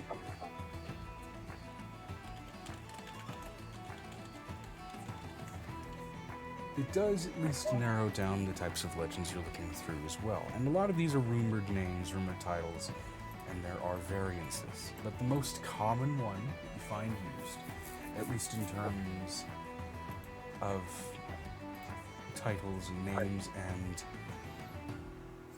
what's the word I'm looking for? Legends? Titles, names, legends, and aliases. That's the word I'm thinking of. Aliases that are used.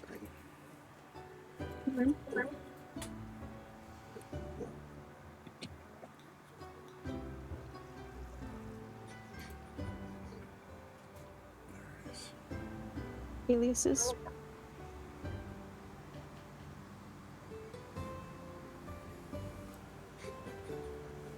Common moniker seen throughout countless legends and mentioned a few times in town, if only barely. A description of her behavior denoted in all of these legends: feisty Anita Cold Switcher. Anita Cold Switcher. Supposedly, according to some legends, maybe the name of what she was before she became a hag, or who.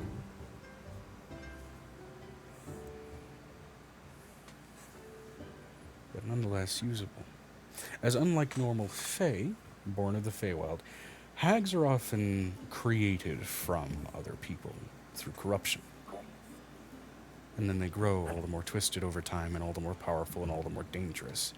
But they are originally of something or someone else.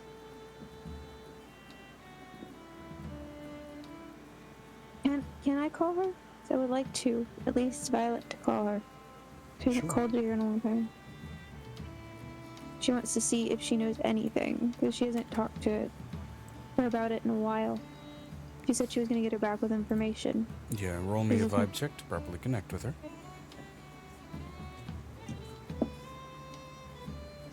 So, Violet, can you stop rolling so high? You're gonna roll a 1 here today. With natural 20, DM. Thank you, Ted. Thank you guys. This is my bar dice. Little bar dice, little bar dice. Okay, natural 20. Calling forth, you manage to eventually summon her, or at least some projection of her that's conversable. Oh, hello there, sweet. I haven't seen you in forever. It has been a minute. I need to bring you some more of those pastries that I found, because I've got a couple more that I wanted to bring Looking to make a back. deal there, darling. I am looking to make so many things for you, considering how nice you've been to me. Oh, and I have those parts you were looking for from those different hags that you asked for. Oh, good. And what of the rest of you? Hmm? Oh, the rest of the people here? Oh, this is Angel. This is Piper. Piper Puck. Burgeoning Archfey Piper Puck, I've heard of you. In the Feywild, hags are regarded with suspicion at best, as oftentimes, I mean, some of them are natural Fey, some of them aren't, but then they reside in the Feywild nonetheless. This is Venestra, and this is our good friend, our new friend Avery. Hello. And our good friend Smell your Xanon. disease on you and your partner. You reek of it. I could do so many things to try and help you.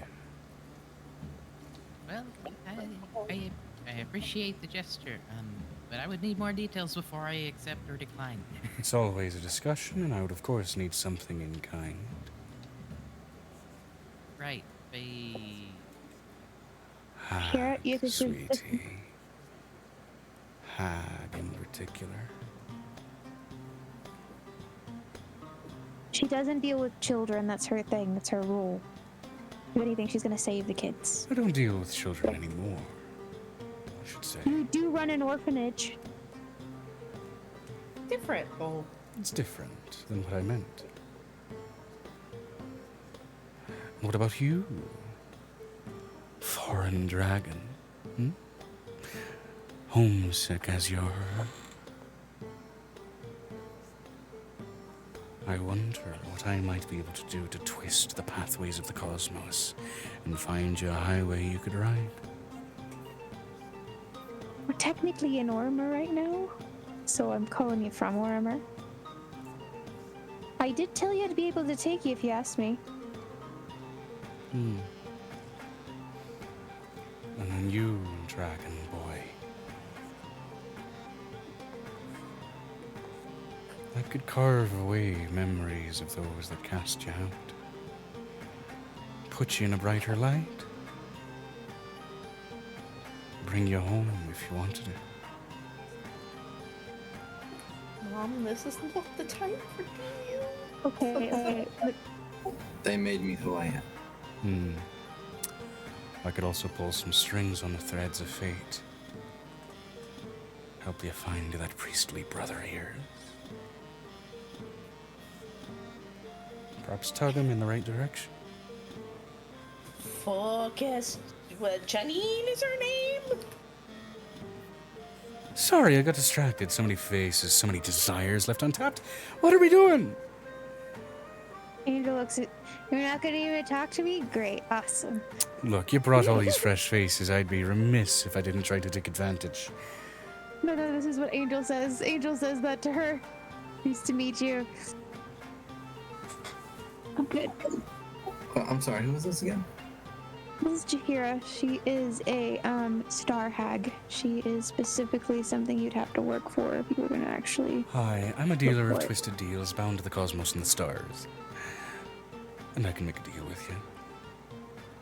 She's pretty For good at whatever what you she might wants. need within my capability. I'm not omnipotent or omniscient by any stretch. I have my limits. But I'll work within what I can. She can give you information. She does like body parts of different monsters. What's your price, Janira? My Jahira. price Jahira. is always based on the person. For Angel here, I'll deal in monster parts and dragon bits. For Her you, name. it's got to be something important. That lovely I little picked that name bond before I between you played and that Butler. dragon. I might intercede on it, tie my own little knots on its link. To tug it where I might, to give you some answers.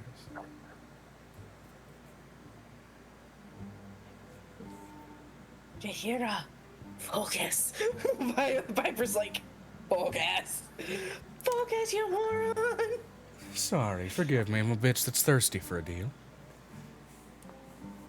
Some white dragon scale. Oh no, parts are only for you. Everyone else has They're their not own for me. price. Oh damn. Okay. All right. That's how it works. I don't do group payments. I know. So, question. I found the hag. Guess where she's living? Did you know where she was living? Because I don't know if you knew where she was living, but she's living under my home. I knew, but you never asked.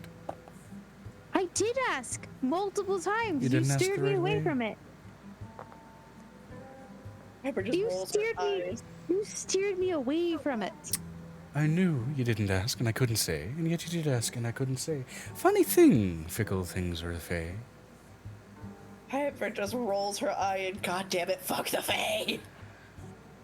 Which means fuck myself. Your grandfather already did. I'm aware of my lineage on my mother's side. I don't need to hear it from you. Matter of fact, I think he sacrificed his feminine essence entirely into her. I would explain things. That would explain the plane hop. I think that was already explained. Anyways, so I have On have topic, questions. sorry, I like to diverge things. What are we talking about? All right, so I have some special treats that I might be able to give you because I went to the abyss recently. What do you need first? I I know need you like to information front load and based sweet the deal, but I'm just excited because we haven't spoken in so long, and I'm excited to see you because that means I get to come visit and I get to see all the wee ones, and it's really exciting to see them. Are you certain of that? Because if you visit me too soon, I might give you a wee one of your own. I have a wee one. Not what I meant. Okay. I'm not up to a challenge. On topic there. Hyper just has dial-up all over her face. Like, what do you mean? She looks over at Venestra and she thinks to Venestra, Venestra, can you please remove Flake from this room? Oh, are we doing silent conversations? I do love those as you hear her psychically intercede. No.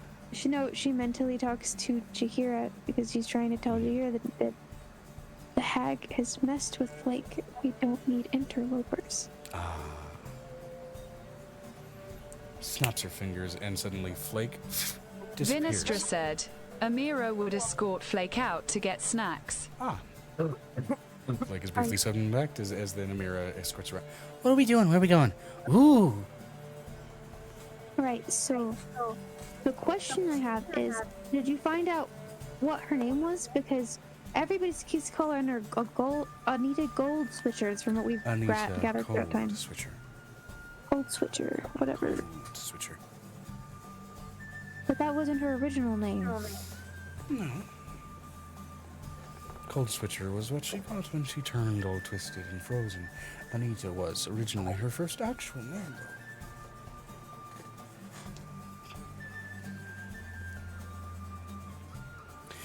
You see, often when you make a cold hag, you have to turn something young or something old or something in between that is not very well adapted to the cold at all.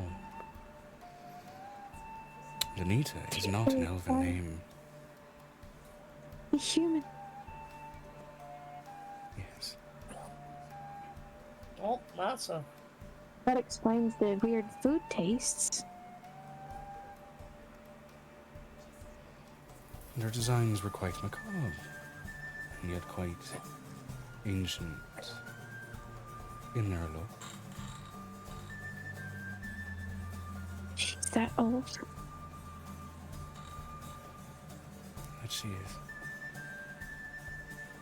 Still not quite so old as some of my favorite examples of ancient hags, but ancient by this world's standards, oh yes indeed. But that means she would be back when the world first split. Architecture still not quite shiny enough for that. She's older still. Really? What? Is she older than my... 1950s white picket fence. White picket fence. You're landing there. You're getting close.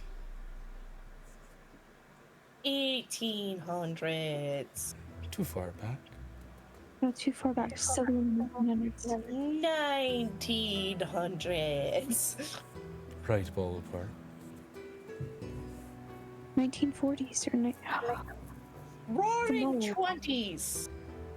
The mold. The 20s. Bingo.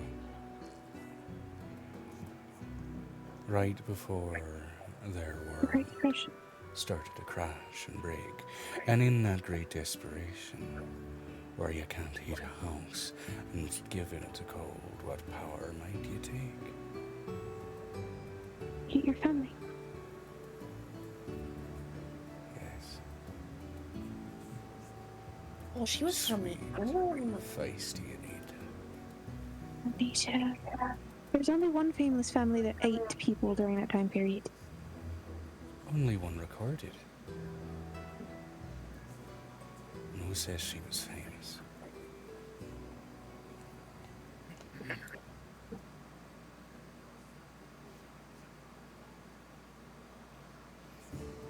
What region did that architecture scream of in that ancient era,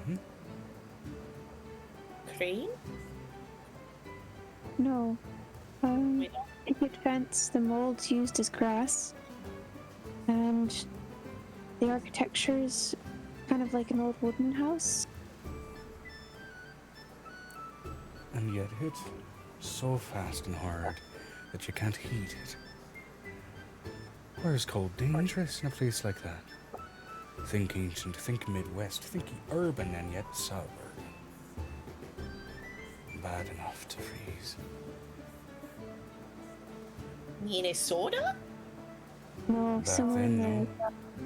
No, it'd be someplace that goes hot to cold too fast. Somewhere near a desert, maybe like a plains. Luckily, area. Griffin's in the room. He's going to roll a history check. Chicago. Chicago? Do you know how fucking cold Chicago gets? Well, got, actually. It still exists, Griffin. Who's not here? Still back then, it got bad.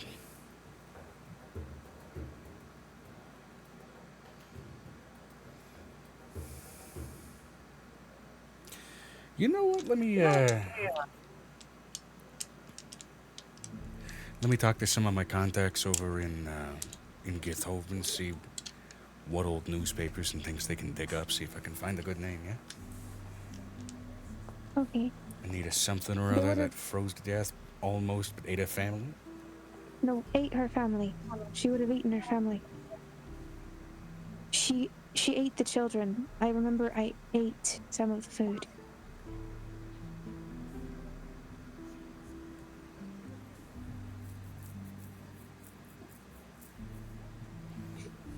It didn't taste right.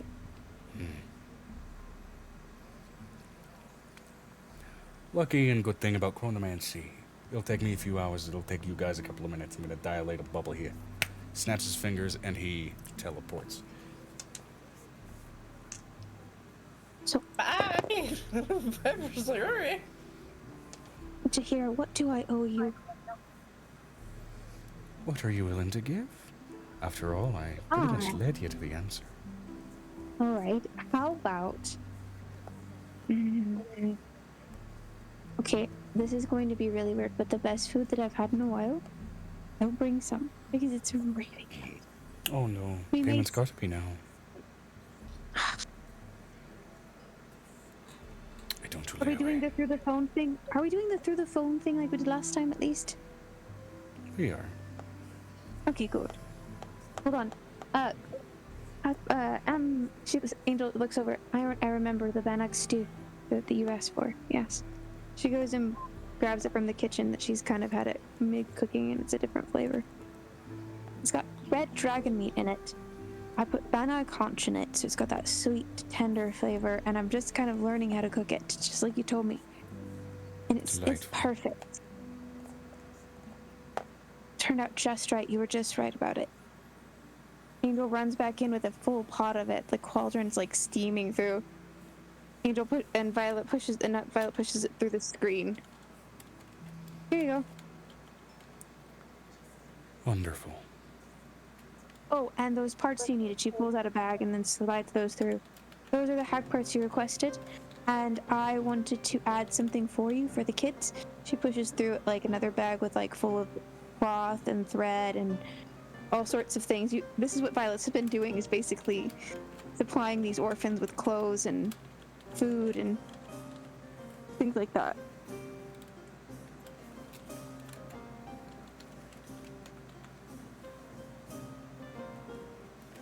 But I get to come visit soon, right? Because I really want to come visit you and bring you some tea, because I have to go out of town to get it, so I want to make sure before I come that I get you the star tea that I had found.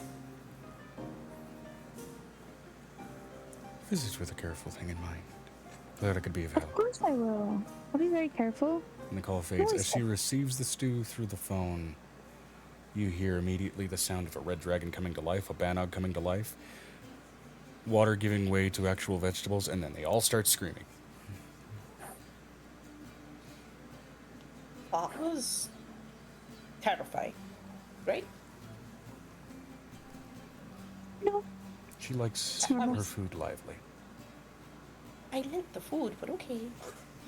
Well, she likes to kill it herself if she's going to eat it, and then she keeps part of it for the kids, and then she remakes everything she already ate, sort of thing. She hands her the bags of cloth and the other hag parts, these are for your spells because you said that you wanted a ghost hag's fingernail. That one was kind of hard to get. That one took too long. Very good. And then the swamp hag's nose. She snatches all of those quite easily. Yes. And so this basically gives her a whole list of parts, and it's like everything is in there. So you get to use whatever you need, whatever you needed. And other than that, I just wanted to see how you're doing because you're kind of like a secondary adoptive mother to me, so I just wanted to check on you. Careful, you don't want to actually be adopted by me. Not that kind of thing. You know what I mean. Call phase. Why is she so mean every time? She's got a high reputation to her. I don't fucking know. Roughly 30 seconds after the call ends, snapping back is Griffin with a very old, yellowed with age newspaper in hand, each and every little snippet of it carefully, and I mean carefully laminated and sealed in crystal. Right, so I think I got it. Okay. Really fucking old report from a suburb down in Chicago, Illinois, back in roughly 1923. 1923.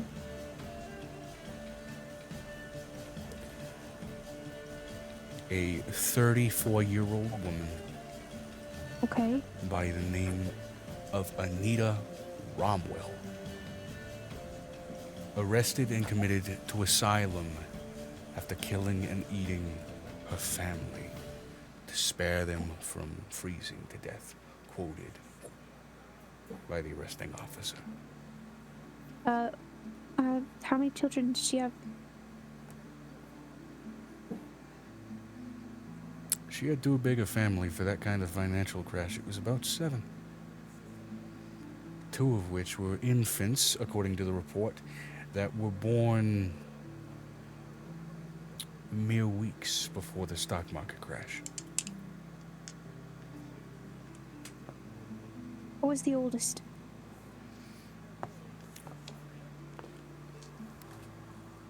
Oldest was about 11.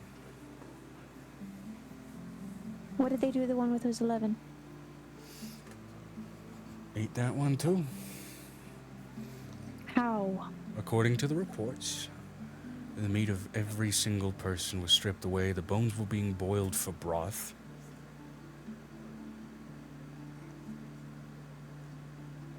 And the hair, from everyone included, was being knit for a Christmas sweater. Clothes are made of the children's hair. There was a rancid stink of mold clinging to the grass, and the stickiness to the walls, as if as if the crime permeated the wallpaper.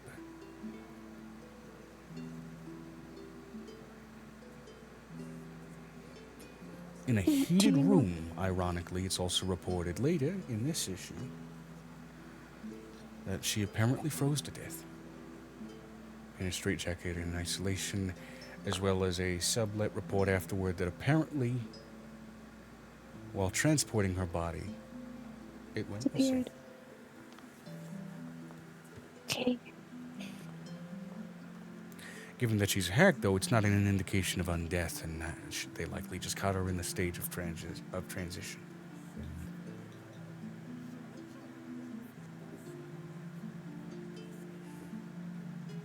What's the snapping point? Does hags have a snapping point? Other than the starvation? Well, if I had to guess and gander, and none of this is reported.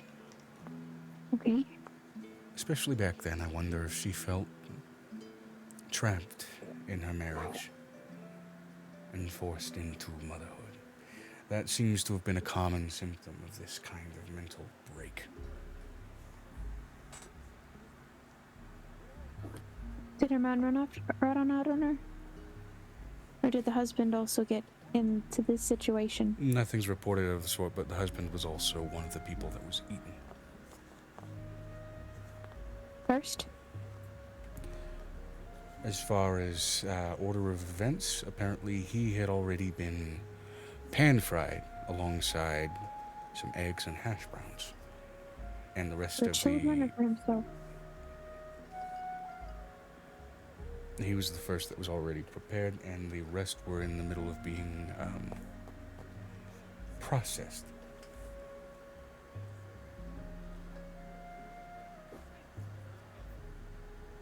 You know, she could have just. A man has more meat than that. She fed the children first. They were all already dead, but I think if I had to guess, the children were fed their father before they were, Do you have his name by any chance? It's important. Fae rules make it important. I need the children's names and his name. The ghost rules make importance here.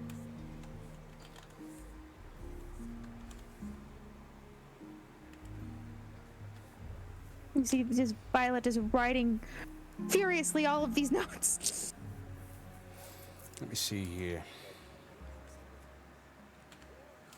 There has to be a note on the children's names because there would be an obituary inside of the paper.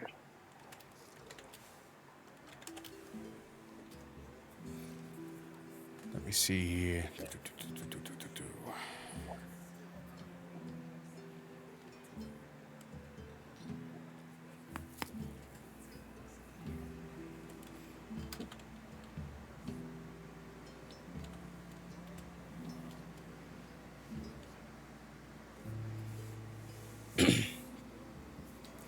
Oh my god, it reminds me of that story. First the fires, and then the flood. Oh, we're moving to Sparta.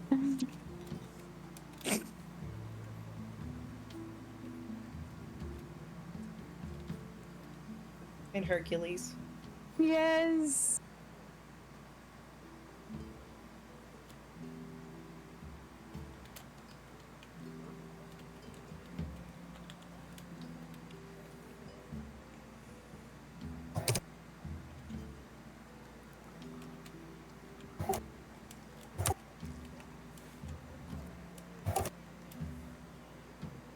I'm terrified.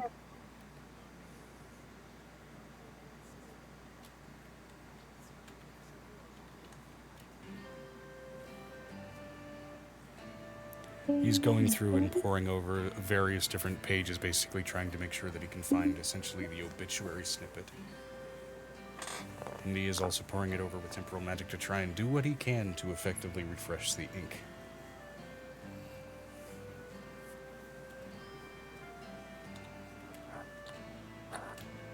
Angel hands him her mushroom spray. Do you want this? That'll There's help, sugar actually. version of it. That should help. She's super excited. I'm helpful for 2 minutes.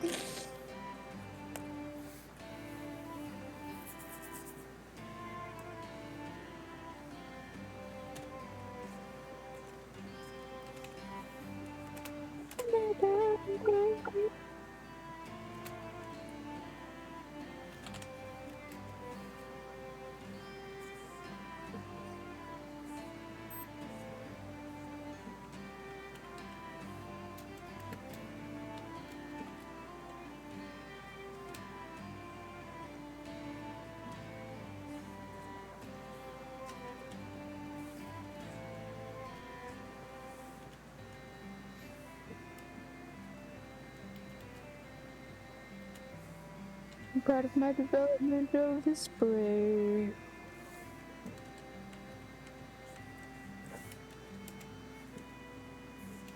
Check. This is a first one.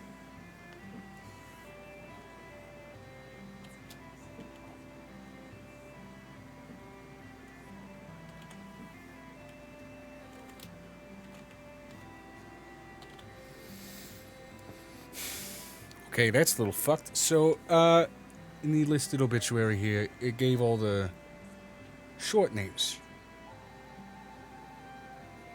which it apologizes for in the subtext, saying they wanted to outline the heinousness of what has occurred. Do you want to highlight it by saying the victims' full names? No, or That's because they weren't Anita the first. They weren't Romwell the first was one. convicted of the murder and cannibalization of her husband Charles Romwell, 11-year-old son Richie Romwell, Richard obviously, twin daughters Evie and Lainey Romwell, 7-year-old son Tommy Romwell, 5-year-old daughter Sadie, and then twin daughters Gladys and Madison. Can you give me that one that was in between Sadie and Lainey? Tommy.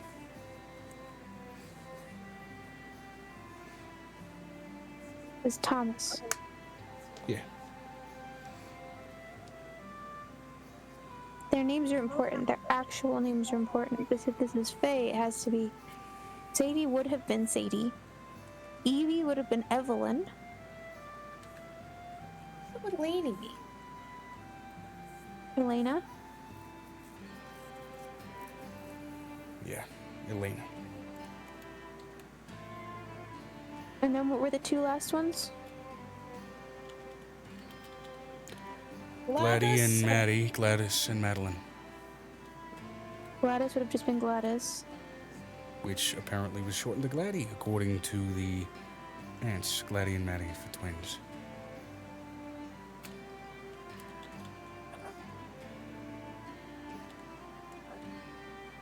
Charles, 1, 2, 3, 4, 5, 6.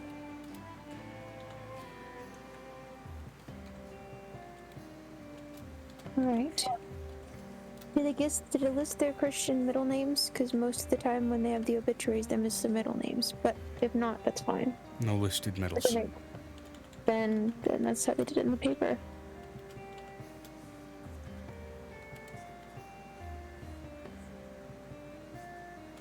Apparently Sadie was short for Sandra.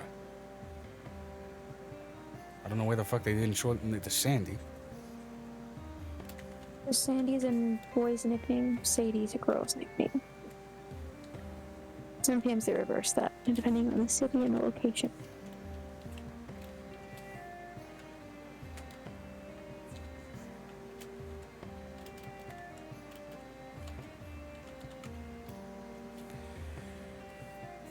So, Charles, Richard, Evelyn, Elena, Thomas, Sandra, Gladys, and Madison Romwell. You mean Madeline? Yes, Madeline. So the question now becomes, when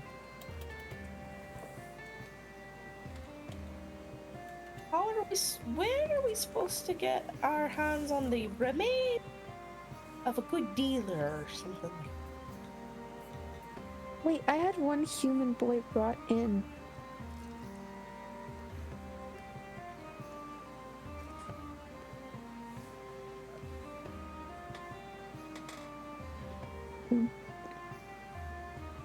Yeah, the human boy brought in. Gotta clarify.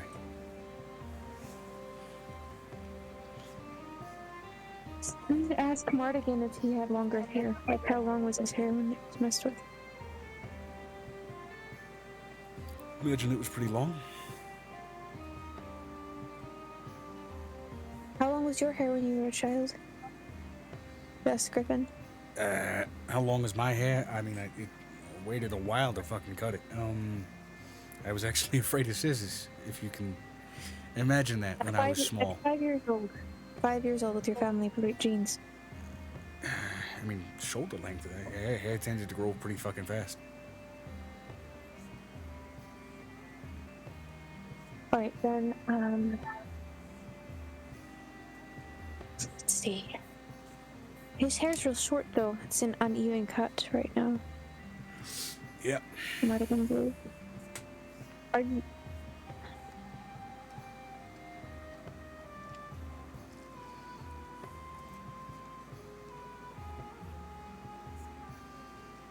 What's your suggestion?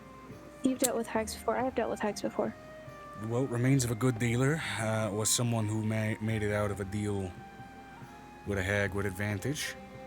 Does it specify hag specifically, or just, anybody who's made a magically binding deal but made it out with advantage? And it's their There's not remains, really- which means, unlike your rhythm of trying to bring everybody back to life, somebody's dead remains. My father. Yep, that's right there. Are you suggesting we kill him real quick and then... My father's dead. Oh, we're talking about Violet. Goddamn, I My got father's confused. dead. Oh, Where's your dad? wait, he Buried made it out of a deal with positives. He did. He had kept my mother. He ended up in heaven, in Aesir's heaven. Okay, well, where would you find these remains? Wait, Under there's the a tree. grave out here, right? Yeah, there's a grave. Fuck. Okay, you want to go grave digging? Well, we Yeah. have to go back to the material plane first. We're still in order. We can also use his weapon or some of his clothing. That also works. Clothing for protection. They say remains, not possessions, but I don't know. If he is an Azamar of Geysir, either piece of his wing would work, but it would also possibly bind things.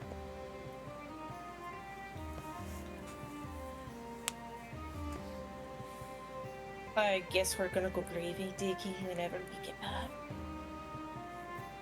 With respect, of course.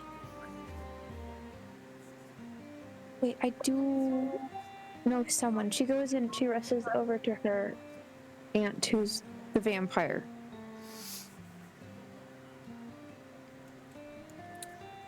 Yes, darling, what is it? Do you know anybody who made a deal with a hag that was still living there when I was there, by any chance? Like, anyone that survived? Anubis? No, in general, because I disappeared. And I don't think it was by happenstance that a child who could just inherit disappears. Other than for uncle's purposes. And I don't think Daz's list was the shortest one in the world, considering he was stealing artifacts all over this freaking city.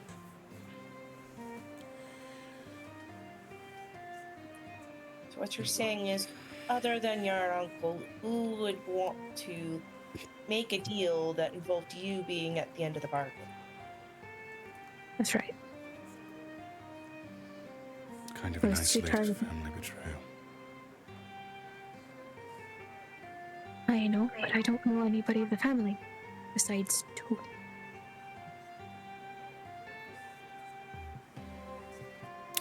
Isn't the mayor distantly related? She is in the house. That is a set of And closer they- remains potentially that you could pilfer, assuming there's any association. She's eating breakfast or lunch, maybe. I'll go ask her. By all means, approach her with a grim request while she's eating. I did invite them here to talk about the hag. Because we can't be in the city or she'll hear us. And she's taken pretty much hair from everybody in the city, so technically she can hear us and hear too. All right, well, plain and simple, That's bitch, just- we're coming for you. She can't react yet. We're still in order. She only has like seconds. She is still She's going frozen to in get- place by... By Pit. She can't hear us. It's gonna come out like gibberish. I was going to say it's going to come out in a few seconds of a He did say huge frozen, brain not blast. She runs. Yeah. She runs into the living room. She's like, "We only have a certain amount of time." Says, and I want to fight this thing, and I want to fight her good, and I want to make her sure that she dies really, really well. Because I'm gonna let you know something. I went into that breaking. And I'm assuming you're abyss, saying and this to the mayor, of course. Yes, but it was not an accident. There's no way it was an accident. Okay.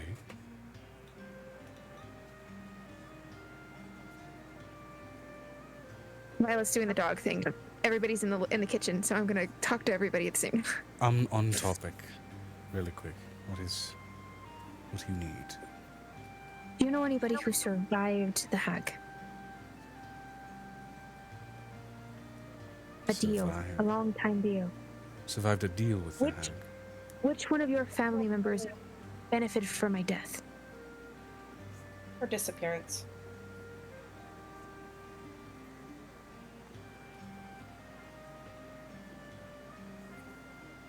And Fae are old enough where they live that long. I'm asking you which one of your living family members, or dead family members, are the reason that I stayed in the abyss for 400 years.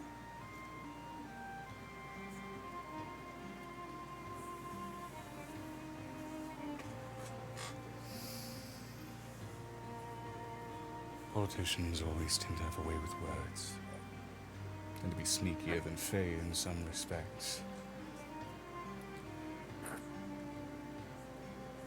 Mares don't typically have a line of descendancy, per se. Are you serious? Not saying it was me. But my mother had certain aspirations for her children. So if I had to hazard a guess... How vicious. My mother was a bitch. The first night, I was poisoned. My food made me sick. That's why I left the inn. And poison is the tool of who? Women, not men. Not necessarily, just the tool of dissidents. More often than men. Yes.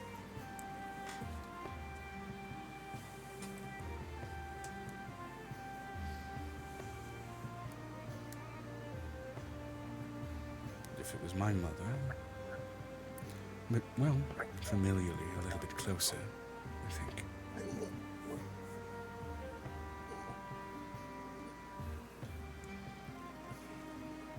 How was she related?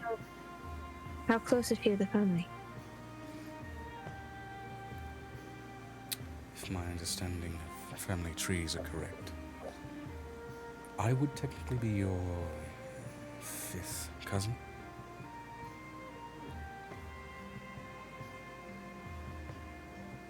That means grandmother knows where she's buried.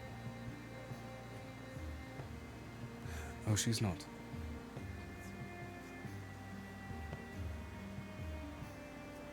She's alive. Everyone of the city was invited to this thing. She's not That buried. means she's here.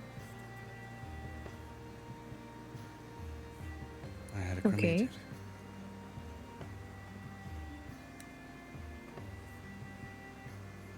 Only convenient, Shaggy. She was enough of a bitch that I didn't think she was worth a headstone. But I didn't want to just bloody lose her on a whim, so I carry her with me. Do you carry her in urn and occasionally yeet it? Yeet the mama! I'm going to let you I know that use is it. actually To fill my inkwells.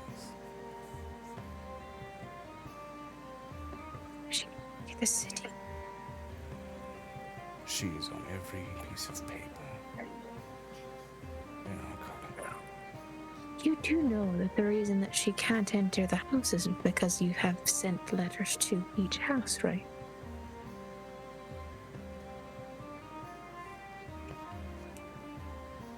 You knew. I am a politician. She's bloody brilliant! She signed her mother, who most likely made a good deal with the hag, sent letters to everybody, so every house is protected. It's genius! Not fully. People do throw things away. But everybody, how often do you throw away documents like that? I don't. I'm too scared of going to freaking throw out the wrong thing and then suddenly In a place I'm where in people a- barter, they throw away paper at every chance they get or use it to wipe their ass. True. That's your idea. Okay. you still have any? Would you like an inkwell? I still have a lot left, and I brought them with me, of course. No, I've got a better idea. Let's make a brick. Make a brick to throw it at. Let's make a single brick for every single house and put it inside of the foundation. Not enough of the ash left, I'm afraid, but... Put me in We house can make- foundations.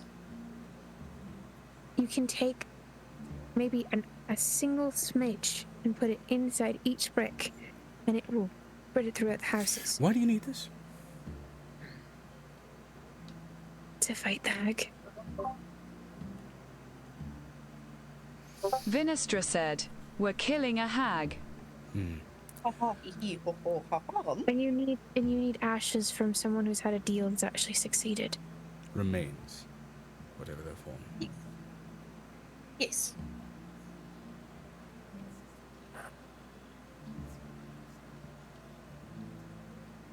How much do you need?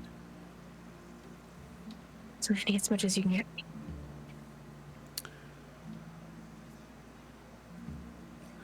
Well, I was bound to run out of ink at some point. One moment. She reaches down and unclasps her honestly very, very well designed, if a little bit gaudy purse. And she pulls out a short rack full of these small little, very clearly handmade and hand-filled inkwells. Of which it remains that full wells, there's about... We can actually roll 2d20 here to see how many are left. I rolled low. That is, well, there's 7 of them left. Amount, by the way, conditionally was not specified here. Wells.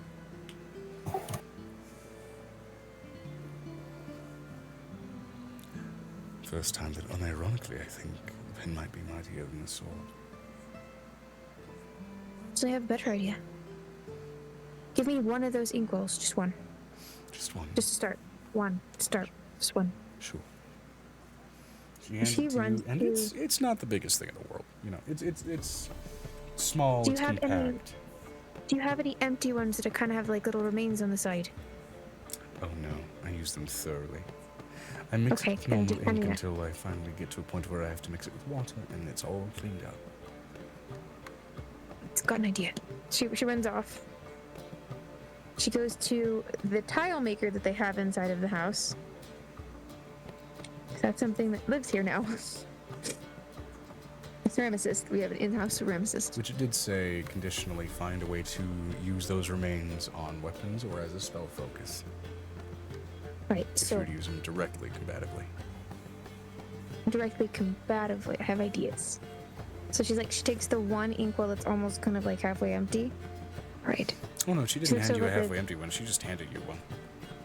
Right, so she takes it, she looks over at the ceramicist. I need you to do me a favor. What do you need me to do? I need you to make me... How many houses there are in town? I would know how many houses there are in town.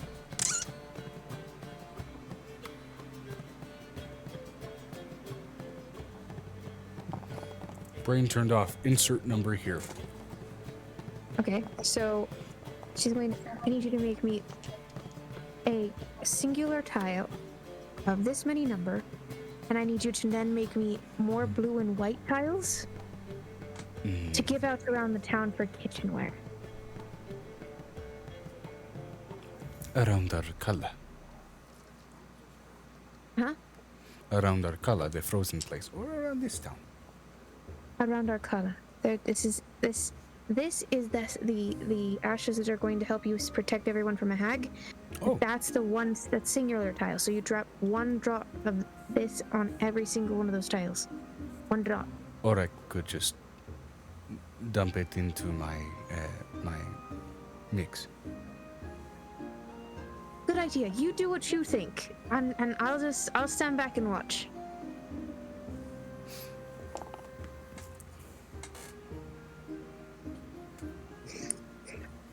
She lets them make the decision, and she's like, and he just takes the inkwell, takes a small basic, an artist's tiling knife, and just scrapes the ink into the mix as he's actively churning it as it turns from this brilliant pallid white to honestly a bit of an off gray. And then he adds more white paint and everything into it to brighten it back up. That'll do. And what is the composition of this ink? It's mostly ashes and ink. What kind of ashes? Because wood ashes are terrible for tile. This is ashes of a hag? Not a hag, an elf. An elf, a frost elf, like myself. People ashes. There's people ashes in the sink. It has, okay, the rule is that the ashes have to be a remains of a person that's made a deal that succeeded. Okay. Calcium for the tile, I'm sure it'll do great. I went to the abyss for 450 years, so technically she got what she wanted. Right, I don't need the story. I just wanted to know what was in the material. Most artists want to know the story, but okay. Vinestra said, question Joe, would making runes with the ink count as a weapon? Yes. It is considered a spell focus. No, the It can be rest of the used as ink spell can go to focus everybody or else. applied whatever way you decide to do it to a weapon. Or another But means. she's also, Joe, she's giving back to the town what her father took from the town. Mm-hmm. And he eventually finally gets out these. What you can tell are these sort of. My brain just my descriptive brain just completely turned off. Basically, Magitech hydraulic press. There's an amount of runes and different spells packed into this thing that basically allow him to hydraulic press and stamp out tile after tile after tile out of this shit. Which, in the various different colors that he mixed in for this, they are brilliant. Since he's doing it for a cold and frozen and bluish and white place, he decided, you know what, especially since this is the ashes of a person, red feels like a good contrast for whatever this town is. So he's just basically putting his artist signature into a bunch of white and red tiling, which oddly looks a little bit like a very artistically patterned out blood smear in a way. Wouldn't it technically be done in the traditional way that they do porcelain, considering it's tiling for a kitchen? Yes. So it would have one of those weird booby presses that presses like a pretty stamp on it. The nipple presses. Vinestra said, yes. Please, can we have a booby press? Sure. I linked it too. Booby press. Have you not seen those, Joe? Oh, I've seen them. He's making booby press. tiles. So it's a white tile with a booby press. We are all vibrant on the inside. It's fine. 12-year-olds. Let's make it sane for hormonal laughter. Right. Sorry, I'm dumb. I'm tired. So, yeah, no, Penis. There we go. Yeah, that caught me off guard a little bit. What if we put these? And can you make me 5? It often extra does. tiles? Ever. I have a question. Does he make me a couple of extra tiles by any chance? Not just that number. Does he make me a couple of extra? He goes until he runs out of material, honestly, with that. Okay, good. Yeah, which gets him the quantity that you need and a few extra, honestly. Great. So these are going in everyone's kitchen. For the sake right of numerically tracking it, let's say you Kazuma, Avery have- said, Willy Cockface. What? You got 7 extra tiles. Willy Cockface. I'm gonna see if I Addressed can make a directly penis. to Brick. I'm gonna see if I can make a penis with seven tiles. You absolutely. Don't be mean to me. Don't be mean to me. I have a thought.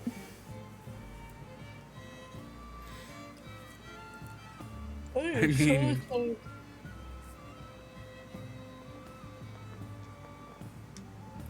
I mean, I can, but it's if you It's kinda do close. 2 for the shaft, 3 for the head, and then 2 for the balls at the back, there you go. Vinestra said, are you going to Supergirl Robot Chicken Scheme the Hag?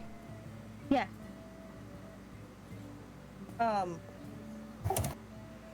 So how did you guys defeat the villain of that arc?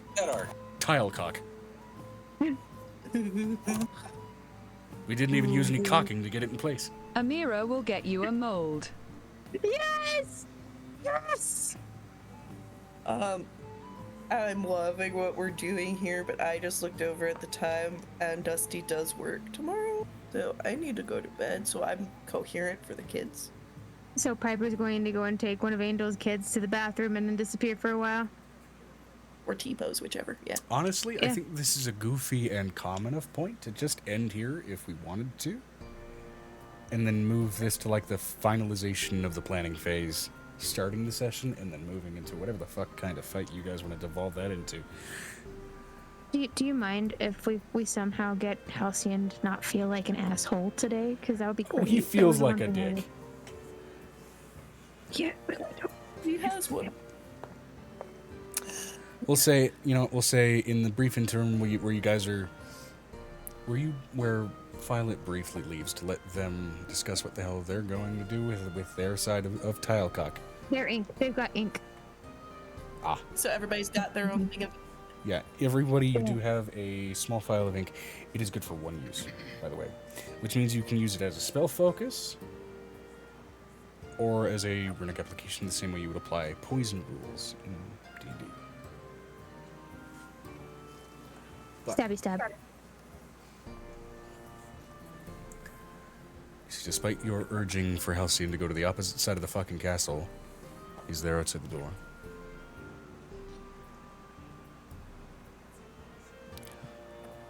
First of all, I'm sorry if I made you uncomfortable. I understood you were getting mad, and I just wanted to try and help you put it somewhere. I'm not gonna put it in your face. It's Go not for healthy it. for our relationship. Angel and Nick beat the hell out of each other all the time. Yes, but Angel and Nick preface it with, we're gonna beat the hell out of each other because we need to. I realize I may have been very obtuse in trying to essentially do the same thing. Yeah, but you did it in a way that made me feel like I was a monster. I'm sorry. I'm sorry. More than just a big doggo. You are a brilliant, beautiful elven and draconic woman. That's right. I hope y'all don't mind. I'm gonna go ahead and head out. By all means. Go see it. Alright. Good night.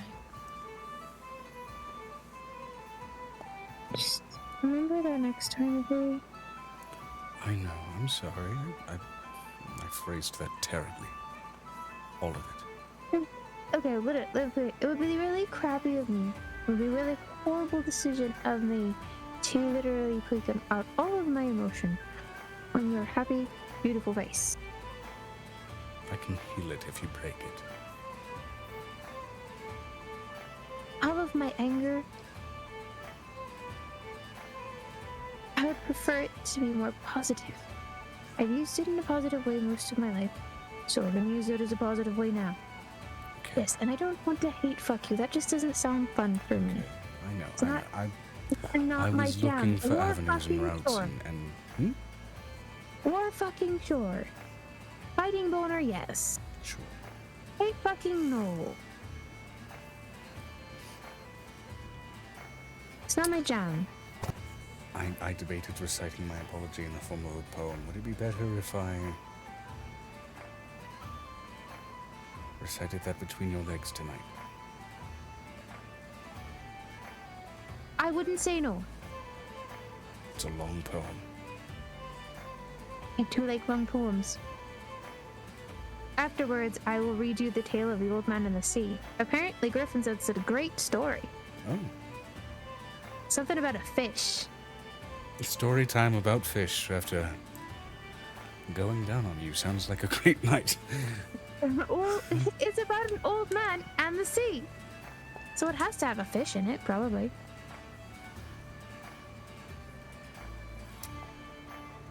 Fair enough.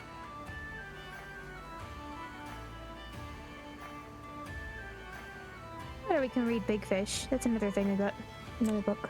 What's with the fish? You never. Well, It's not a quality I would apply to you. Let me put it to you this way.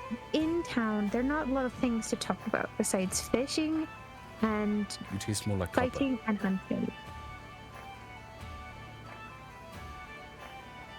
Then you know what? I'll read my old romance novel. We'll read about the Arthurian legends and We can enjoy absolutely read the fish thing. I didn't mean to shoot it down. I was just curious. it. No, about we can read the that tomorrow logic. night. I would prefer us to do that before I decide to kill this woman. So, anyways, considering Griffin said it's kind of like an epic. Right. Okay, for the sake of my feeling a bit better about everything,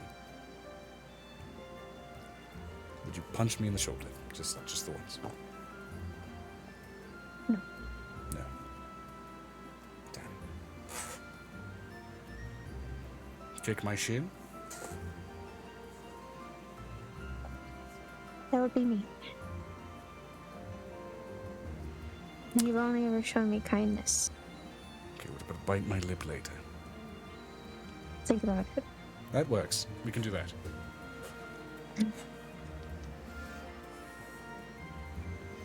Yeah, The that's a bit level of what- cheery tavern music that is playing in the middle of this conversation is fucking disconcerting. She looks over at she So many walks back fruits. into Avery.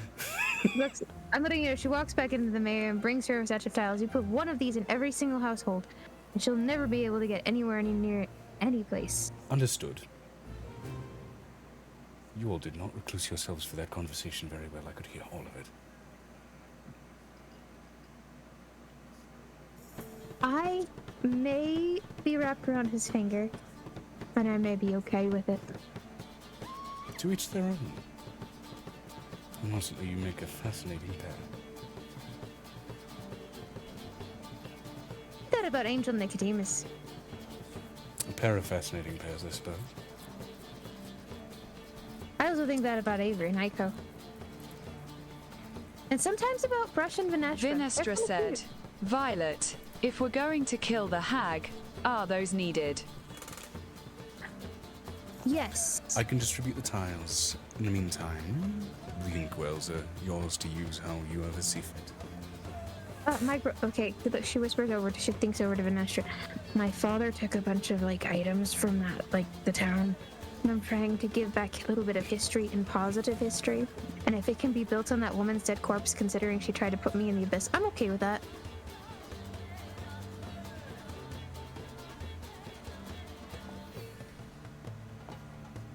She looks over at Vinestra and thinking, yeah, smiling. V would give Violet a nod.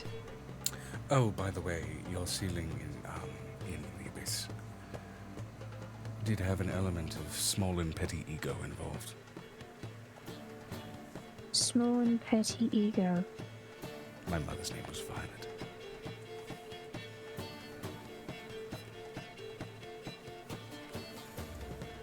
That's cruel. So technically I'm rebuilding the town, that's funny. That's kind of nice. It's enormously fucked up.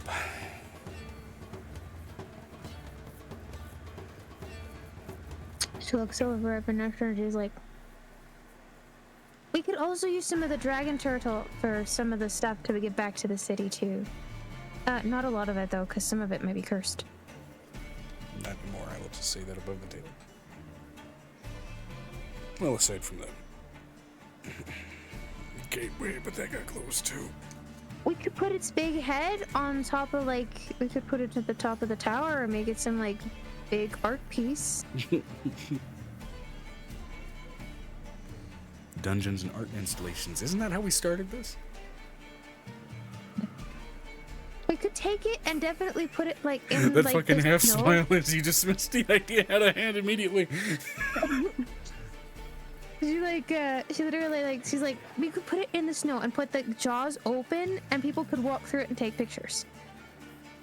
Or have their pictures painted in front of it. Thought process. Welcome to South Park, Colorado. Where there's Thoughts? literally a fucking South Park sign in front of the fucking city entrance. Vinestra said, the guild has the skull right now. Okay, well then we're gonna have to think of something else. But we gotta use some of the bone or something to make something out of something. It's got a big ass shell. could also maybe we could make an installation that just involves a place that's more protective with like dragon scale on top of it. I fight a lot of dragons with angels, so maybe that works. Technically, Dragon Turtle Shell would be considered a fuckload of dragon bone. Yeah, but the dragon turtle shell is something angels Build a request. celebration hall out of its bones. Oh, that's a good one. We should do that. I'm sorry, And then now we I'm just can go imagining the fucking Ewoks on Endor with their fucking drumming, except it's all just bashing against dragon bones. Let's do a song. Let's talk about it now. Bravo, bravo.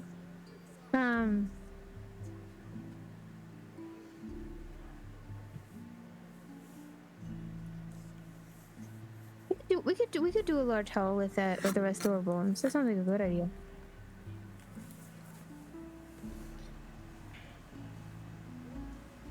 I really like that idea. A town hall.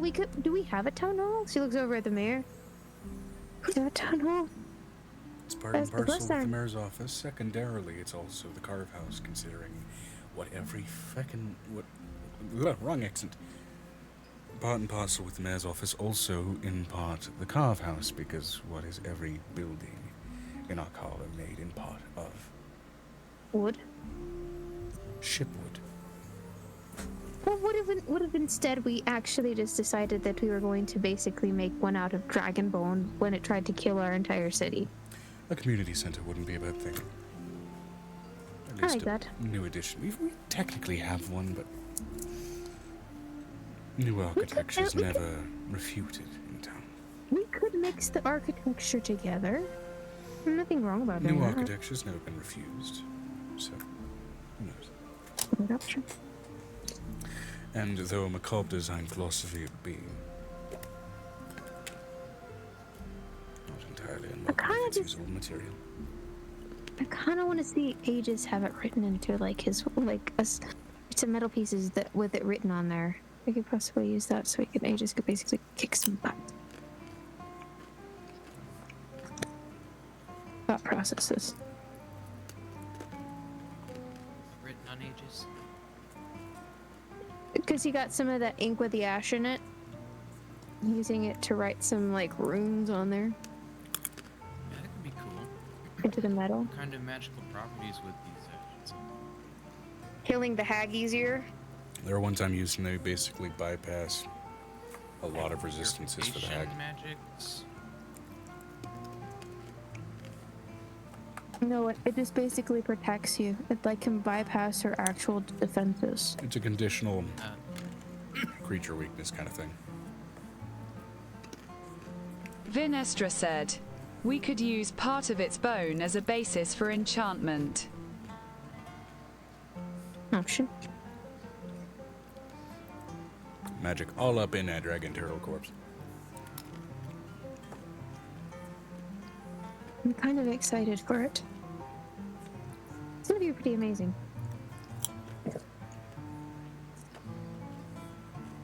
But Angel requested the shell because she wanted to literally make a tank out of it. Be a big ass tank. It'll be a big tank, but it'll protect probably a lot of people underneath it. That is the aim.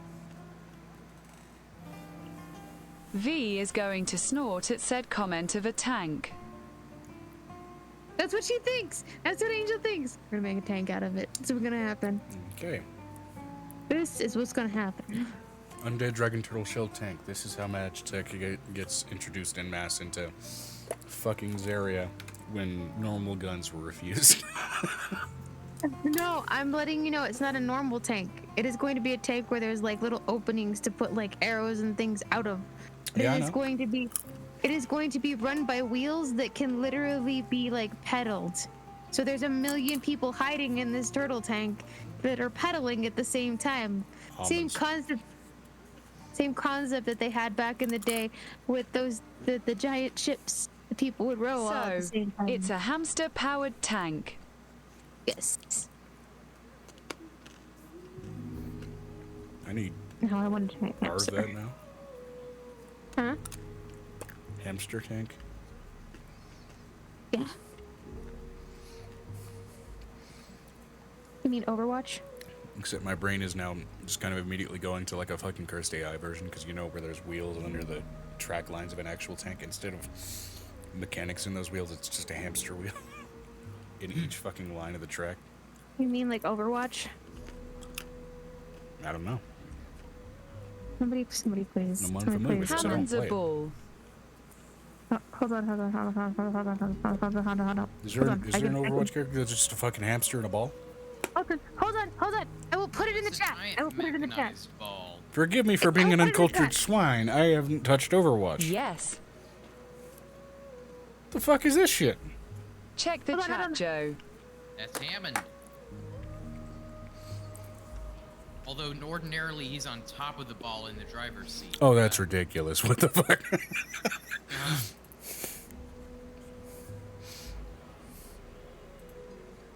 There. Angel, blue. Violet said, a link. There you go, Joe. He's now in the chat.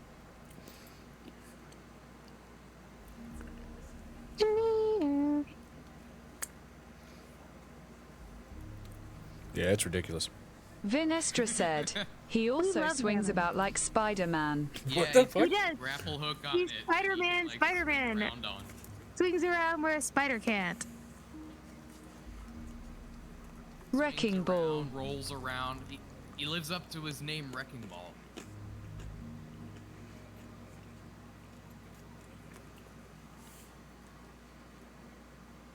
Y'all got Spider-Man, we got swinging mecha hamster. What the fuck?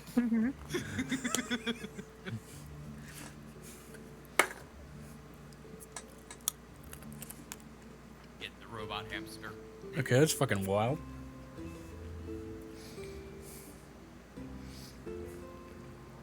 Back on topic, though.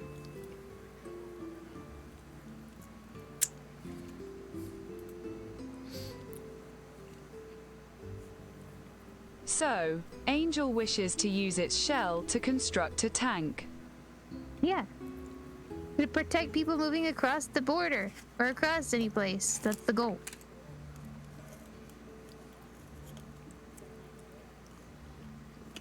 It's massive. We're okay with that. Okay, let me put into perspective how massive this shell is and what kind of size of a tank that would produce. You're making Dragon Turtle Gustav gun. I don't know. It's you're the not giving fucking me any Gustav gun. That's the kind of definition size you're dealing with. there. Gustav gun? It's bigger than houses. It's fucking huge. And would require multiple massive trains. Having the Gustav gun move on its own via the power of hamsters is fucking hilarious. I kind of want it now.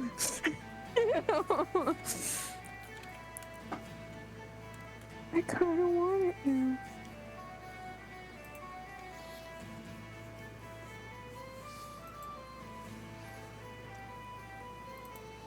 I mean, yeah, there it is. There's a good rendition in comparison to a Linked normal the ass tank. size comparison.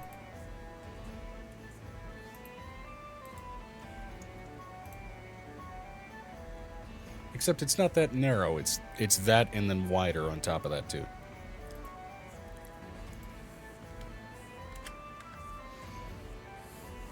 Remember, a dragon turtle can swallow a large galleon. Yeah. It's that and then add some significant fucking width.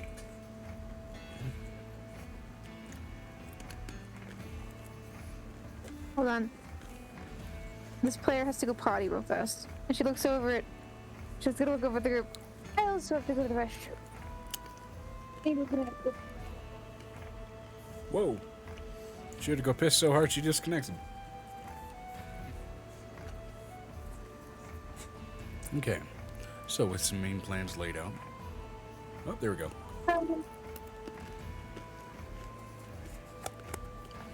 With some plans laid out, and I need to stop eating almonds.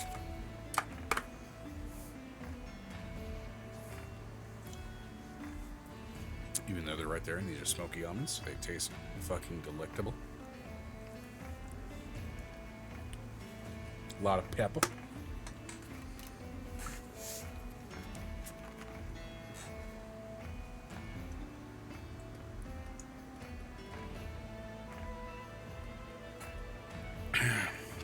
I will ask this, actually, before we end session.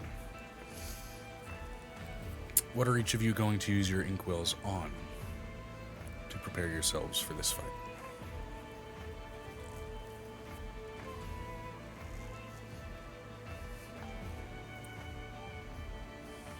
Vinestra said, Vi's weapons.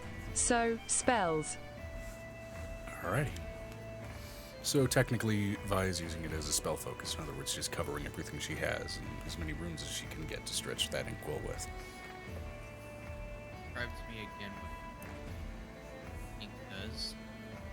So it's not going to add any additional new mechanics other than removing some major resistances and immunities and generally making this fight with the hag actually viable, approachable. You have a MacGuffin that will allow you to reasonably fight her under normal conditions. Of course, that means that generally speaking, you'd have to either apply it to a weapon in some way or use it as a spell focus for the duration of that fight. It is considered a one-time use, not a permanent application. I would absolutely paint Aegis. Absolutely. If I recall correctly, I have described Aegis one way or another as effectively a spell focus for you as well. So, Yeah. right on, spell focus in that direction as well. Got actually majority casters in this party, so I'm assuming Piper would also use it as a spell focus in one form or fashion. I'm imagining Angel, maybe middle school style temporary tattoo all over her fucking neck because Bard. Angel's going to carve runes into her butter knives. I start tossing butter knives at this lady. Vinestra said, Vi would resent being called a caster. Just because all of her family are witches doesn't mean she is. I know. This is the DM just acknowledging the mechanical use rather than applying that to the character.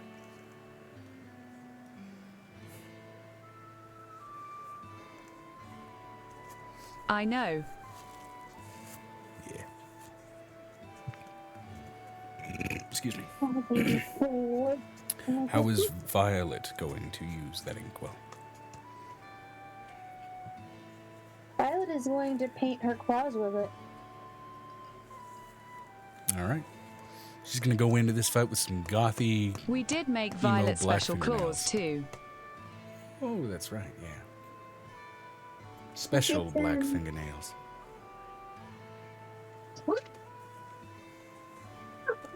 Gonna use some of that acrylic nail kind of stuff that they do in old days. What is it that you want? I see this hag door and I want to paint it black.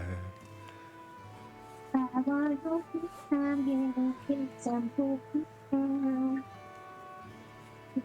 And finally, how is Xanon going to utilize his inkwell?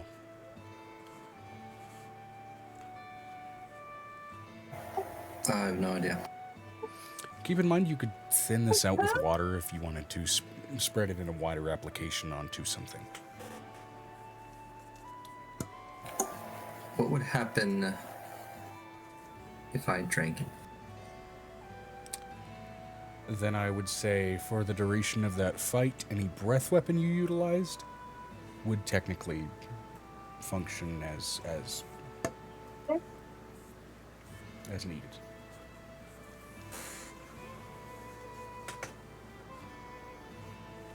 I'll save it then. Vinestra said, Xanon does have to consider Ravok too. Also true.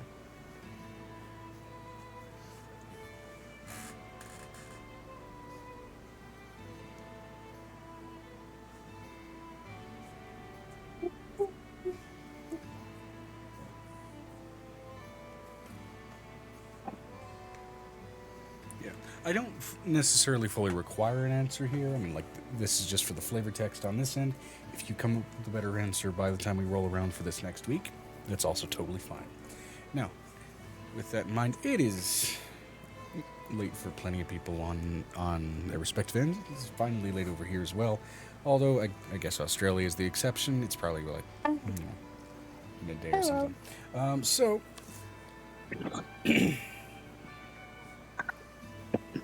what do we want to name the session? While I try and see if someone can even possibly be rated today. Ceramic boob? Hmm? Sorry. I gave you the 12-year-old answer. What was the 12-year-old answer? Because 12-year-old answers Vinistra are totally said, fine. boob press. Boob press. I don't think Best YouTube not will for let me. Twitch. Yeah. Yeah. I was hoping possibly that I could make an exception. Freedom versus respect. I guess serious.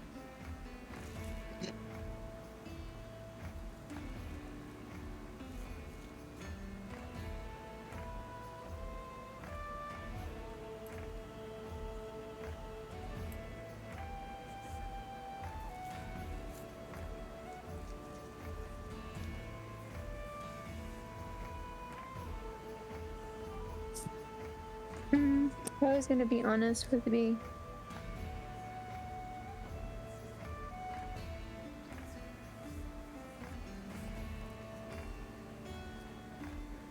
Plan made in ink.